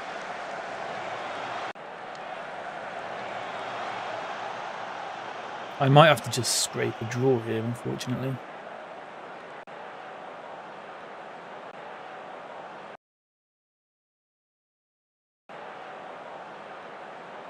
Unless something happens now. Nope.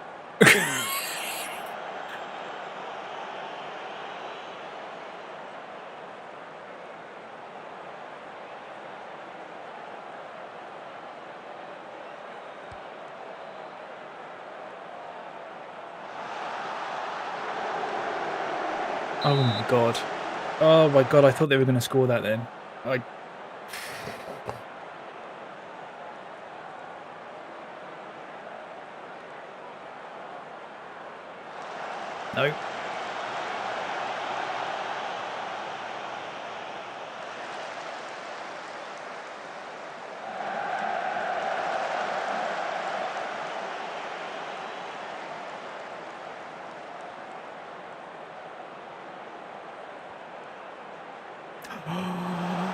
Oh my god. Oh, that's a red card. That's a red card. That's a red card. He's the last man. That's a red card. Get him off. Get him off. Get him off. There's no way that's a yellow card. That is ludicrous. That is ridiculous how that is a yellow card. That is absolutely 100% nailed on red card.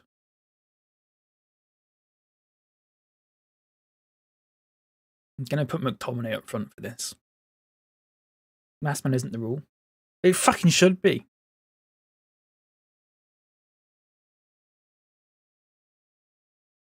Is it not? Is it not clear goal scoring opportunity? Whereas that was a clear goal scoring opportunity.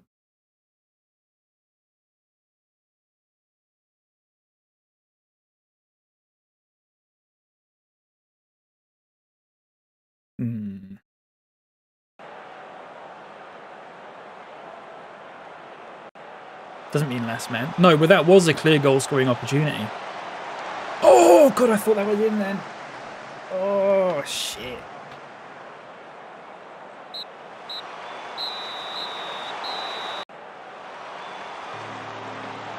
Last man isn't always a goal. No, it isn't. Which is why when they do it from about 40 yards out, and it is the last man about 40 yards out, it's just a yellow card. But that wasn't 40 yards out, that was 25 yards out.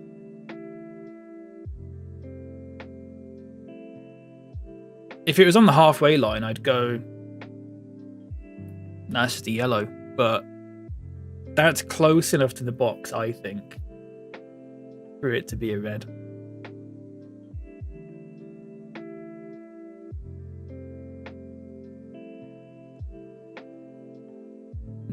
At least West Ham lost.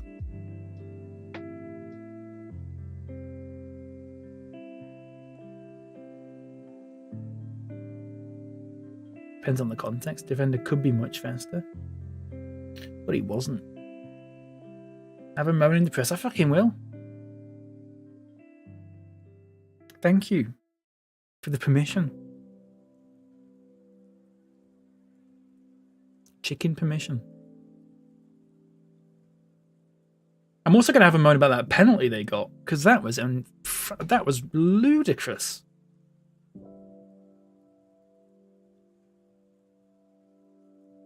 I just remembered that. Thanks for reminding me. That was ridiculous. You missed that? Oh, I'll show you it.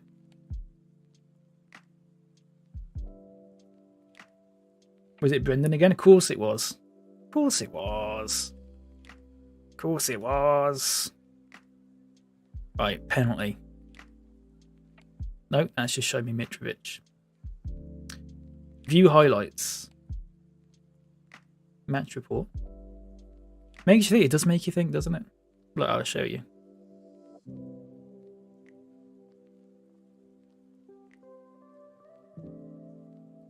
If it shows, I mean, it should do, shouldn't it?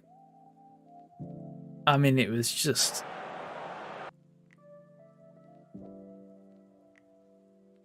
Right, you ready for this?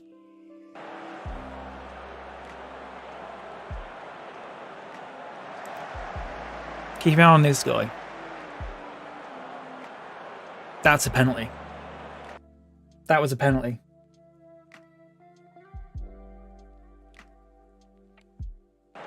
Just one more time.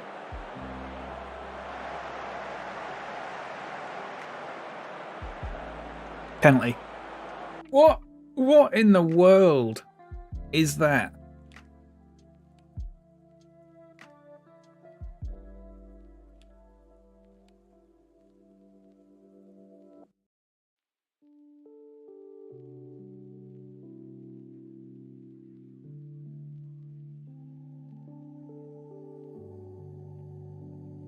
They're not even talking about the decisions in that game. They're not even talking about them. They're shying away. Shying away. Could have killed him. Could have killed him.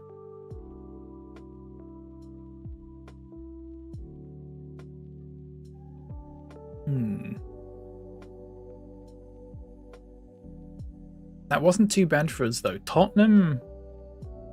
I mean, it doesn't look as if we would get... I mean, we're 6 points off Man City. And Tottenham have 2 games in hand. I think top 4 is looking too high up. unfortunately. Although I hope Southampton win this.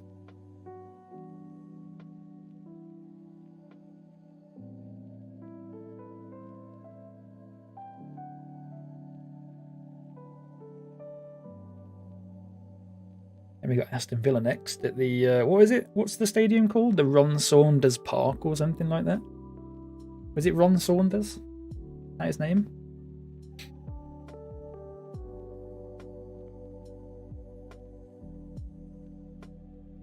Ron Saunders Park.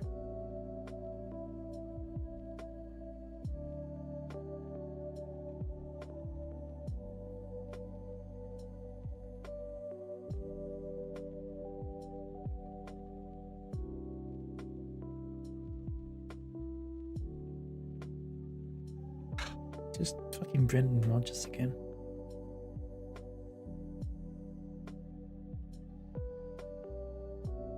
Ludicrous. Absolutely ludicrous.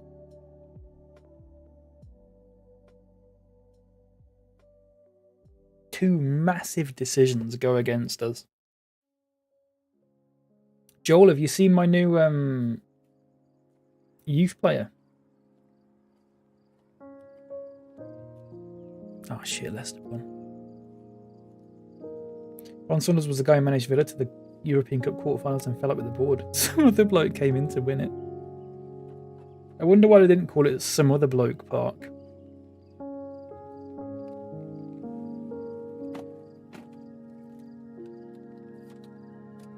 Been talking to kids again? Yeah. What about it? Look at this guy.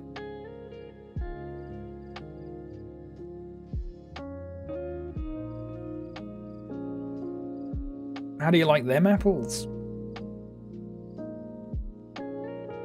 Big 5'8" centre back.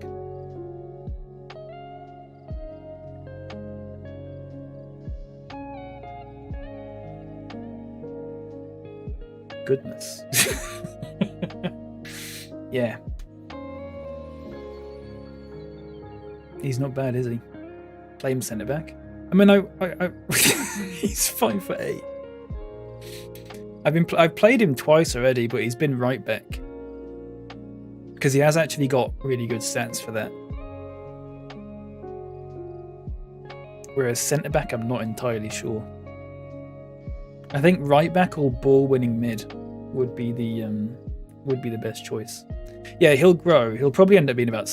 Well, I mean, I don't know. I don't know if he'll end up being like centre back height. He'd have to be at least 5'11", I'd say, to be a centre-back. Oh, look at that. Magno's injured again. Fuck me. How many times has he been injured this season? How do you find injuries? Right, hang on. 23rd. So this season started there. Pulled hamstring. So 1, 2, 3, 4, 5, 6, 7. 7 injuries this season. Might be time to sell him. Maybe. He is incredibly injury prone, but he is really fucking good though. He is really good. He's been really good.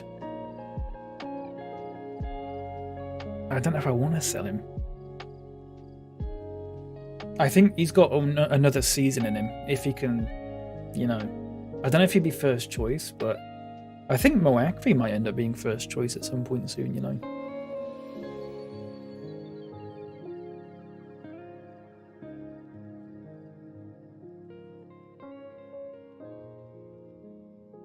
I don't know.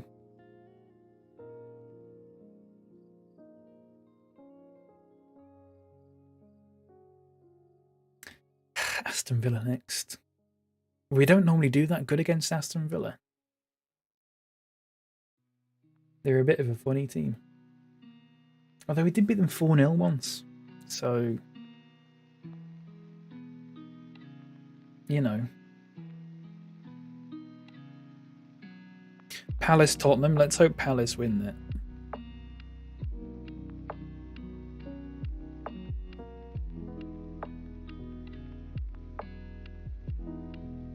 Please. Oh, for fuck's sake.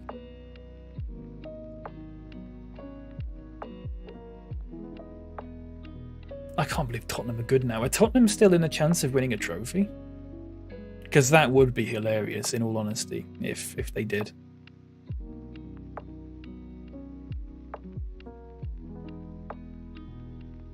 No, they're not. They got knocked out of the FA Cup.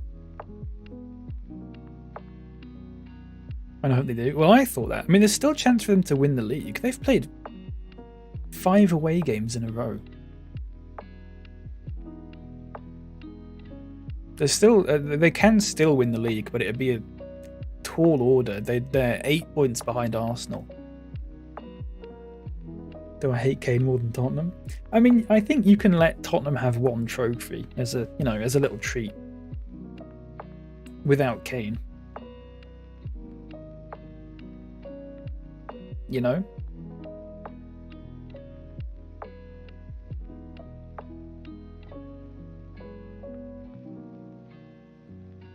So hard to disentangle. Is disentangle a word? They can have the League Cup, yeah.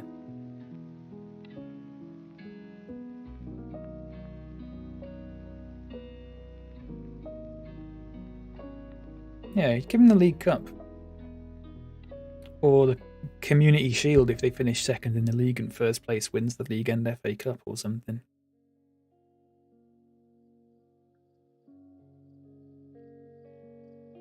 Feels like disentangle shouldn't be a word. It is a word, I googled it. It feels like it shouldn't be though. It feels like untangle sort of does the job. But what do I know? Fuck, Aston Villa won 5-1.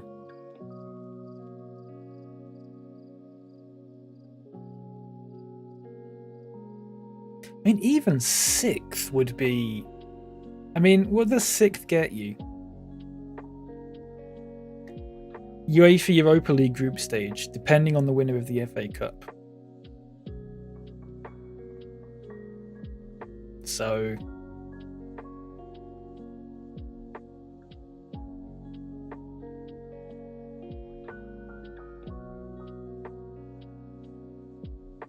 you disentangle a thing from another thing. You can untangle spaghetti. But, yeah, you disentangle a cat from the spaghetti. You disentangle the cat from the spaghetti.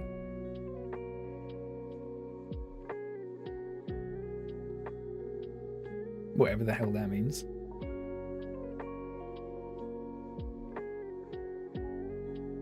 I feel like...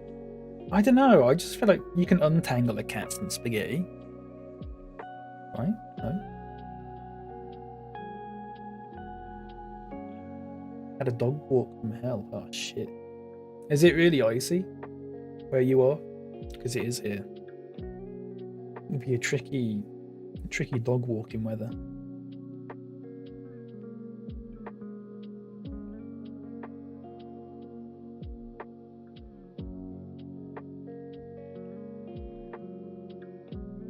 Going past what I think is some kind of bass or farm and gunshot sound scared her and she ran off.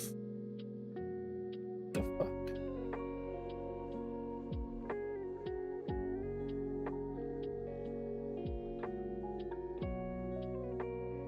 More importantly, what kind of dog? Running around screaming after her about 30 minutes? Jesus Christ.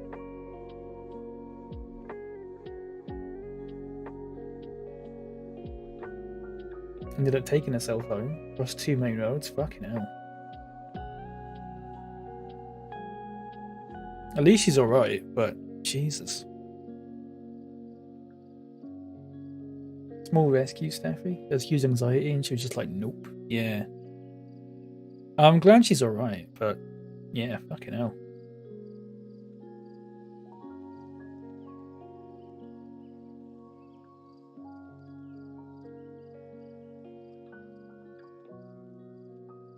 It's a nightmare.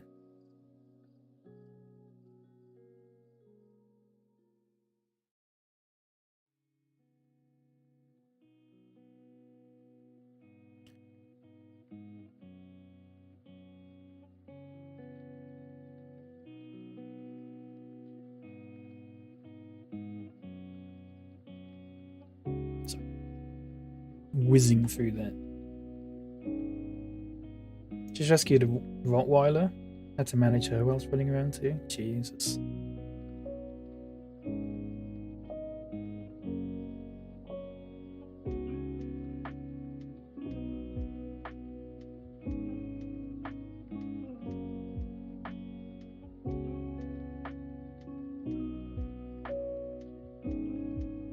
Poor things.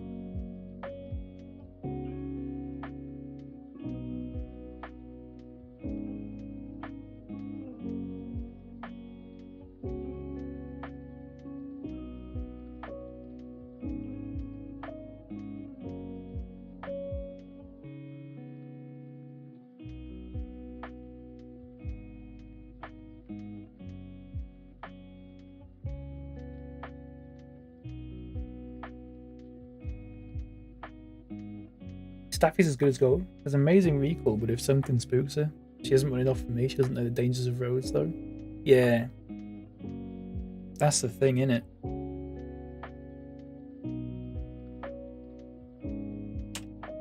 That's the thing. Wait, Everton. Who's Everton's manager? Brian Barry Murphy. What the fuck is that?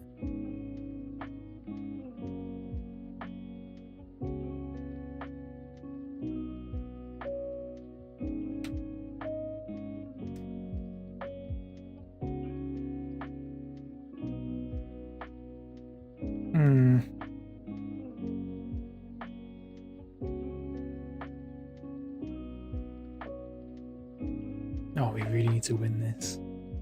This is the game I thought we'd slip up on. So if we can win this, we'd I think we'd be all right. Have a greyhound with 0 recall. Pretty much bad luck to lead on him.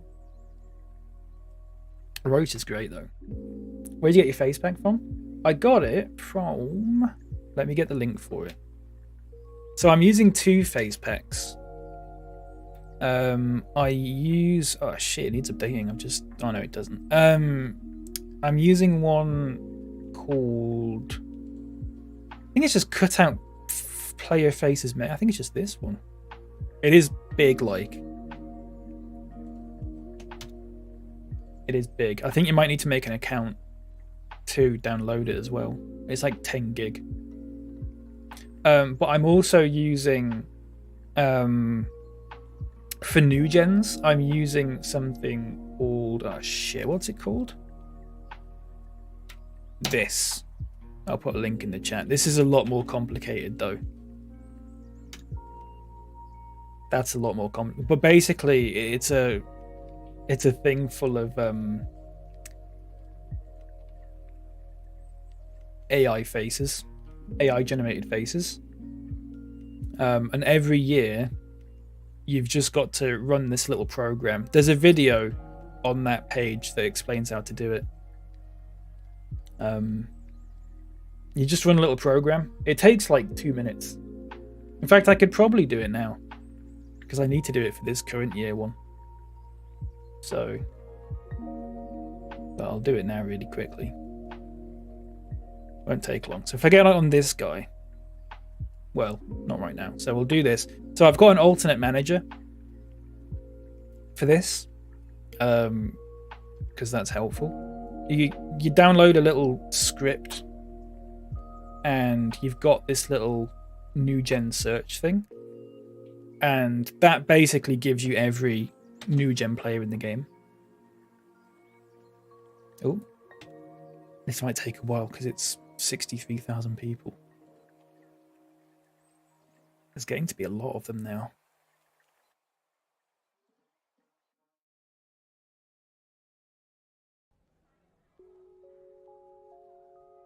This will take a second. The little fellow with the face. Sorry? Is that what I said? For fuck's sake. Now the problem is, last time I did this with, it wasn't with 63,000 people, it was with 100,000 people, the game crashed. Which wasn't the best. Oh yeah, oh yeah, of course. This guy. Actually, there we go. Right, so you do that, and then you go Control P, Control P, Control P. No. Control P. No. In the meantime, this is the little guy with the little face. There you go. You're talking about him, aren't you? Right. Text file. Okay. And I'm going to call it New Gens 31 because that's the year I'm in. Save.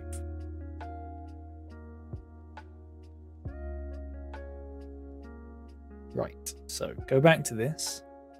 For some reason, you have to click off your profile and then back on it because it's like that. You find New Gens 31. You go to Preserve, Allow Duplicates, Replace Faces. It'll take a minute. And it'll go, bring. It'll say not responding. Then it'll go, there you go, bring, finished. Good. Close that. Put this guy on holiday for another year again.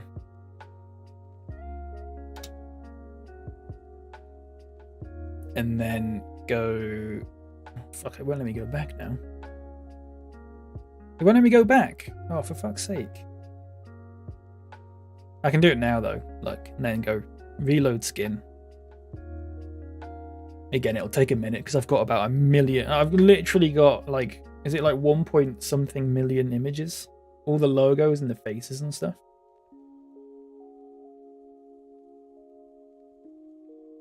It'll take a minute. But then when it is done,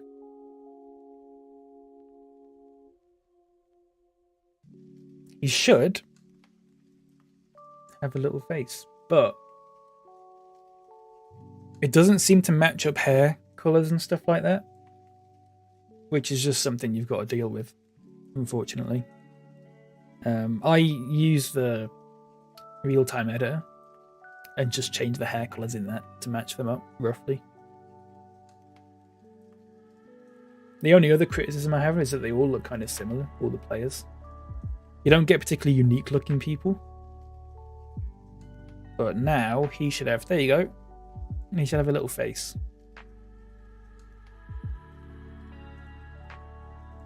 Perfect.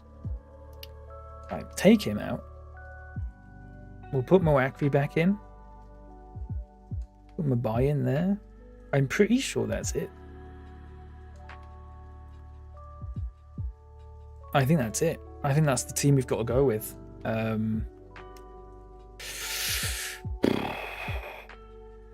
mean, yeah.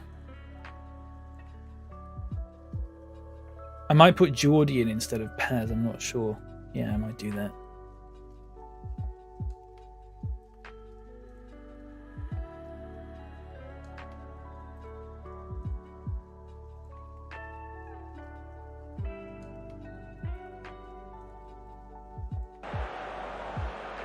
There we go.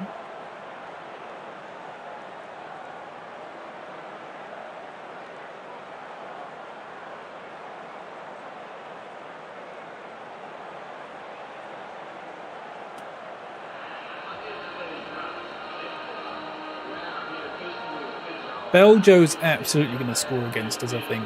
But they have also got Yusefi, if you remember him. We had him on loan, and he was 5'4".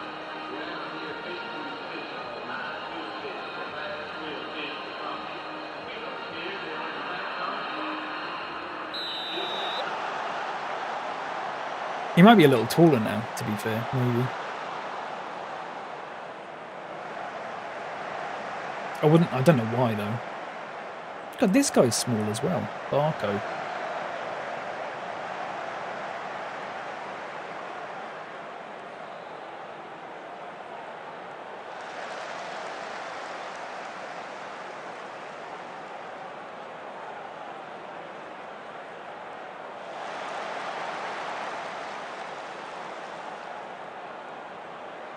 I think Sunday's the 10th anniversary of Brentford beating Villa in the League Cup semi. Oh, nice.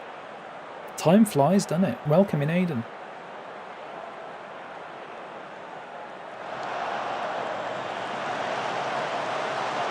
Hope life's treating you good.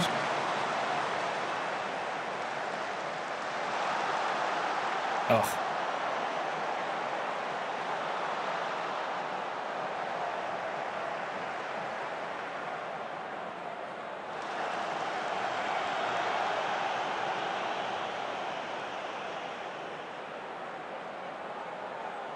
Oh, come on, you're losing it so easily.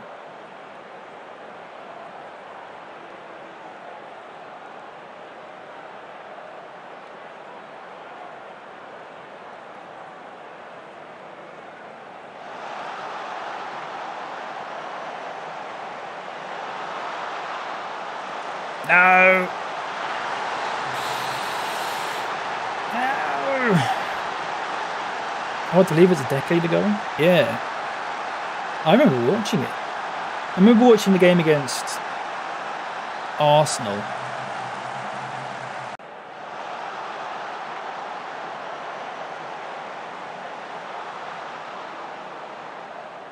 I don't know if I watched the Aston Villa one.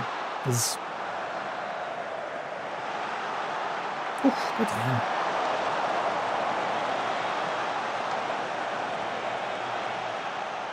Fucking hell, that game, yeah. Is that the kit? Is that the one where Arsenal had that really weird purple and black hooped away kit or something?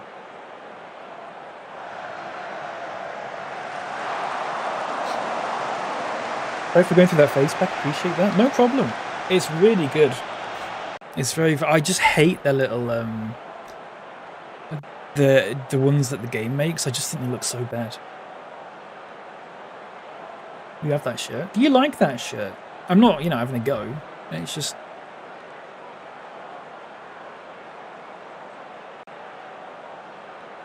I don't know. It's just odd. It's a weird shirt.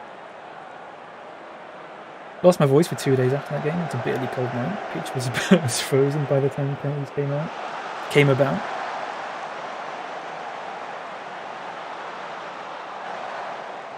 Good memory to have, though.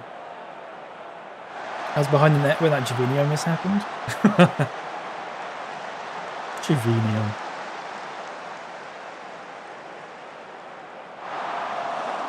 I wanted an Arteta shirt after he retired, and it was the only one available in my size. Oh, okay. Fair enough. I think it's the hoops that I find weird. Purple and black hoops. I don't think I've ever seen that, like, combination.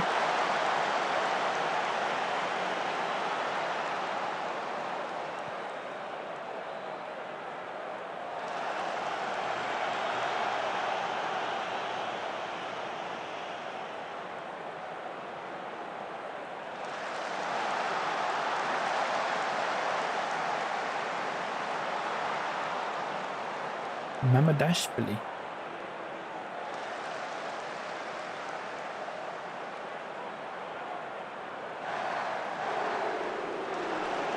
Ah, there you go.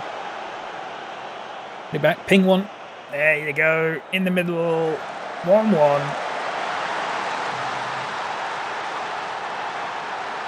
Had a hoop shirt before, it was burgundy and deep blue. I remember that. That one was nice.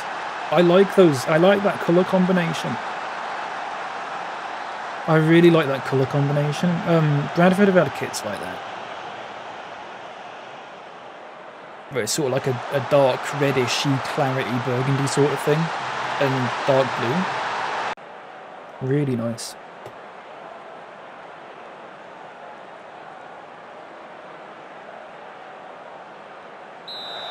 What year was that? That was 2000 and...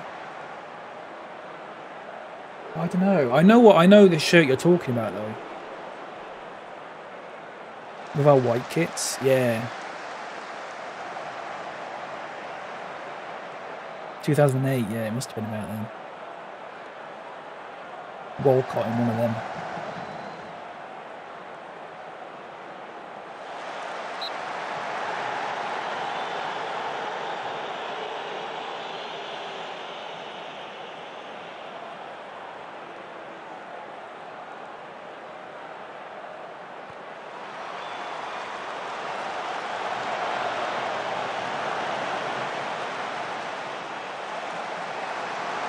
Concept behind the white kits is great. Though whoever decided to make them numbers white Well, I think that's the whole point, though. Though I think this season's one had like black outlines on them anyway.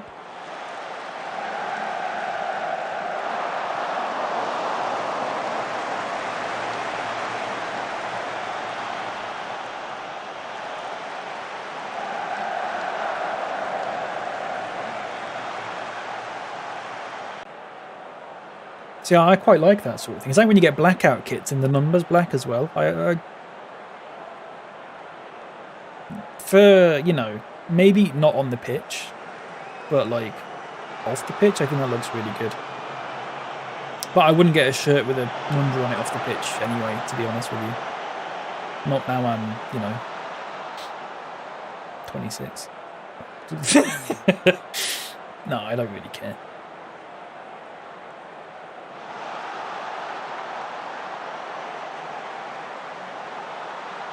I got a Croatia away kit with Lovren on the back when Croatia beat England in the World Cup. That was good. They were all discounted because no one wanted them.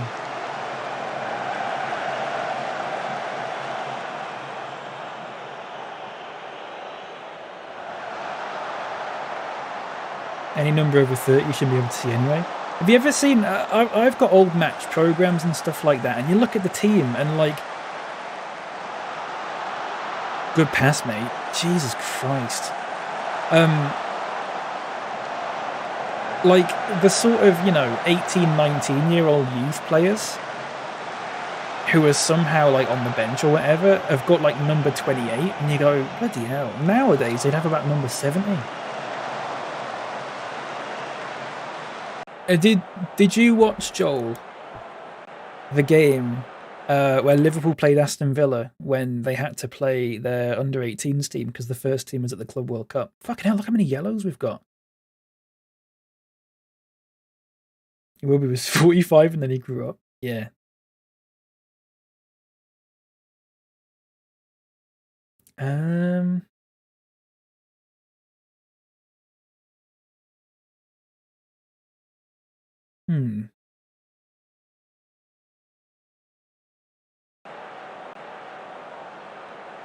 I wonder if I can find... Is it Liverpool, Villa? It was League Cup.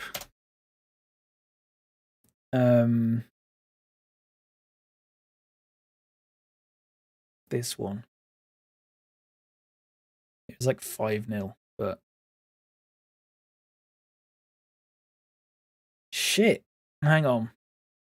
I forgot I can't open them in Chrome because I've got a... I've got a Chrome extension that blocks the BBC website. Don't ask why.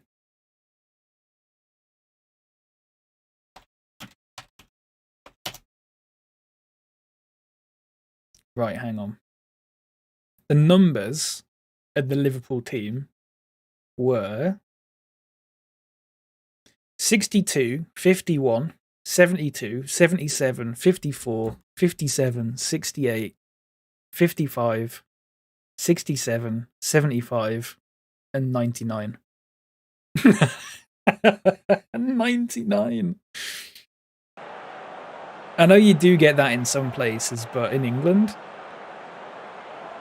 you never get that. My brother hates Guardian columnists so much he has the Guardian site blocked. It was when Liverpool were at the Club World Cup, but they wouldn't move the League Cup game. So they just had to play the best team that wasn't at the Club World Cup, which was like the under-18s, pretty much.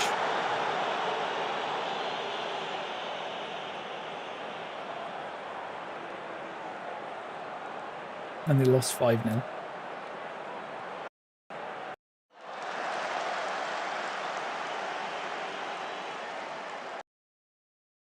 What is up with the sound in this? It's just fucking broken.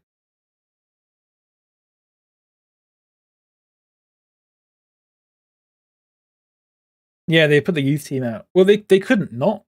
They couldn't not. Is that going in? Oh, yes! table! I don't know why the game's freaking out. I'm hoping it doesn't crash, though. Oh, and the subs were 63, 65, 69, 81, 84, 93, and 97. Number 69 was won by a player called Dixon Bonner. What'd you make of that?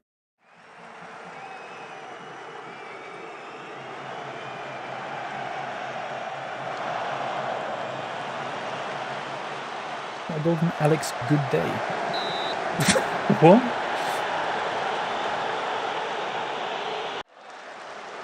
Oh, bonjour, sorry. Yeah, sorry, it took me a minute.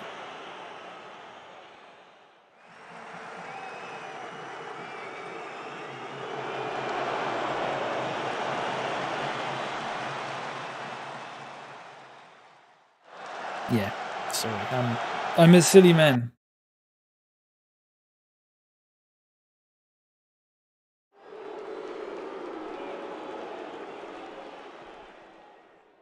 You better not concede now. Ah! God, I don't like it when they do that.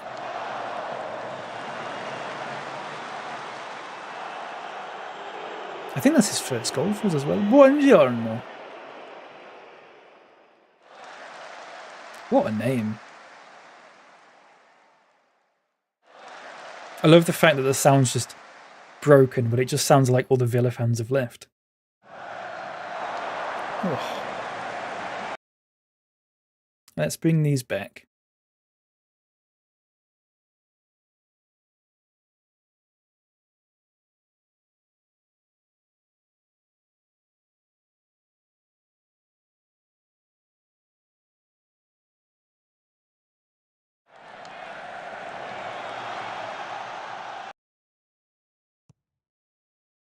It's just silent. Let me put the music on.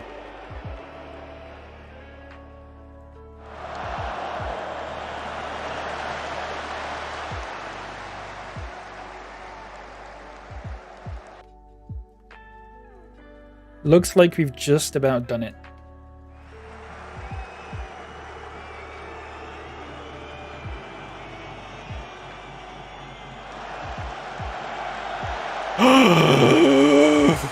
God almighty, my fucking heart stopped then. Oh my god. Look at the XG where just shut up. Mr. Burns had done it. The power plant on it.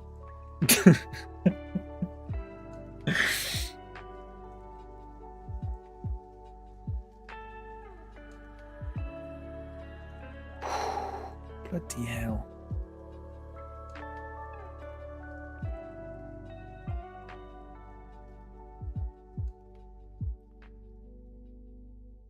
Oh, look at the table!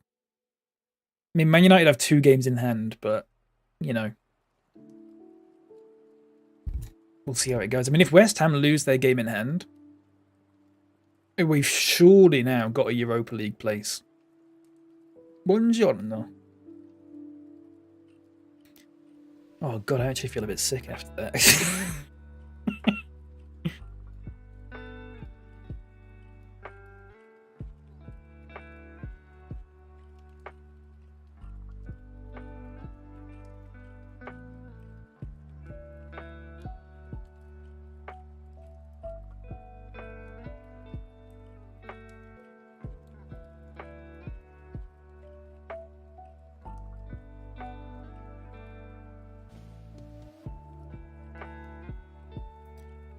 Jesus. Right, 8 days before Crystal Palace. Paul Devart.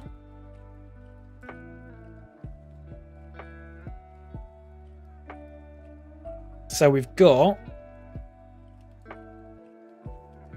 15th, 20th, 12th, 16th, 6th and 9th. Last 6 games. Oh, God.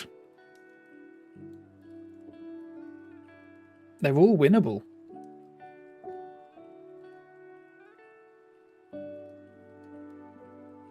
They're all winnable.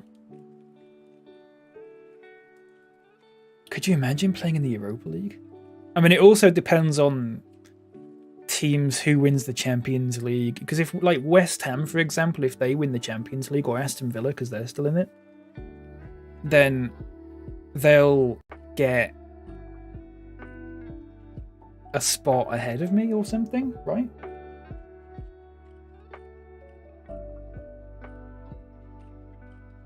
But is it not also possible if an English team wins the Champions League that finishes in the top 4, like Liverpool or Arsenal, and then it's based on, oh fuck, I can't remember how it works. Isn't it based on like which nation does the best in the Champions League gets an extra place that season? There's only Man United and Liverpool left, and they're both about to be knocked out. So disregard anything I just said.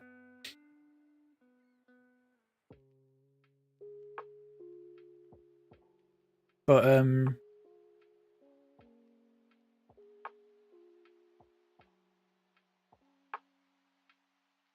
sure there was a thing for it.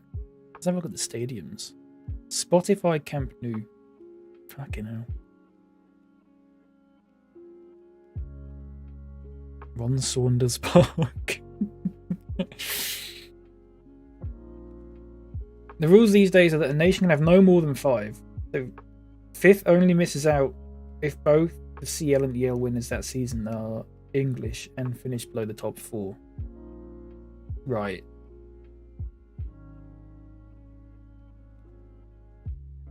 Both CL and EL winners that season are English. Okay. I'm just thinking if an English team who finishes in the top 4 this season, so Liverpool or Man United, although it probably won't be Man United because they're like 6th now. So if Liverpool win the Champions League, 5th place would... I don't know. I think UEFA acknowledged belatedly that Spurs were very hard done by when they finished 4th but got chucked out because Chelsea won the Champions League. I remember that. I remember back when Liverpool won the Champions League, but they finished 5th, and they didn't even have this sort of thing in place. So they said to Liverpool, "Oh, you can enter the Champions League, but you have to enter from the first qualifying round, and then you don't get you know how in group stages you can't get drawn against players in your own nation or teams in your own nation. There wasn't any of that protection either. So they got Chelsea in the group stage. Just made it up. Yeah. It's very silly. They played some interesting teams. They played TNS from Wales. Tottenham won. That's not good. Man United lost. That's good. And West Ham lost. That's good. I think 5th is what we've got to aim for then. We're 7 points ahead of West Ham, although Newcastle have 2 games in hand on us. So they could end at 2 points behind us if they win both of those. But I think top 4 is out of reach. I wouldn't worry about that. I think 5th's the best we can do. But even if we got 5th, that would be crazy. TNS had the home leg at the Millennium Stadium. Yeah.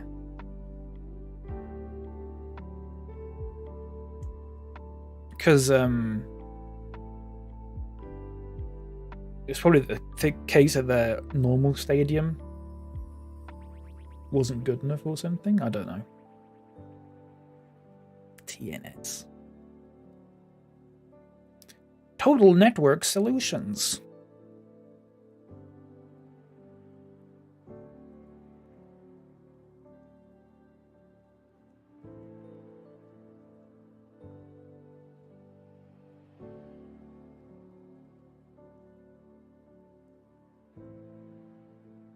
Right, Crystal Palace away. What time is it? 3 o'clock. Okay. I think if we play Crystal Palace and then we play one more game after that, I think I'll probably leave it there. tomorrow we'll play 4 games. We'll play the last 4 games, but I'm doing a shorter stream tomorrow because I'm going out at about 2. Or just, well, about 2:15. So I'll probably end the stream tomorrow at about 2. But we'll still get through the last few games. And then probably off stream I'll do my usual I'll sim it forward like a month or whatever. You know, maybe sort some transfers out and all that sort of, just the boring stuff basically. And then on Friday we can probably do a bit of pre-season-y sort of thing.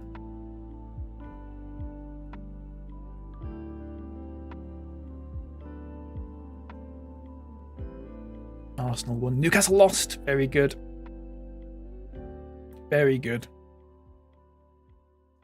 Very good.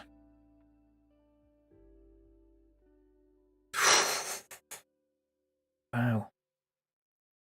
Wow, fuck me. Fucking hell. Shit. Look at that. What is that? What's that on there? Shit. Fucking hell. Sorry. Got possessed by Gordon Ramsay for a second.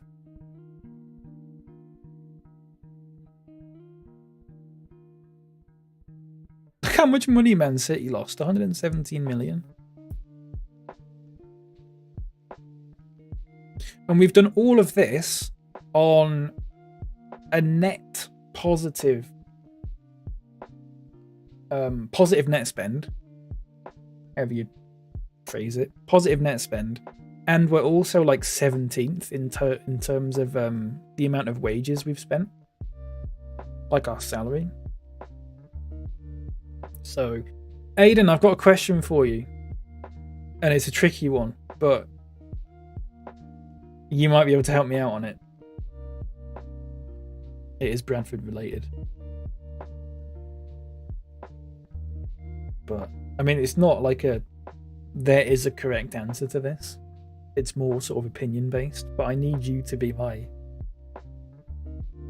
my assistant for this. Fire away. Okay, right. The board have said to me that they're going to expand the stadium to 32,000 seats. Okay. Now, the game's going to do that, but I'm going to edit the stadium in the game editor when it's done to try and accurately reflect which specific stands would be expanded and so on and so on. And so my thought was to do 2 things, possibly 3 things. One would be to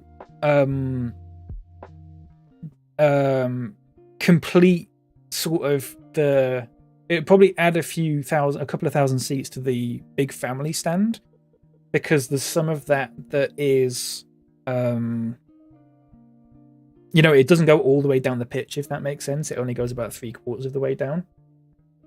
So I would build a little bit there for a few thousand seats. I would basically double the size of the East stand, whatever that's called. Roughly double it. Basically just add another tier onto it. And possibly would add another corner, like the corner stand, but on the other side of the Kop. And that would add about another 2,500 seats. Would that be realistic?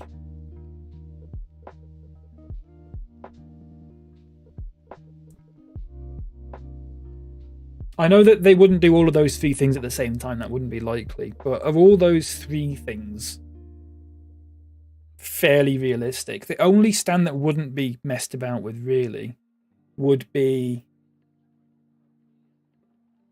the away stand. Wait, is it the away stand? Basically, the tiny stand. And the reason for that, and yes, I did look on Google Maps for this, is because behind it there are just a load of houses, and you'd have to knock them all down. Whereas with what I'm thinking, you'd have to knock down, I don't know what it is it a ticket office or something? I'm not sure.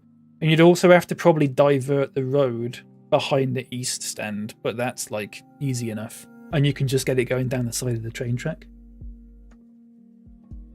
Train track like I'm 7. Fucking hell. Back in the PL days, the chairman at the time had it planned they'd fill in all the corners. Build a new stand where the away fans currently sit, and then make an east stand a double-tiered one. I mean, that sounds about right. Yeah. So I looked into this because I want to say bored, but I wasn't bored. I was just actually quite interested. And apparently they were going to complete the family stand by basically making it the full length of the pitch. In the... I can't remember what year it was now. But I think it might have been in sort of like late 90s sort of Premier League time. That was the next thing they were going to do. And then the thing after that they were going to do was... but yeah, double the size of the East Stand. East Stand idea sounds logical, but I guess the train tracks are about 30 meters below. Oh, are they actually? Interesting. So I've only looked at this from Street View, which doesn't give you the best view of that sort of thing because it just shows you the sort of the grass next to it, and also the overhead view, which made it look as if there wasn't really any slope. I wonder how they would have done that anyway, though. They must have planned a way to do it. Either that road gets closed, or they do a tunnel underneath it, or something. Chelsea hired Ferreira, Abel Ferreira. Interesting. I suspect if they had done it, it would have been like parts of Old Trafford and the upper tier would have been supported above the road. All right. Because I know it hangs over the road a little bit now, but not massively. I didn't think it would be possible for them to do that.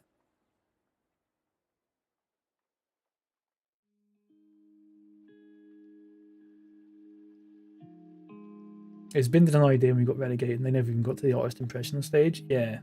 I couldn't find any images of what it would look like. That was the thing. I just found articles from the Telegraph and Argus or whatever that went into it a little bit.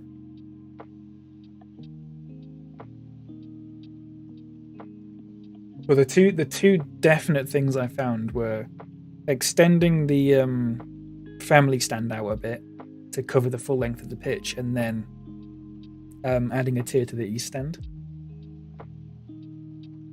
It feels like the south stand.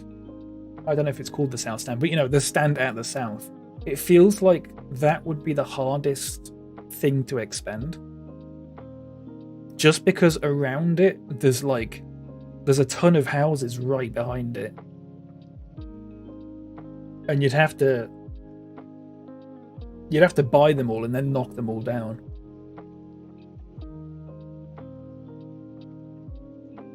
Bill 16. Imagine if they had to have bought the air rights from the council, a bit like Croke Park and the rail line below the terrace. Oh, right. See, I weirdly find this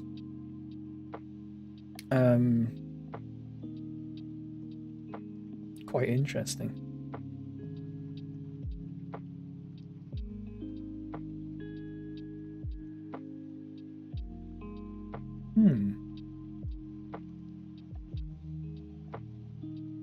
Call the southern stand the Bradford end purely because it's closer to the city centre. Oh, okay. Yeah, the Bradford end, that makes sense. It's all terraced housing. Yeah, like right behind it. There's no way you could make that stand any bigger without knocking down those houses or anything like that.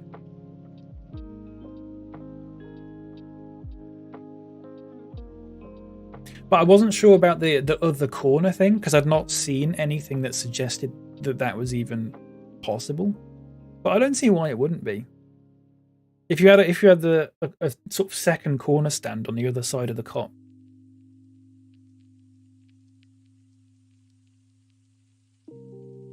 It'd be quite odd.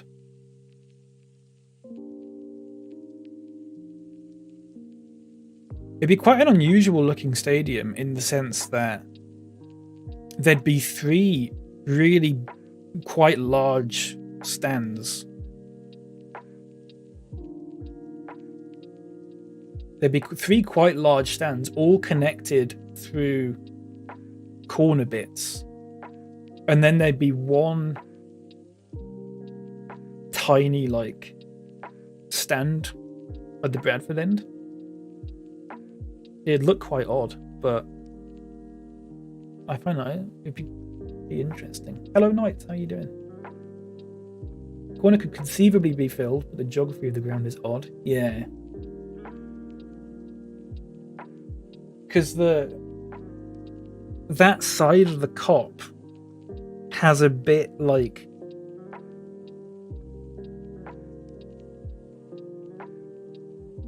how would you say it? It's got a bit like sort of taken out of it, if that makes sense. If you look at it from the top, hang on, let me see if I can. You'll know what I mean. It's like a bit taken out of the back of it almost. Let me see if I can get a... Sorry, for anyone who is interested in this, I will show you this right now. This bit, it's got like a bit taken out of the back there. But I didn't realise that was such a big drop. I haven't a clue why it's designed that way. No, it seems odd. It does seem odd. But what I would suggest is complete this bit there, because they, as far as I can tell, that's a club store, and that's also owned by Bradford, so there's no reason why they couldn't do that. And then you'd have to double the tier of this, so it would probably come out to about here, and maybe you just put the road underneath it, or a tunnel, or something like that, I'm not sure. I thought they could go round like that, get rid of this, but if that's all a massive slope, that probably isn't possible. The 3D view does that, which doesn't massively help, unfortunately.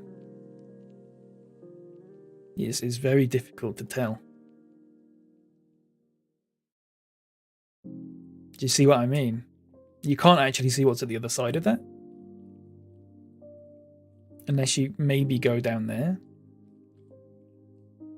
Oh, I suppose you can see it a bit from there. Yeah. So you'd have 3 large, and then you can sort of attach the corner bit there. And it would probably come around like to there. It'd look really odd with like one tiny little stand like that, but it'd be quite interesting, I think. If you go to Hamstrasse, south of Midland Road, and look along the railway. Hamstrasse here.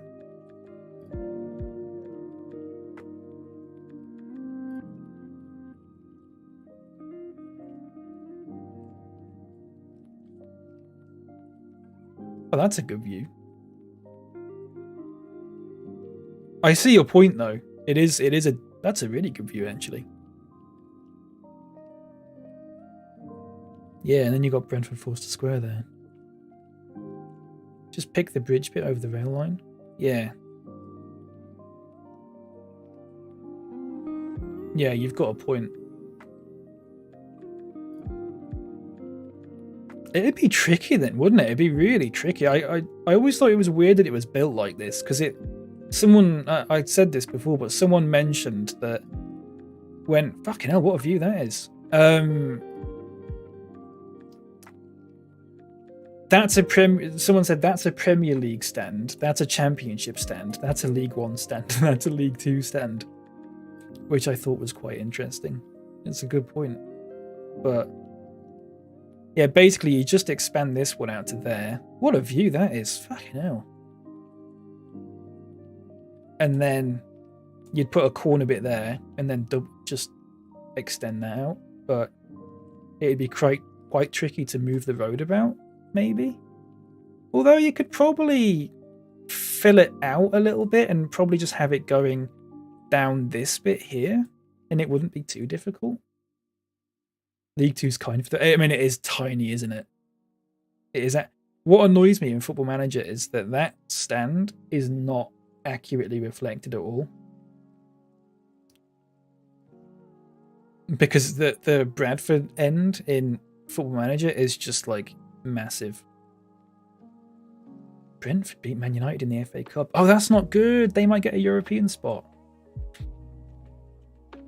That was the photo Jovini's soul took when he left his body. Yeah. Jesus. What a view that is, though. I assume it was taken with a drone. That's great. That's really nice. So the rail line goes down there. And I assume Forster Square is that-ish there? Am I right in saying that? I wonder if you can see my house from here. You mean genuinely you probably can see my house from here. It's probably one of these over here. Or that up there. But yeah, fucking hell, that's really nice. But I spent probably a good half an hour deliberating about this with myself last night. Oh, is that Eccles? Wait, where's Eccles Hill? It can't be far. Eccles Hill. Wait, am I looking the wrong way? No. Am I? Was I looking the wrong way? I was meant to be looking... Hang on, if you look at... Wait. Let me look at the satellite again. Bradford. There's the stadium. So you'd be looking for my... I mean, yeah, it would be...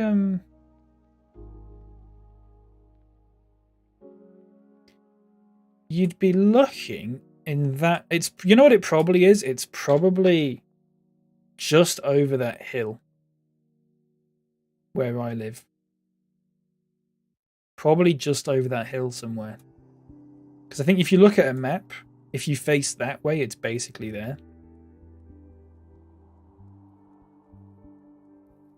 If you're looking at Eki 5 lane ender in Idler, the valley slopes off a bit. Yeah.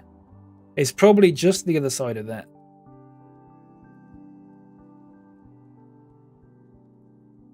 This is why I wish on Flight Simulator you could, what's that? You could, just fuck about and look at the map without actually having to learn how to fly the fucking plane. Because that's what annoyed me. I was wanting to look at all the buildings and stuff in Flight Sim, and I couldn't figure it out. I couldn't figure out how to fly the plane. But yeah, you'd have to expand that stand, you'd have to knock all these houses down, which is just not going to happen. Also, for anyone who's interested, I have got a bookmark for a pillow that I was looking at called Huggable Soft Support Pillow. I probably won't get it though. If anyone was wondering what that was for.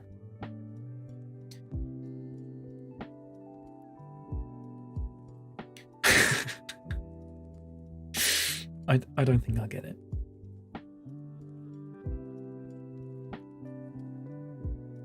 Right, Vorbia is injured. Of course he is. Maharamov's back, but he's knackered, so I'm not going to play him. So McNeil's just going to have to come in here.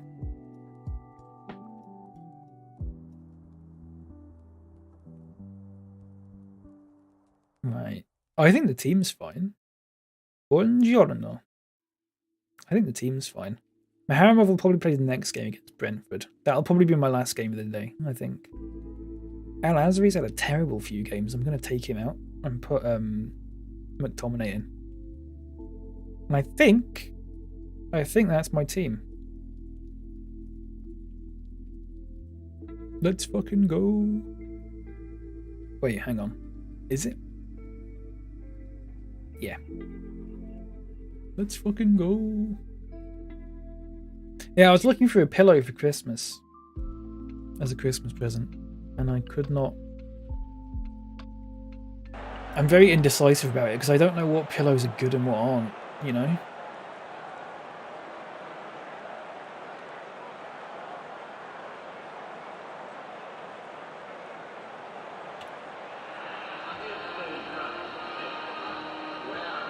Do I criticise form? Not often. Not often. I will do sometimes. I do it more with strikers if they're not scoring, or goalkeepers.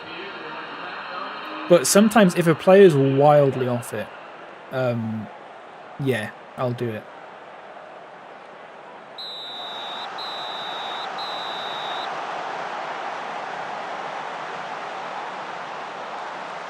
I tend to find them when they play shit, rather than actually telling them off. Goal. Oh, what a goal!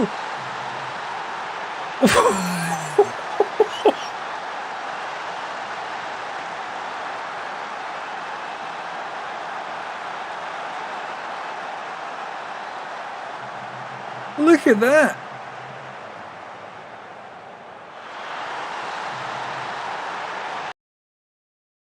Fuck me! What a hit that is! What is his free kick stat? I genuinely have no idea. I didn't buy him thinking he'd be any good at free kicks. Frank Lampard getting flashbacks? Yeah. No, Frank Lampard's wasn't as good as that. The prick.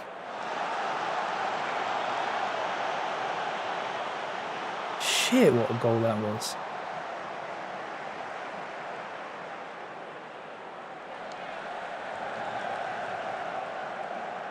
Crystal Palace all over the shop.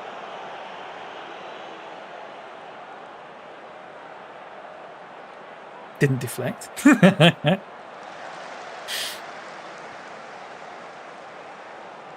Oh, keeper! Keeper! What are you doing? Jesus. Jesus wept.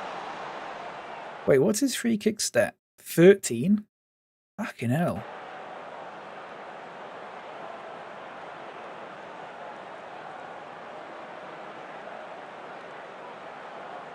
Some of the animations, I know. He's not going to shoot there, is he? No. It's weird that sometimes it does that camera angle when they're not shooting, because that's usually the one they play when they're shooting. I've seen some weird physics in this game. That's a top 10. You should have seen the one where I think one of my players tackled someone. This was about a week back or something. And they both just sort of stepped away from the ball and nothing happened for about 15 seconds. And then one of them went, oh yeah, I should probably go and get that. Like, it wasn't a free kick or anything like that. They just like got tangled together and couldn't move. 2-0. Oh, it's just absolutely out of this world. Absolutely out of this world.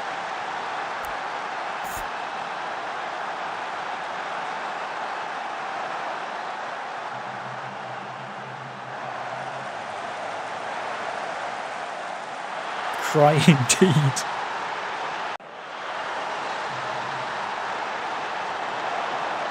Come on, we've never had like a massive win in the Premier League. I think the biggest win we've had in the Premier League is 4-0. Let's try and, you know, let's get 5 or 6. Yeah?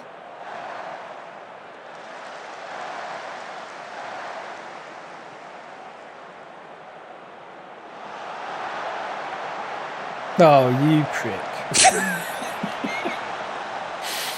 Lincoln Wisdom with the assist. Not sure if it's City or US politics. It is one hell of a name, isn't it? Lincoln Wisdom.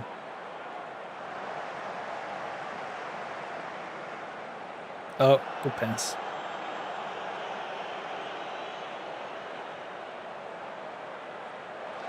I tell you what, Robson has really impressed me. He was really, really shaky at the start of the season, and he looked a bit out of his depth. He was getting 6.4s and 6.5s all over the shop. But He's really come into his own now. And he's probably the best DLP we've had since Gilly Billmore. Look at the run from Varlik. Look at the run from Varlik. Look at the run from Varlik. Oh. Sounds like a car. Yeah, the Lincoln Wisdom. Like a really posh sort of car.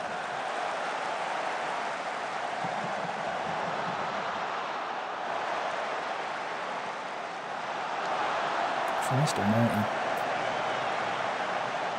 Yeah, Lincoln's a US car. I thought so. I thought it sounded familiar. They've got Riquelme at left back. Remember when we had him? The Wisdom series, yeah. I can imagine exactly how it looks as well. No way that was a penalty. Oh, fuck off, Stuart Atwell, you tosser.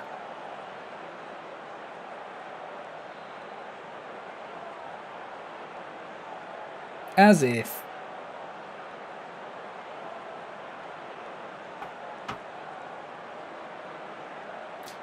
He's saved 2 penalties in a row.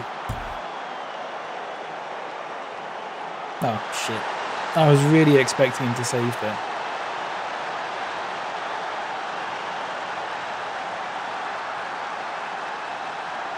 Didn't know he was still a PL ref in the Mount Derby. Stuart Atwell.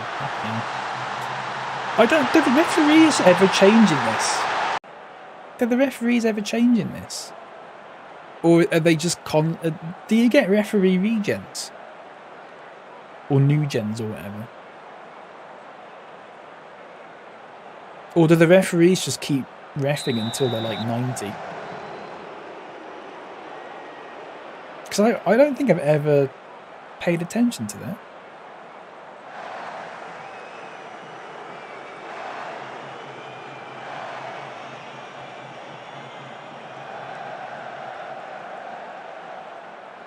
Did I get any scout reports back? I didn't, because my game crashed. Oh, were you not there for that? My game crashed and I had to sit there and simulate the last 2 weeks again. Because it hadn't saved. I'm just going to do it at the end of the season. I'll just do it at the end of the season. I'll set it all up off stream. I know what to do now, thankfully. But it was just I couldn't be asked. I was really annoyed.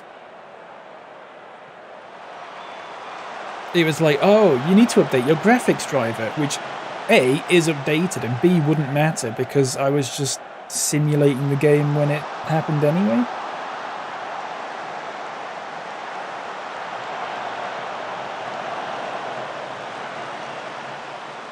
Try not to make a point of slagging off refs, they're only human, but he's always been dreadful. When he did Bradford games, he trashed them.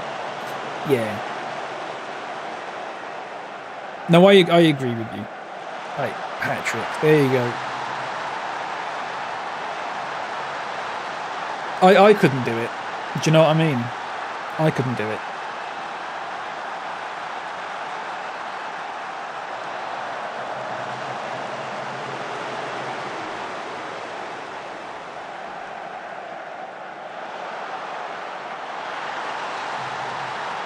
When I was running around the dog park looking like a madman, yeah. Imagine people seeing me being like, come on, let's try somewhere else. Fucking hell.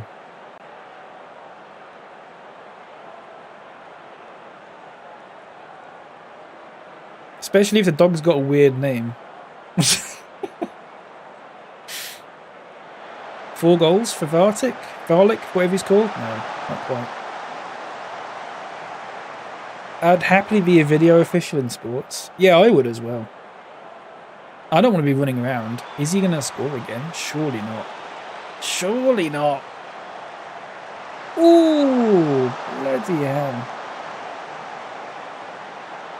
I mean, Ruby's a pretty good name for a dog, to be fair. At least it's not something weird. Like, I saw a cat the other day called Quarter Pounder. Like, that's weird. That's weird. That's weird. Let's do that.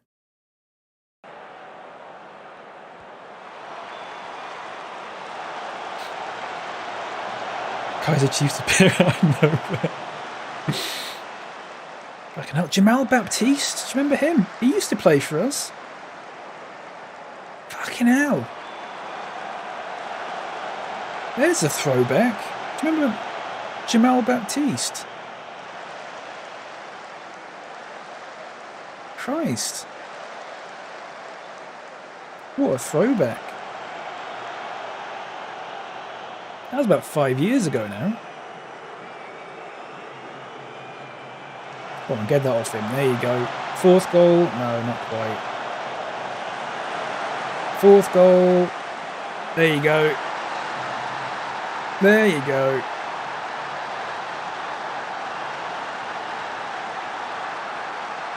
Varlik red.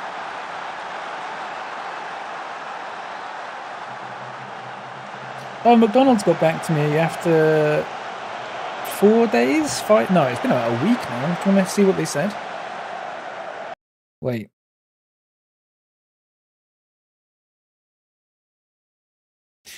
Could you confirm if the transactions on the history you provided are made through the app or the code has been put into the kiosk? Okay. Oh, I love that. I love the fact that they're like, oh yeah, you've got to make another order with us before we can help you. Fuck off. As if. Yeah, I'm not falling for that.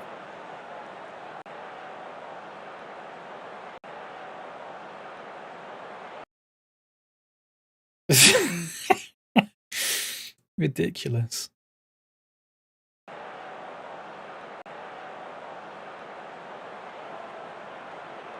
I guess I have to go to McDonald's soon then.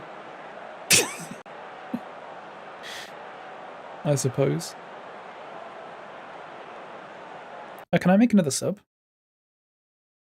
Oh, I can. Let's bring on Mabai.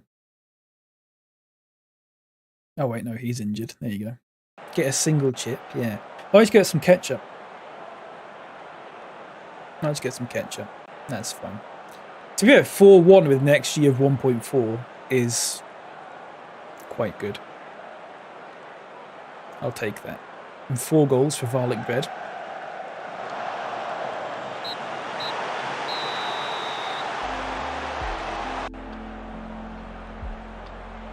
Like Steve Mulbrook. Oh yeah. You know, the plays that weren't great, but good plays in the day. Klaus Jensen. Fucking hell. These are the players that I had in my match attacks or shootout cards. Or my little Panini stickers that I had in 2004.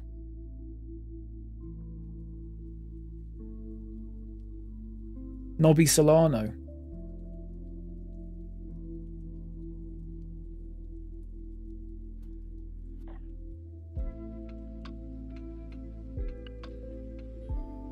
Look at that. I mean, Man City's goal difference is so far ahead of ours, but... Oh. Varlik red. I think he was going to leave us in January because he was, I didn't play enough or whatever. Amazaki, who had about 3 good months as a player and then completely disappeared because he was only on loan. What a time that was. 15 in 27. Very nice.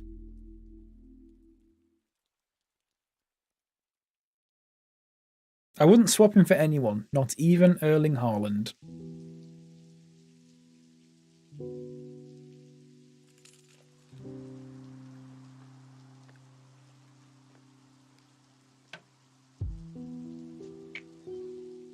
There you go. Had it once where we ordered 5 Guys at 7. It got to 9:30 and it hadn't arrived. Tried to call but couldn't get through, so just cut our losses and made something else. It's... Oh, fucking hell. 4-0. Jesus. Oh, no! That means there's a Europa League spot that's gonna get disappeared. Gonna be gone. Words. Because the final is Aston Villa, who are 11th, versus Brentford, who are 20th. So we're going to have to be careful here. Pizza arrived at 11:15. Within 4 hours late. I complained to Papa John's, who just fobbed me off, saying it was a franchise and they couldn't do anything. As if.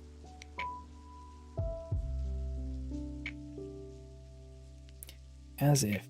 Now, my problem with McDonald's at the moment for the uninitiated is that they got rid of loads of my loyalty points. And I'd saved up fucking tons of them. And almost all of them have been wiped. And they were like, oh, can you give us your email address? And I gave it to them. And they were like, we haven't got you on our system. I'm like, well, how am I getting these emails then? And then it went on for about a week. And eventually they went, oh, it looks like you turned off rewards. And I went, no, I didn't. Because one, if I did, why would I be complaining? And two, I don't even know how to do that. And then basically their way of verifying if an account exists is if you have to show them an e-receipt. When you make an order with McDonald's on the app, you get a confirmation to your email. But I have email notifications turned off. So I said to them, if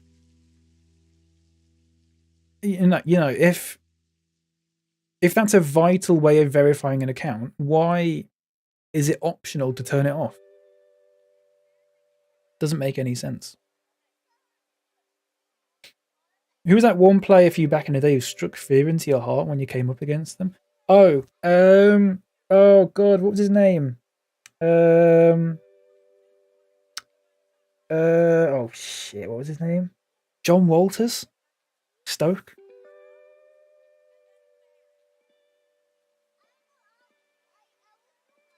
John Walters from Stoke. That's got to be the one.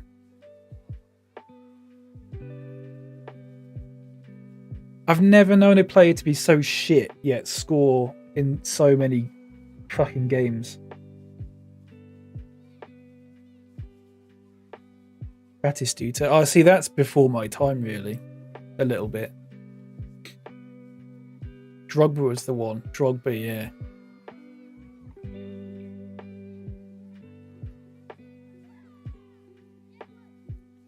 Rooney. Just have this aura about him, yeah.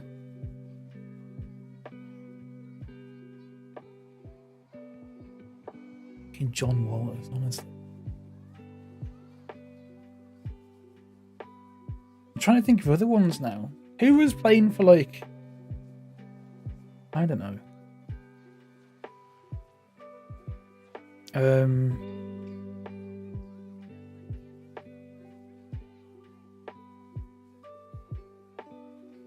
Like West Ham or something. I'm trying to think.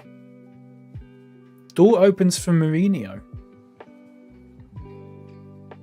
Other names in the mix include Chris Tingle, Brendan Rodgers, and Marco Silva. There you go. As the Portugal manager. Look at all those. Don't offer any of them a contract. That's crazy.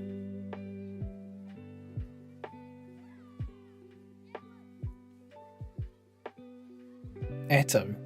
Oh yeah, Eto is good. And Ibrahimovic, yeah.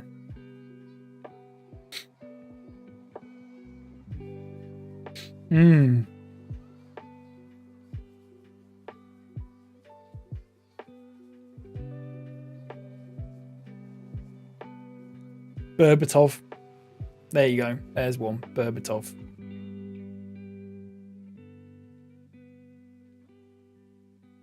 That was always one where you just went, oh, for fuck's sake. Meeting now. Catch you later. Take care, Knights. Have a good one.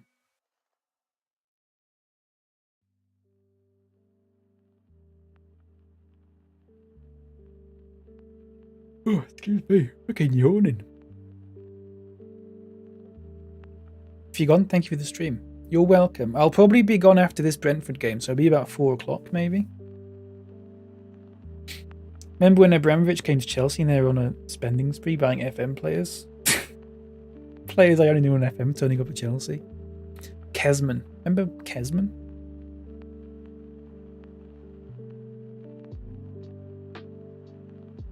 Varlik bread. Varlik bread.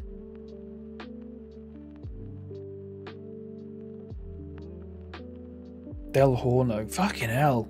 God, that's taking me back. The Bruford Derby. Int versus Ad.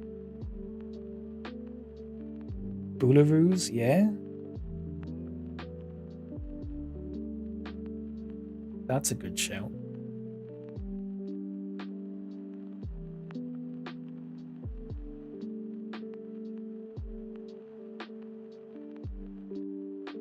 We've got a batter. Absolutely batter. Brentford.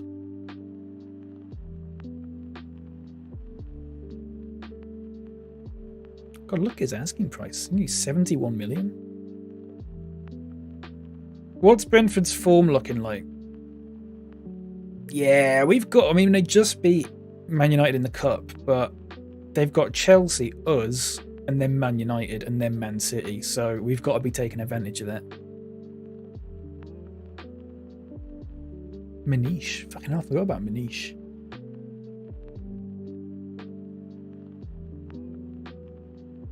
Some of these are really taking me back.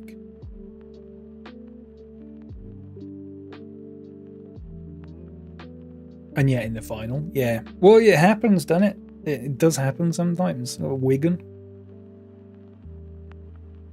Malouda. Yeah, Malouda. God, he was good, though. When he played for... excuse me. Lyon. And, he played for Lyon, didn't he? Solomon Kalou as well. Back when Lyon were just, like, incredibly good. I'm surprised Lyon never won a Champions League, you know. Or never... Did they even get close?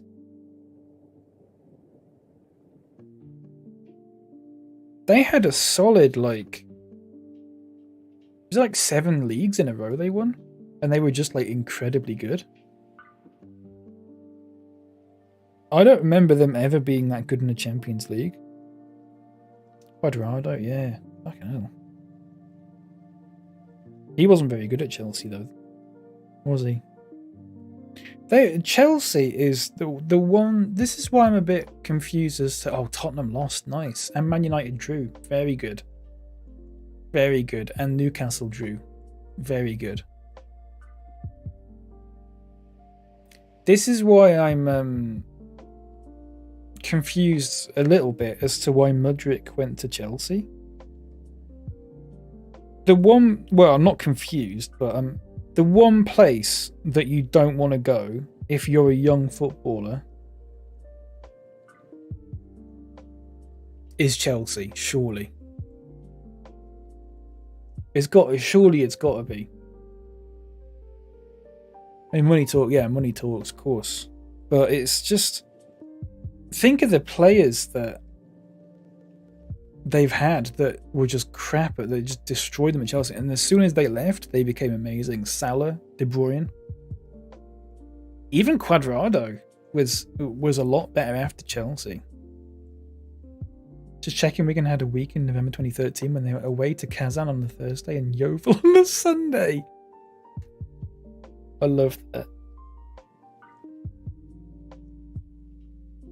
Long contract, yeah. That's for FFP, though.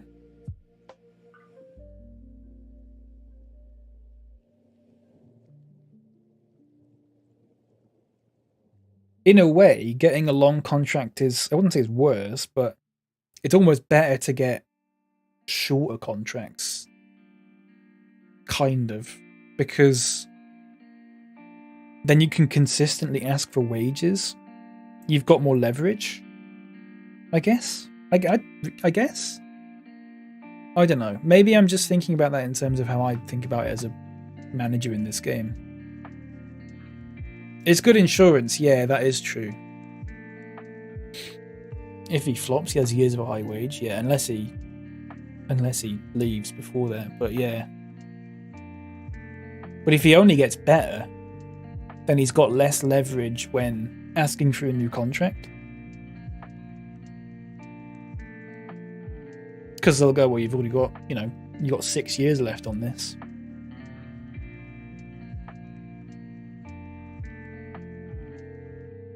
Sack plumes over. God, Birmingham won League One.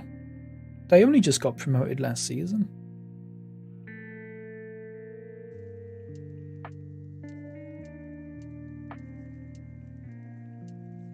I need to sneeze.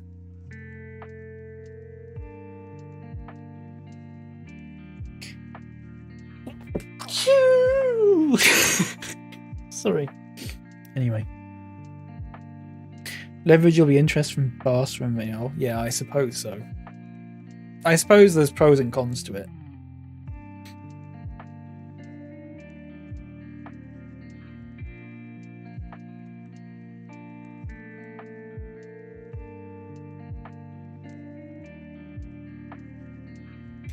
Aston Villa, Middlesbrough. I don't think these teams really concern me anymore, so I don't need to worry about them.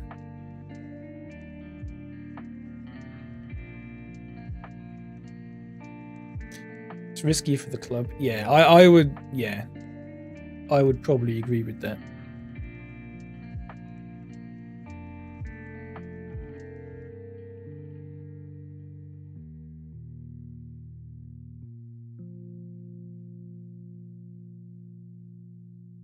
Right, Christensen's back, thank God. Give him a lot of power if he performs. If he does well, other clubs will come in for me and he can say, if you want me to stay, I want to rise on a contract extension.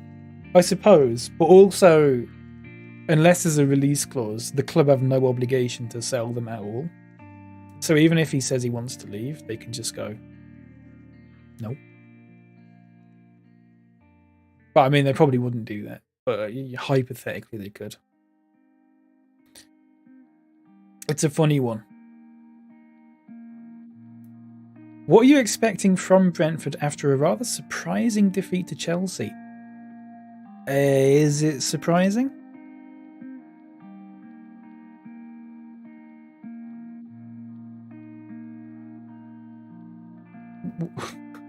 Was that surprising? Chelsea are 10th, Brentford are 20. They've got 12 points all season. How is that surprising? Right, we want Leicester to win. We want Newcastle to win. And a few others. Because at this point, honestly, if Man United lose,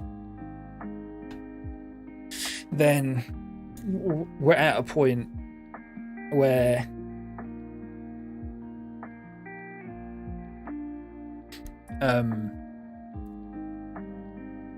fifth is basically guaranteed. Which is crazy if you consider... Remember after the first 3 games, I was a bit worried because we had 1 point. Because we lost 5-1 against Arsenal in the first game of the season. And I shat it, to put it mildly.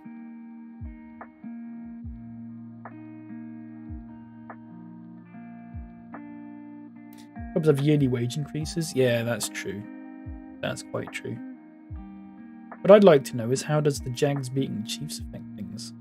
Well, the Jags beating the Chiefs, if you look at the play-by-play of the second quarter of the first half, you look at the I don't even know. I don't even know enough to pretend to take the piss. Unfortunately.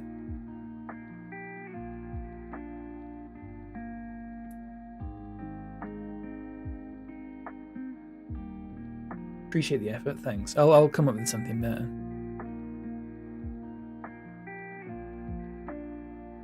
I've got a friend who's into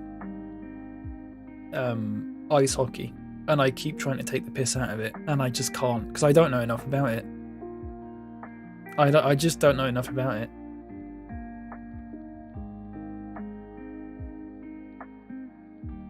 And I need to learn. Tried to watch Super Bowl once, never again.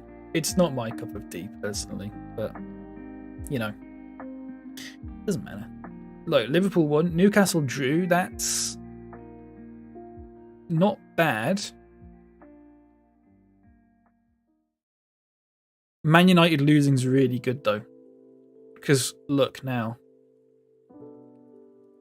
There is a very, very slight chance that we could catch up to Tottenham. If we can win this game, we'd be 4 points behind them with 4 games left. And they have Watford, Man City, Arsenal, and Southampton. Ooh, if they lose those 2 games... it's Tottenham. Lads, it's Tottenham. There is a... I mean, it also depends on us beating Man United. Possibly. And also, I've got to win my game in hand, which will be against Middlesbrough on Wednesday, I think. Oh no, it'll be this one, won't it? Brentford. But there's a very, very slight chance that we could make the Champions League. But it looks like, yeah, 5th place won't get a Champions League spot because there's no English teams in the quarters, in the semis even. Man United got knocked out, Liverpool got knocked out.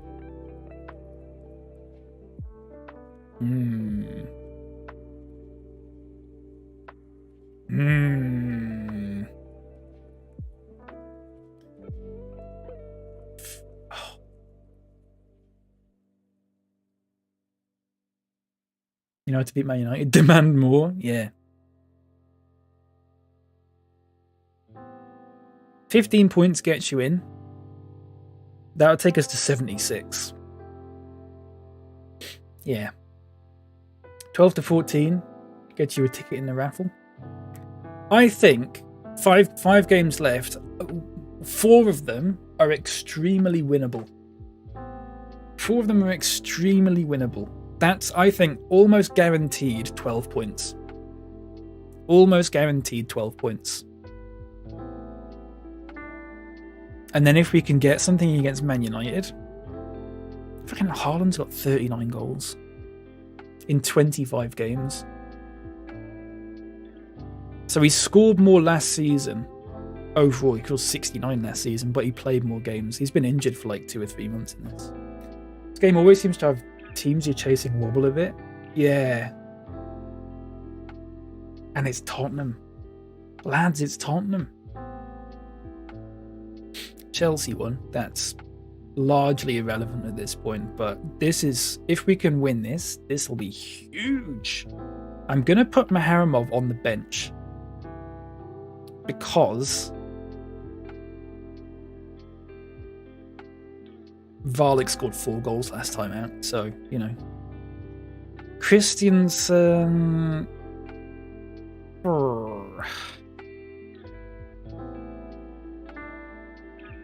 I mean,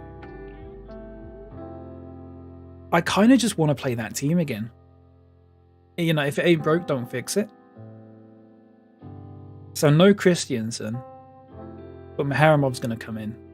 He can play 45 minutes. Jovicic can play 75 minutes.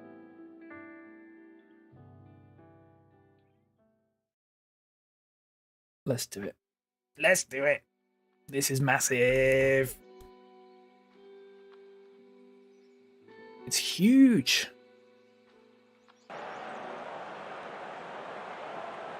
Cedric Suarez, by the way, is the manager of Brentford. Just bear that in mind.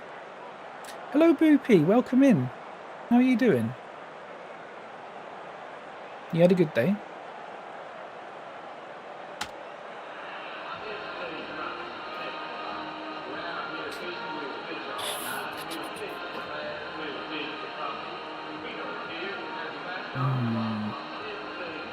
I think we beat Brentford last time. Doing well, Tar? Yeah, it's all done now. Nice. I'm alright, thank you. I'm doing pretty good. I'm doing pretty good. I'm trying to think of what I'm going to have for dinner. I don't have a clue. It might be chicken teeth, to be honest with you.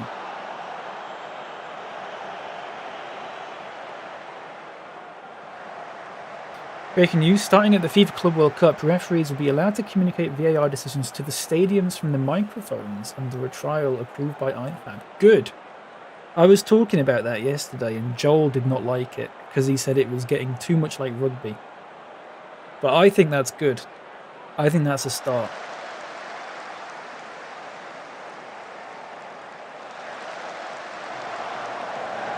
Ooh, Dindins. I think I'm doing Chippy Tea. Nice. Yeah, I think that might be on the cards for me as well, you know. I've not had one in a while, you know. Must have been at least a few weeks. Probably before Christmas, actually, now that I think about it.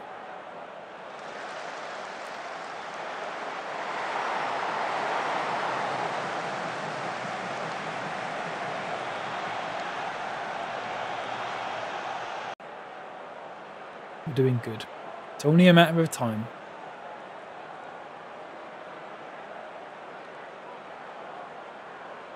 When in doubt, Chippy Tea. Exactly. Exactly.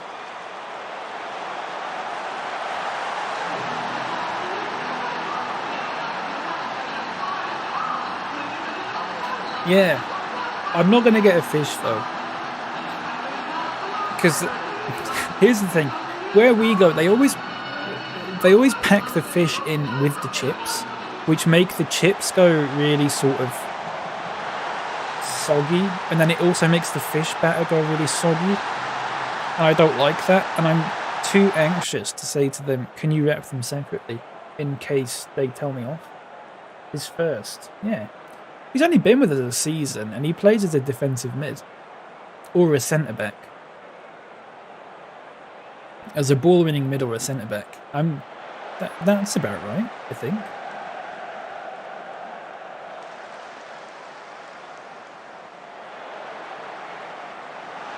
Oh. Not together. No, I know it's not nice. You like that? Makes the tougher chips that easier to nibble. But I don't mind the tougher chips. They just they go too like sort of, it's almost like greasy rather than soggy. I think soggy is probably not the best word. It's almost like greasy.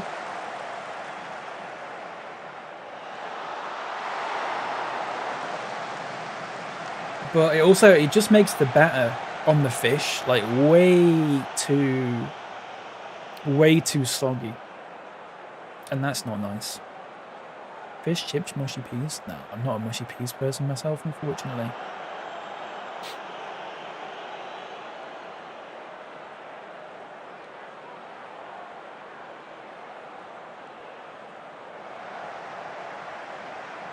I just have fish and chips, salt and vinegar.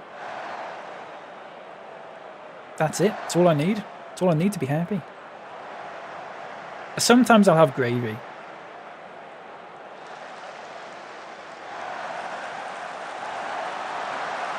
We do this thing. Sometimes I go into my grandma's and get a chippy because the chippy by hers is really nice. I don't go round to my grandma's just for the chippy, I should stress, but it's really nice. And I always get gravy with it. I always buy gravy from the chippy. And my grandma always goes, "Why do you get gravy from the chippy? We've got gravy at home. I'll just put some Bisto in a thing for you." And I just go, I don't understand how people can't figure out that it's not the same, especially when you're going to a chippy saying, "Oh, we've got gravy at home." You've probably got chips at home. You don't just put some McCain's in the oven though when you want a chippy, do you? It's not the same. It's not the same thing at all. So, you know, unless they're literally using Bisto at the chippy, but they don't. Just chips, salt and vinegar. Yeah. A healthy dosage of salt and vinegar on your chips cannot be beaten. I might bring some players on here, like Jovicic and Francisco.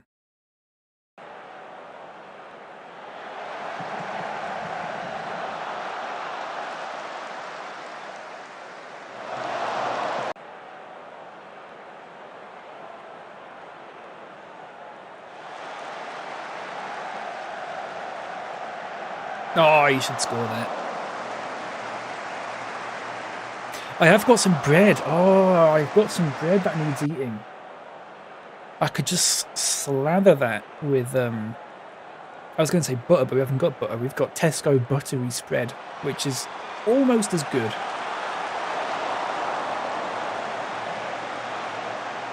Have a really wet chip butty. Oh.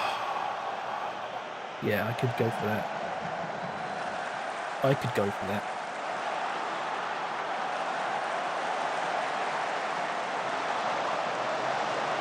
I think I'll do that. If I can be bothered.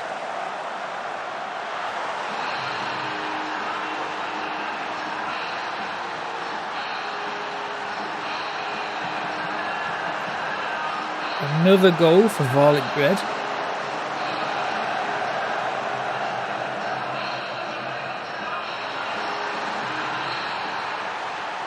There you go.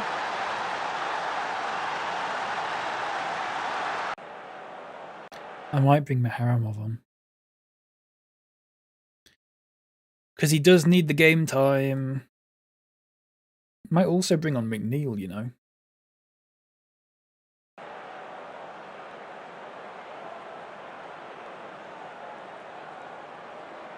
Be a nice moment for him. Oh, crap.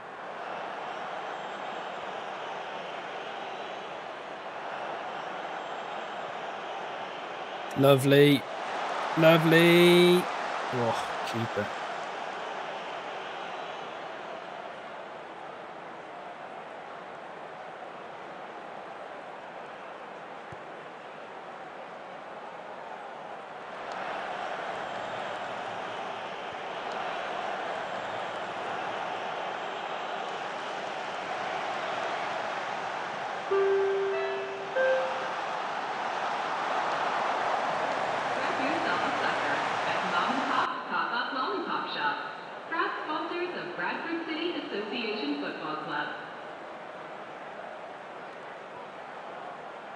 Frequency of incisive passes is lovely to behold. It's like a team of quarterbacks. It really is, isn't it? The thing that I've got this team doing really well is they know when to ping it. They know exactly the right moment to ping it. And they don't have to give it to the DLP to do that. They know exactly when to do it.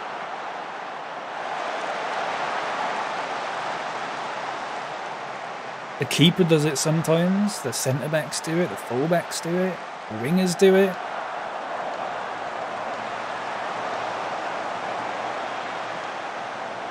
It's marvellous. It's marvellous. Who am I bringing off here?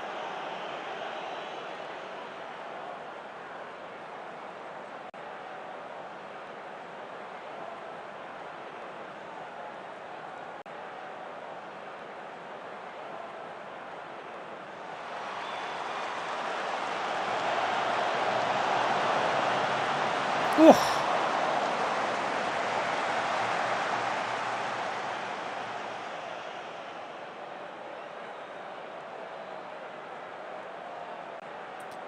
I'll take that.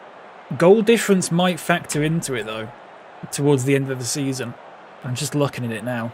It actually might factor in, so I think we should probably push for another.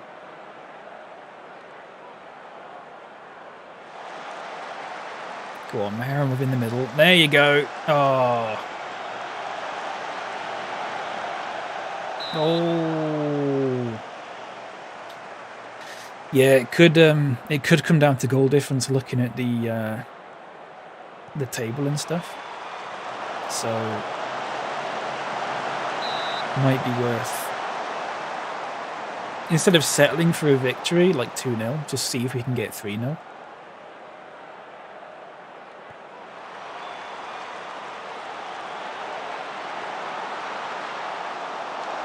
Oh. How did the keeper get that of all the people there? I mean, I'll take 2-0, you know.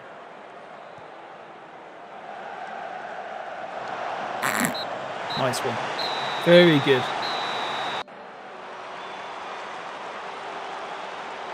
Routine, I think, is the word to describe that.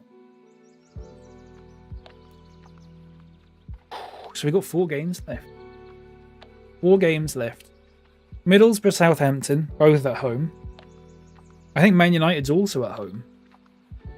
So we've got 3 home games and an away game. The away game is against Leicester. The home games are Southampton, Middlesbrough, and Man United. But Tottenham have both Arsenal and Man City left to play. So there is a possibility that we can overturn a 4-point gap.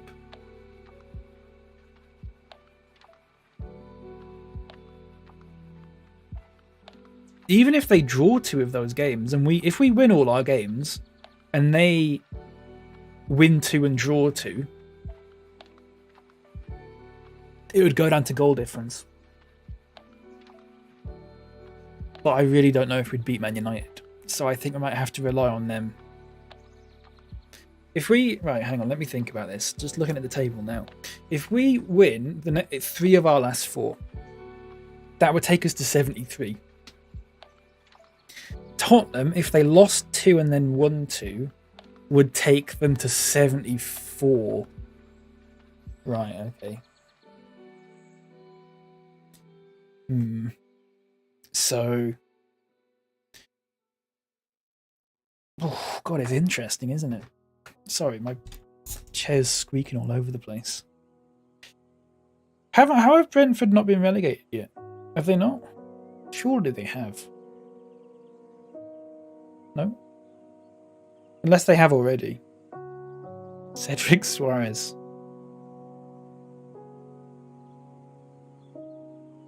No, they've not. They've got 5 games left. What? 5, 15, 27. Oh, it literally just goal difference. That's it.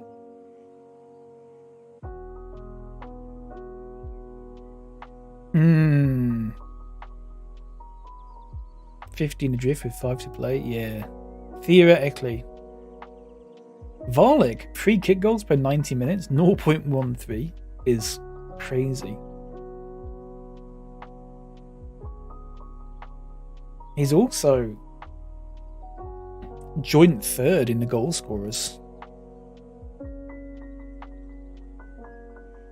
Was that minus 47 for the bottom team? Minus 45 for Sunderland. Minus 49 for Brentford. You can't see that because my face is in the way. It's in my face, you know what I mean. And minus 37 for Burnley. Minus 45, I know.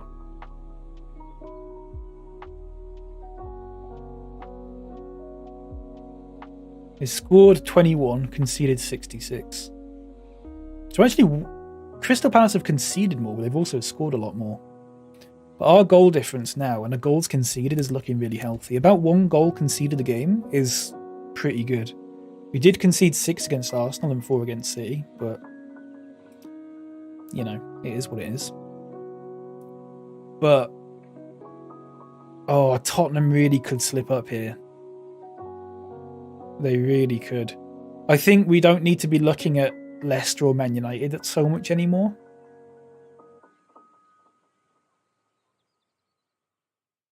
Watford at home, Man City away, Arsenal away. They're not winning those games, are they? They're not. They're not beating Arsenal away. They're not beating City away, surely. And Southampton at home. They'll win. They might win that. They might well win that. And Watford's a funny one because Watford, as bad as they are, do tend to show up sometimes. They did beat Watford 1-0 earlier in the season. Southampton, they drew 1-1 away. Man City, they won 2-1, but that was at home. And Arsenal, they drew 1-1. Again, I was at home. Tottenham aren't good now, unfortunately.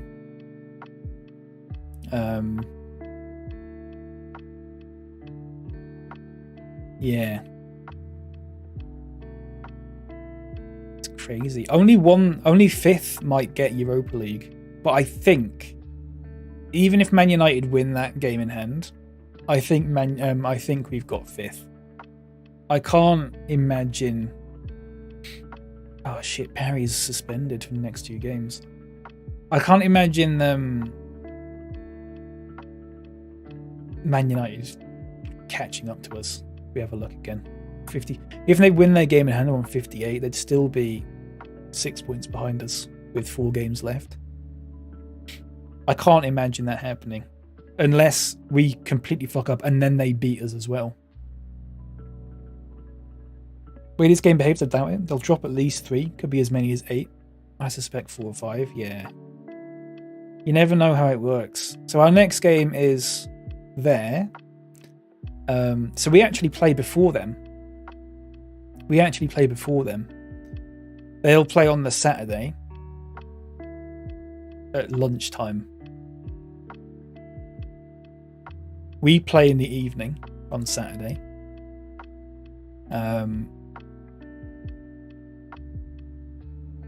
So they're going to have a game in hand.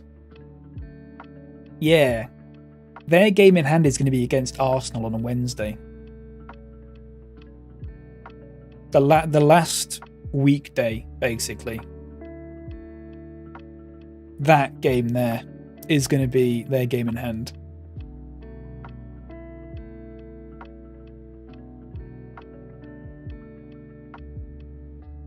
So it could be, you know, if we win our games, if we manage to win our 3 games that we've got in that time, they would be really feeling the pressure. It would be absolutely must win for them.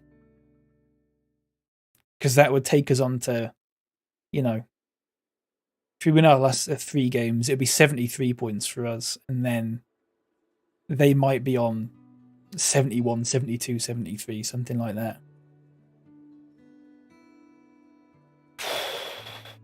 I don't think Man City are going to be a part of this. They're on 70 points. I think they're safe. With Haaland back and all that, I think they're safe. Although they have got Tottenham, Newcastle, Liverpool last 3 games. And they also have got Brentford, but do you know, that's not the easiest 3 games either. So even if Tottenham do well, there is possibly a chance that Man City could massively ball it, but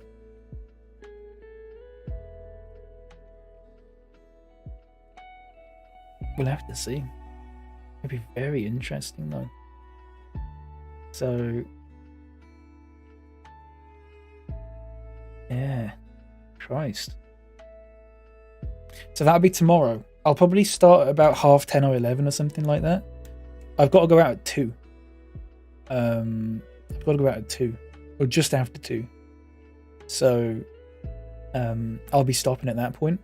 But like I said, we've only got 4 games left, so I'll probably do those 4 games. We'll get through maybe to like the end of May or something like that, and then I'll probably off stream sim it forward about a month. Friday stream we can start pre-season of the next season, and you know, we'll see where we're at and all that. Yeah.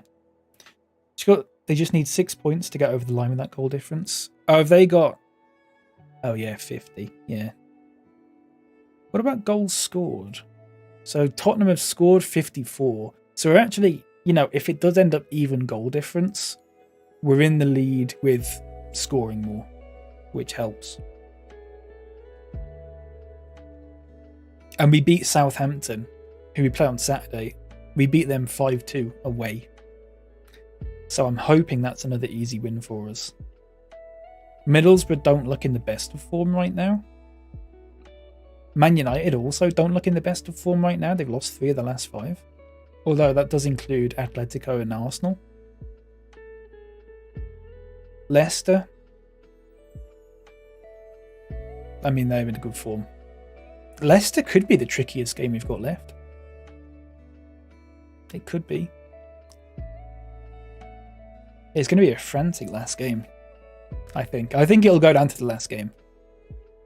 And I think it'll be quite frantic, but who knows what's going to happen. Who knows? Okay. Hedenveen win the... Wait, what? Sorry, what? Fucking hell. Ajax is 7th. Have you seen this? Philippe Clement.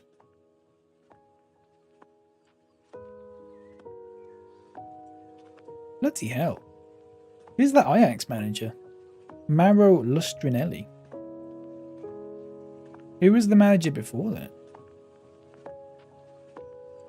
Kitenge. Oh, he's like a fake. Oh no, he's caretaker manager. No, it's Paolo Bento. He was the ex-Middlesbrough manager. The Paul Clement with a mustache. Oh, who was the guy I found? I found Italian Mark Noble. Look.